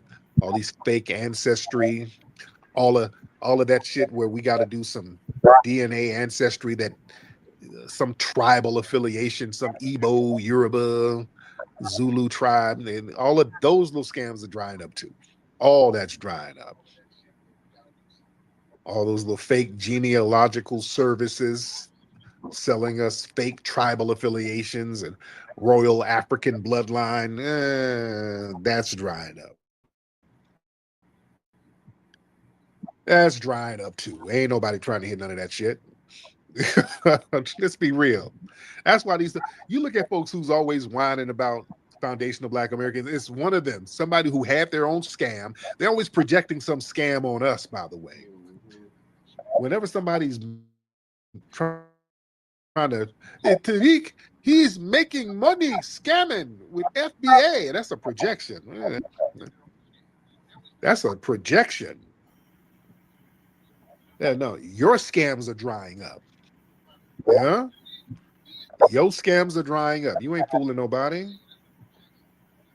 So that's why they're upset. All them little scams and hustles on us being generic Africans, that shit we done dried up a whole bunch of shit. Yeah, that's why these folks are so desperate and mad. They're hungry. They're not making no money no more. They're hungry. Yeah? These people are starving right now. Let's get Raphael in here. Raphael, hop on in, man. Raphael? Mr. Raphael. Yes, sir. Thank you for taking me. Man, I'm listening to you this morning, and I got to say, like, I'm from Haiti. I truly like you. I mean, that movie, Toussaint Louverture, I will always have mad respect for you. But there is a but about your subject today. Go ahead. One thing, the African right now, these people are too busy taking care of themselves. I mean, there is an evolution that took place in Africa, especially the last 2 years, where leaders like Ibrahim Traore, all those leaders, they realize, like, hey, we don't need other people help, and give Putin credit, because Putin was the first person to tell those African leaders, guys, I'm gonna start treating you as equal. When you come to Russia, do not, when you go somewhere else in America, in France, they pack you like several, they take 5, 6 presidents, they put you on the bus. He says, like, do not accept that, and you're gonna come to Russia, and I'm gonna treat you the same treatment I have for Macron, for Trump, you guys gonna have the same treatment, and I'm gonna need you guys to conduct yourself as a president and not as a beggar. So right now, that thing really resonates. And you see in Africa now, you got a group of young leaders. These people do not. These people are not beggars. I mean, like you can see Abraham Troy when he came to Russia. He said, "Hey, I'm not asking you for anything. What I need you to do for me is the same education you have. Allow our people to come and get that education and come to Africa with us and teach us and let us have those things." And that thing really start working. I think that's going along with you. But that's a little tangent. Yeah. The thing I really want to ask you is the Black American dream. Like you don't like when, like I'm from Haiti. Right. That dream is also my dream. But the reason I'm calling you is because I did a little research and I want to hear your take. I'm not gonna challenge you. I will hear you tell me a few things. Right. I'm gonna bring you a few leaders. W.E. Du Bois is Haitian origin. Marcus Garvey, Jamaica. Stokely Carmichael, Trinidad. Because I look for the Caribbean people so I can have your take. Hubert Henry Harrison, St. Croix. Claude McKay, Jamaica. Cyril Briggs, I mean, it is from the island. So and then we're gonna take Belafonte. It's from Jamaica, and Malcolm X is from the island, and if you take Louis Farrakhan, is from the island. So what I want you to do, what I would like to hear from you is how these people. Do you exclude them from that American dream, from that Black American struggle, that Black American dream, the contribution, or how you see that? I'm gonna listen to you. Yeah, slow down, because y'all bring up Malcolm. Malcolm's dad is foundational Black American. His mother was from Caribbean, but Malcolm was foundational Black American. W.B. Du Bois, foundational Black American. There's rumors that he had one parent of somebody who was from Saint Domingue. But from my studies, W.B. Du Bois was FBA, has FBA lineage. Some of these other people, a lot of these other people, they didn't have too much of a cultural impact in America like that with us, because we have our own foundation. And I'm not saying that to denigrate and diminish them. Like Toussaint Louverture, Dessalines, I idolize them. I'm not Haitian at all, but I idolize what they did. They did some fly shit. They put in some work. I give credit where credit is due. So they were influential to me as a foreigner who I don't have no ties to Haiti, but I can respect people's culture. I can respect certain parts of people's history without trying to claim it. And we just ask the same. You can respect some of our icons. You can respect some of our leaders. You can respect some of our writers without trying to say, this is, you niggas are all the same. We are all the same. No. Give props what props are due. That's what I'm saying. So, yeah, I have no problem. Ibrahim Toure, I don't have a problem with him. I like what he's doing. I hope he does great things. I hope he keeps on keeping on. I hope that it starts a movement throughout Africa so people can put some of those tribal differences together and all get on code like that, brother. So I'm fully in support of Brother Ibrahim over there. I like what he's doing. I just hope he don't get finessed by Russia.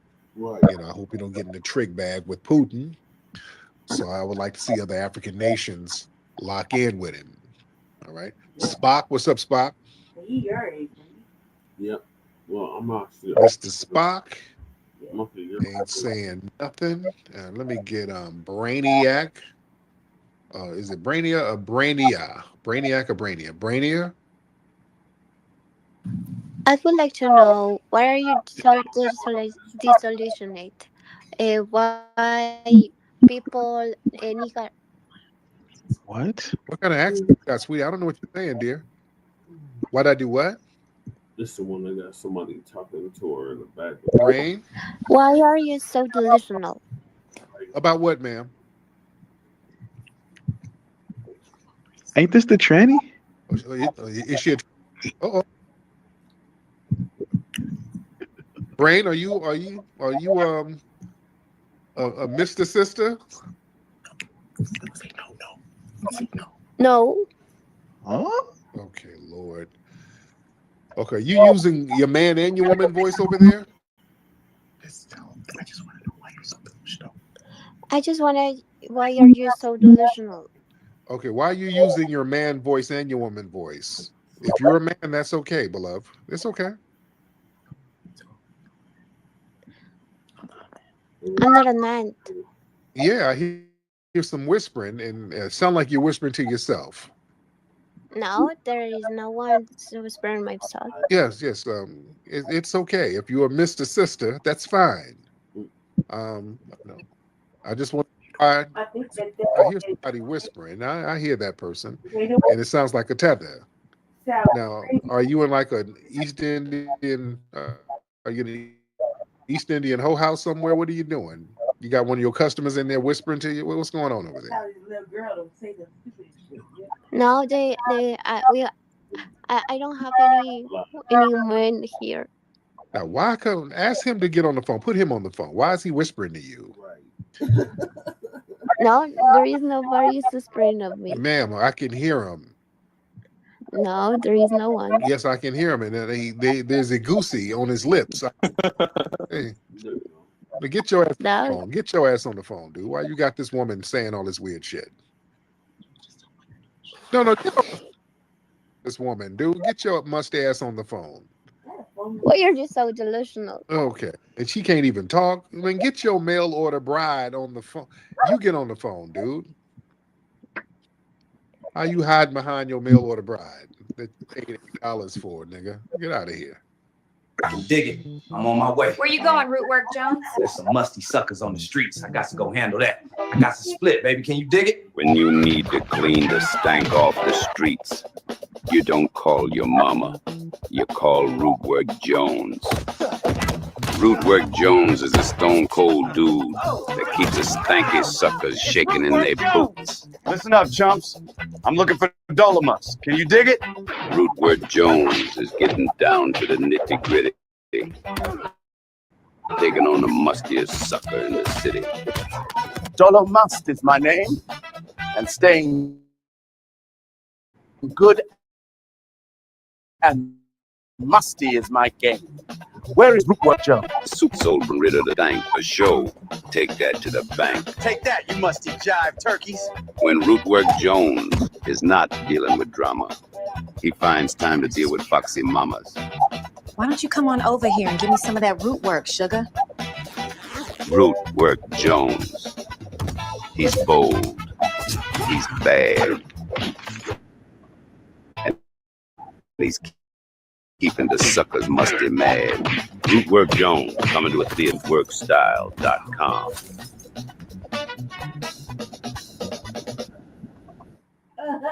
Yeah, oh man, the next one is about the flooding in Milwaukee. God damn it!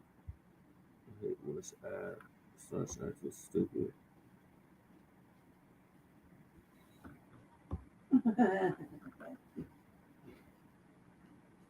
That shit sounded crazy as hell. One of those dual speaking persons, dual shit. Right. You come do a welfare check on your ass. You need to be locked up. 8 inches of rain, and they are underwater. And it's a lot of our brothers and sisters that live in Milwaukee. I think people don't really think about our people being in Wisconsin, but in Milwaukee, there's quite a sizable community of our people. So let's get to it, y'all. I hope you're all doing well. I really do. Okay. Let me share my screen. Have outlaw radio over there drowning and shit. Like that's ridiculous. Like we ought to go get them. Help them out. Send a raft their way. No, Shabaka said they did the snow today. Okay. We're just out there, just floating around on a raft.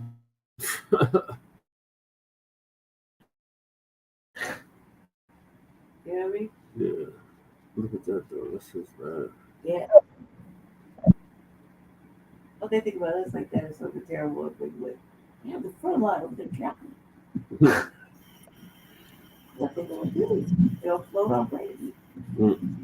Now at 5, destructive storms tearing up parts of the Midwest. Milwaukee, one of the hardest hit areas. Torrential rain pounded the city, flooding streets, toppling trees, and leaving numerous drivers stranded on flooded roads. Some neighborhoods saw nearly a foot of rain in just hours. It also forced the last day of the state fair to be canceled as fire crews made dozens of water rescues.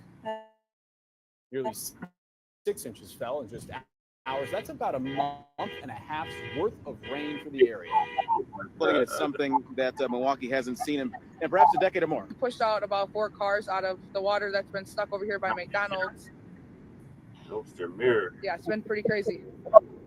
Milwaukee County has declared a state of emergency with more storms in the forecast. In Nebraska, at least one person was killed in storms there. I can't even sleep right now. It's not a game or what. Just hearing the thunder and then seeing that my basement is flooded. My basement is flooded. I know my husband going through it right now. His shoe room, his game room, the kids' toys, and they playroom, and a washer and dryer room. Literally. Everything in the basement is going to go in the garbage. I don't understand how all this water, or why are all these drains clogged? What's going on? How are all these drains in Milwaukee clogged? We just witnessed a big flash of fat ass lightning and loud thunder. I wish I would have got that on camera. That shit was wild as a bitch. Bro, that shit literally fucked my eyesight up. Like, what the fuck? All this lightning. Bro, I saw green and all blue and all type of... It was like blue, green. Oh, shit. Bro, that's what I'm talking about right here. And I got that shit on camera, bitch.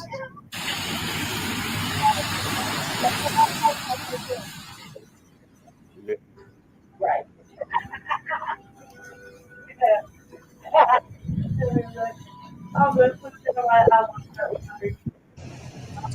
It's down at Potawatomi right now, man. That man's stuck in his motherfucking van. Look at this shit.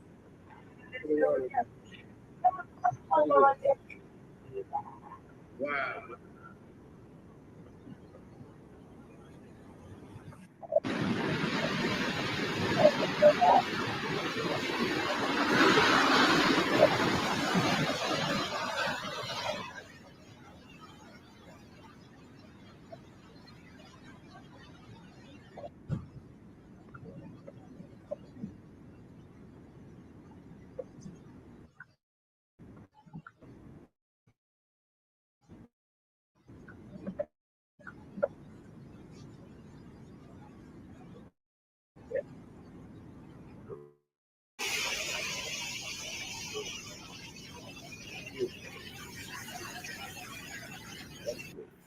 Look at this shit. Oh, this is a basement. My back door in the basement. G-Boy.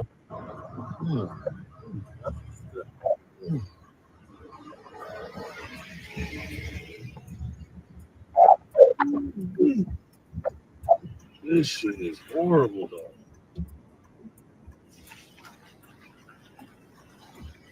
Oh.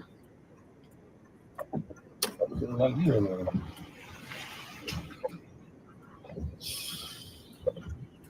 This is crazy.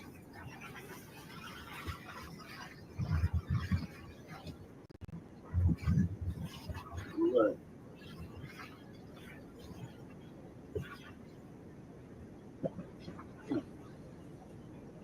Right.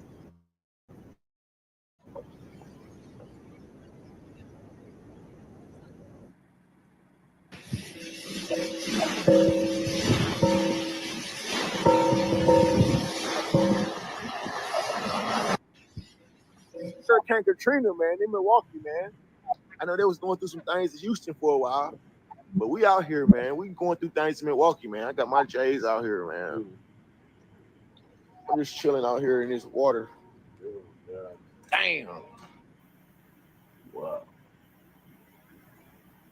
He said, I'm just chilling on here in the water. Look at my deep freezer.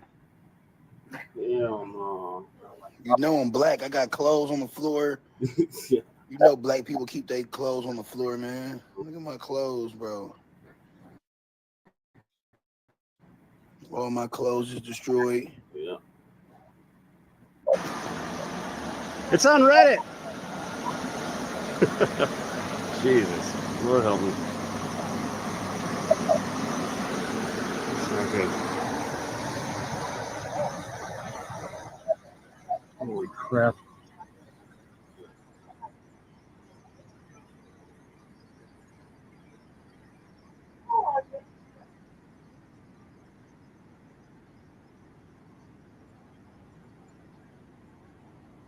Oh, thank God. It was just the thing that was making the water come up.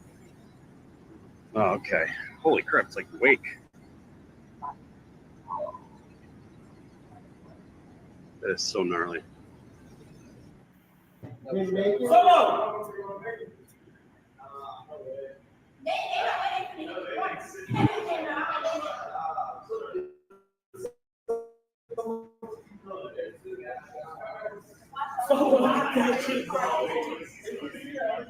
Is this that shit we're looking at?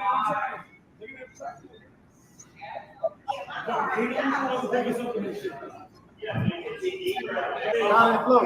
They stuck. Done. You're out of there. Why would you even attempt that though? No, they floated. Yeah. Yeah. Y'all gonna have to rescue their ass. Yeah, they caught them. Yeah, that's it. Did they make the turn?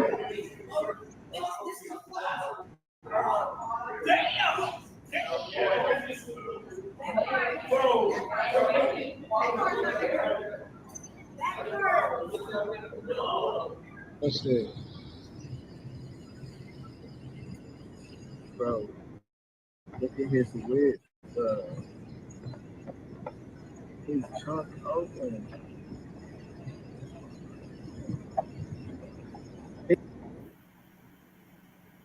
Because the video, where you can charge your shit at. What? Oh, we got portable chargers. Ooh.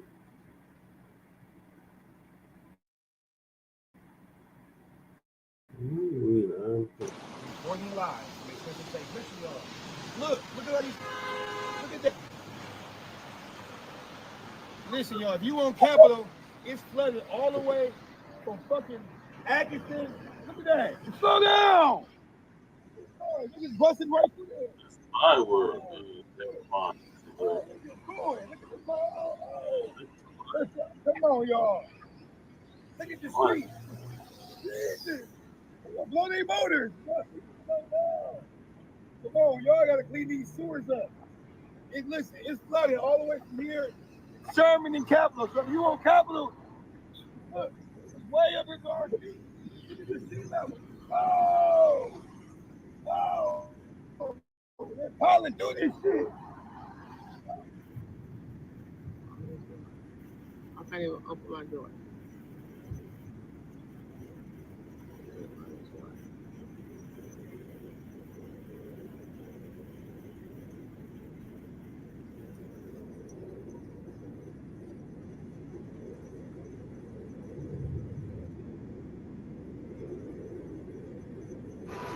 Downtown West Dallas.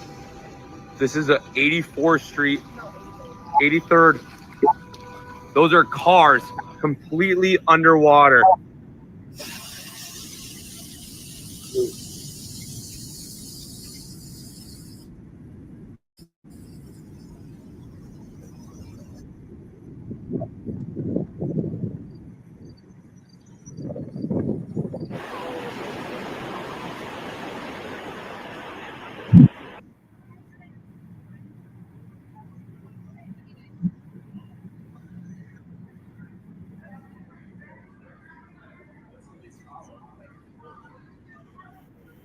downtown West Dallas. This is a 84th Street, 83rd. Those are cars completely underwater.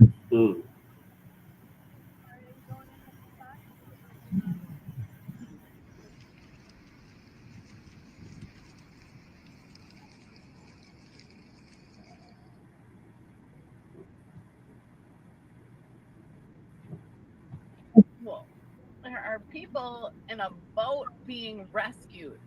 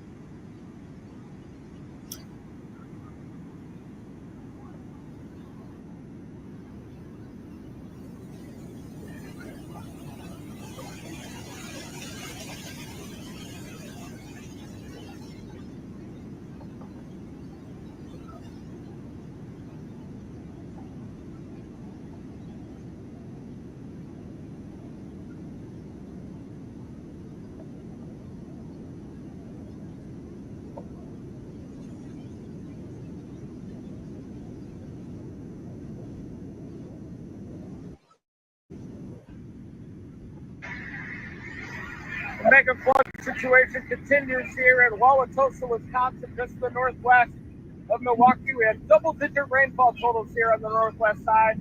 Rainfall continued to come in, a couple of different rounds of heavy rainfall, 2 to 4 inches per hour, and you can see debris stacked up on the bridge here in town. Also, structures being flooded. You can even see this starting to come off here. I am on the bridge overlooking this raging river here after double-digit rainfall totals.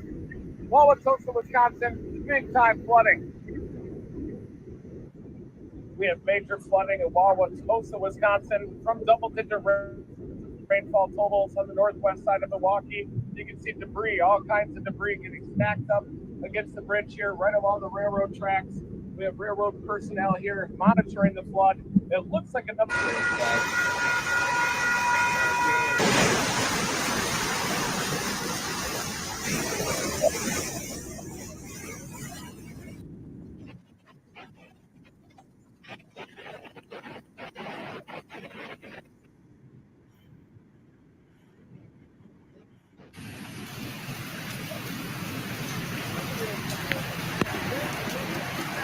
Holy shit.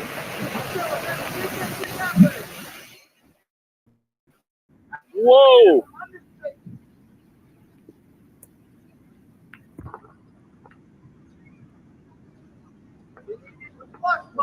Yeah, right? No kidding. Holy shit.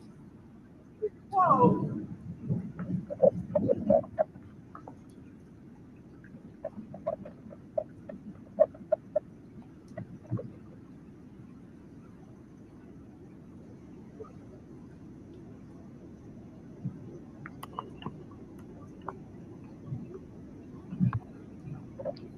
The sewers are working. I see it swirling, so that's good.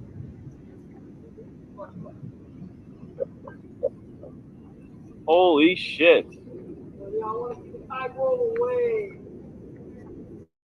Yeah, no, yeah.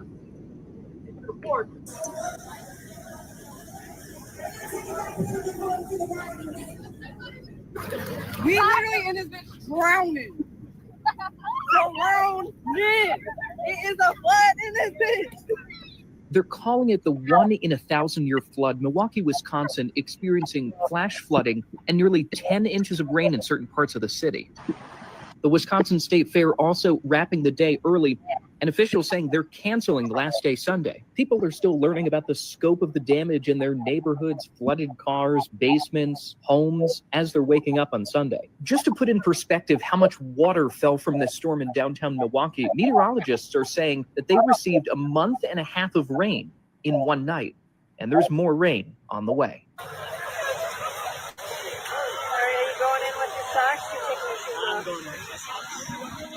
Hey there, friends. Just before 6:30 on Sunday night, August the 10th, boy, we had nasty flooding. In fact, record rainfall, most likely in Milwaukee and the state of Wisconsin.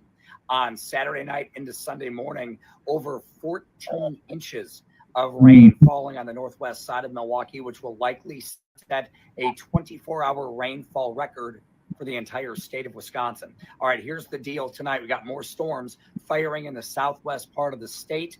Those are going to move in as we go throughout the night into southeastern Wisconsin. Heavy rain is possible. I don't think it's going to be as bad as Saturday night, but any additional rain will really cause issues. A couple of things to remember. Do not drive through water-covered roads. There's still a lot of flooding going on, and rivers are still on the rise. Once we get into Monday, only a slight chance for a thunderstorm. So a better day on Monday. Just be careful, especially with more rain on the way.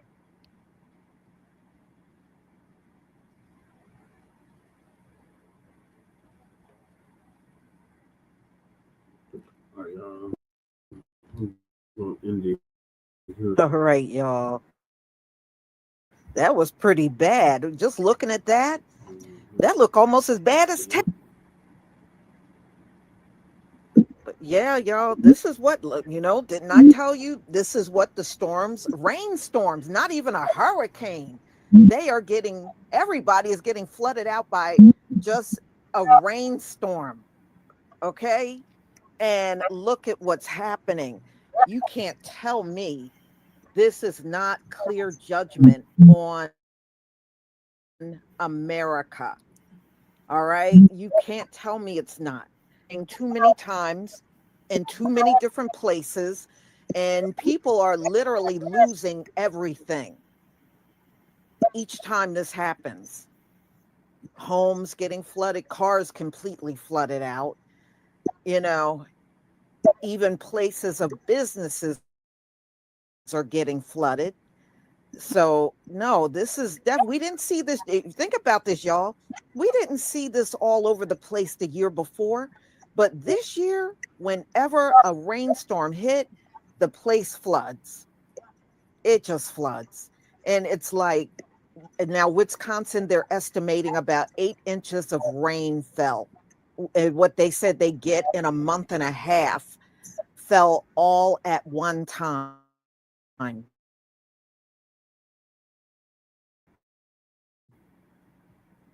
So no, America is definitely under some serious judgment. We have seen this multiple times. In my state, they got hit twice in the same exact place, flooded.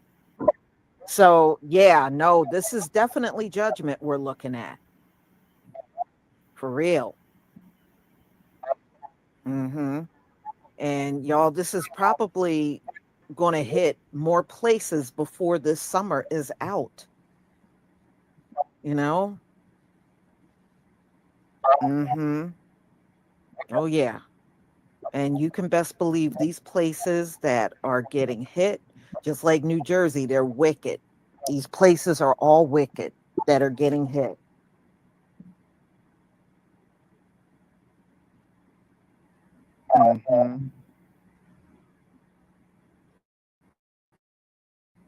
So y'all, I was not going to keep you here long. I'll be putting more stuff out a little later, because there's definitely more things to talk about. There's so many things going on. I know in DC, Donald Trump then brought in the National Guard over one drunk white guy that gets his ass beat out in the street. So that warrants the National Guard, y'all. And the thing is, the dude started the fight, but Donald Trump is getting the National Guard in, talking about it's out of hand. It ain't out of hand, Donald Trump. You just can't handle the fact that this is a former Trump administration staffer. He was drunk and he went to the streets starting a fight and he got his ass handed to him. And see, these folks still don't want to believe if they put their hands on us, they are going to get retaliated on. They don't want to believe it. They don't want to believe it. So they just keep taking their silly asses out on the streets and putting their hands on people. And hey, it is what it is. I don't feel bad, but now Donald Trump wants to bring the National Guard in DC. So I'm going to be talking about that a little later today. Yeah, I did hear about the explosion at US Steel. Yeah, there's a lot of stuff going on.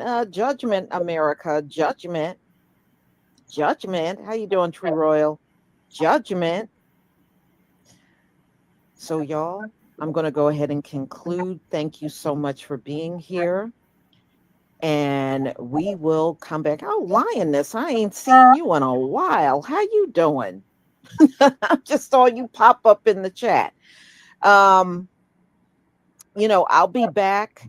And because there are a few more things I need to talk about today that's happening. So y'all have a wonderful day. Be on the lookout for my upcoming videos and live streams. Shalom, family. So, all right, thank you for tapping in. I'm going to end the show now. I might do a continuation, I might not. We'll see. And in the meantime, make sure y'all like to subscribe to Frontline Black News. All right, y'all. I'm signing out. Peace.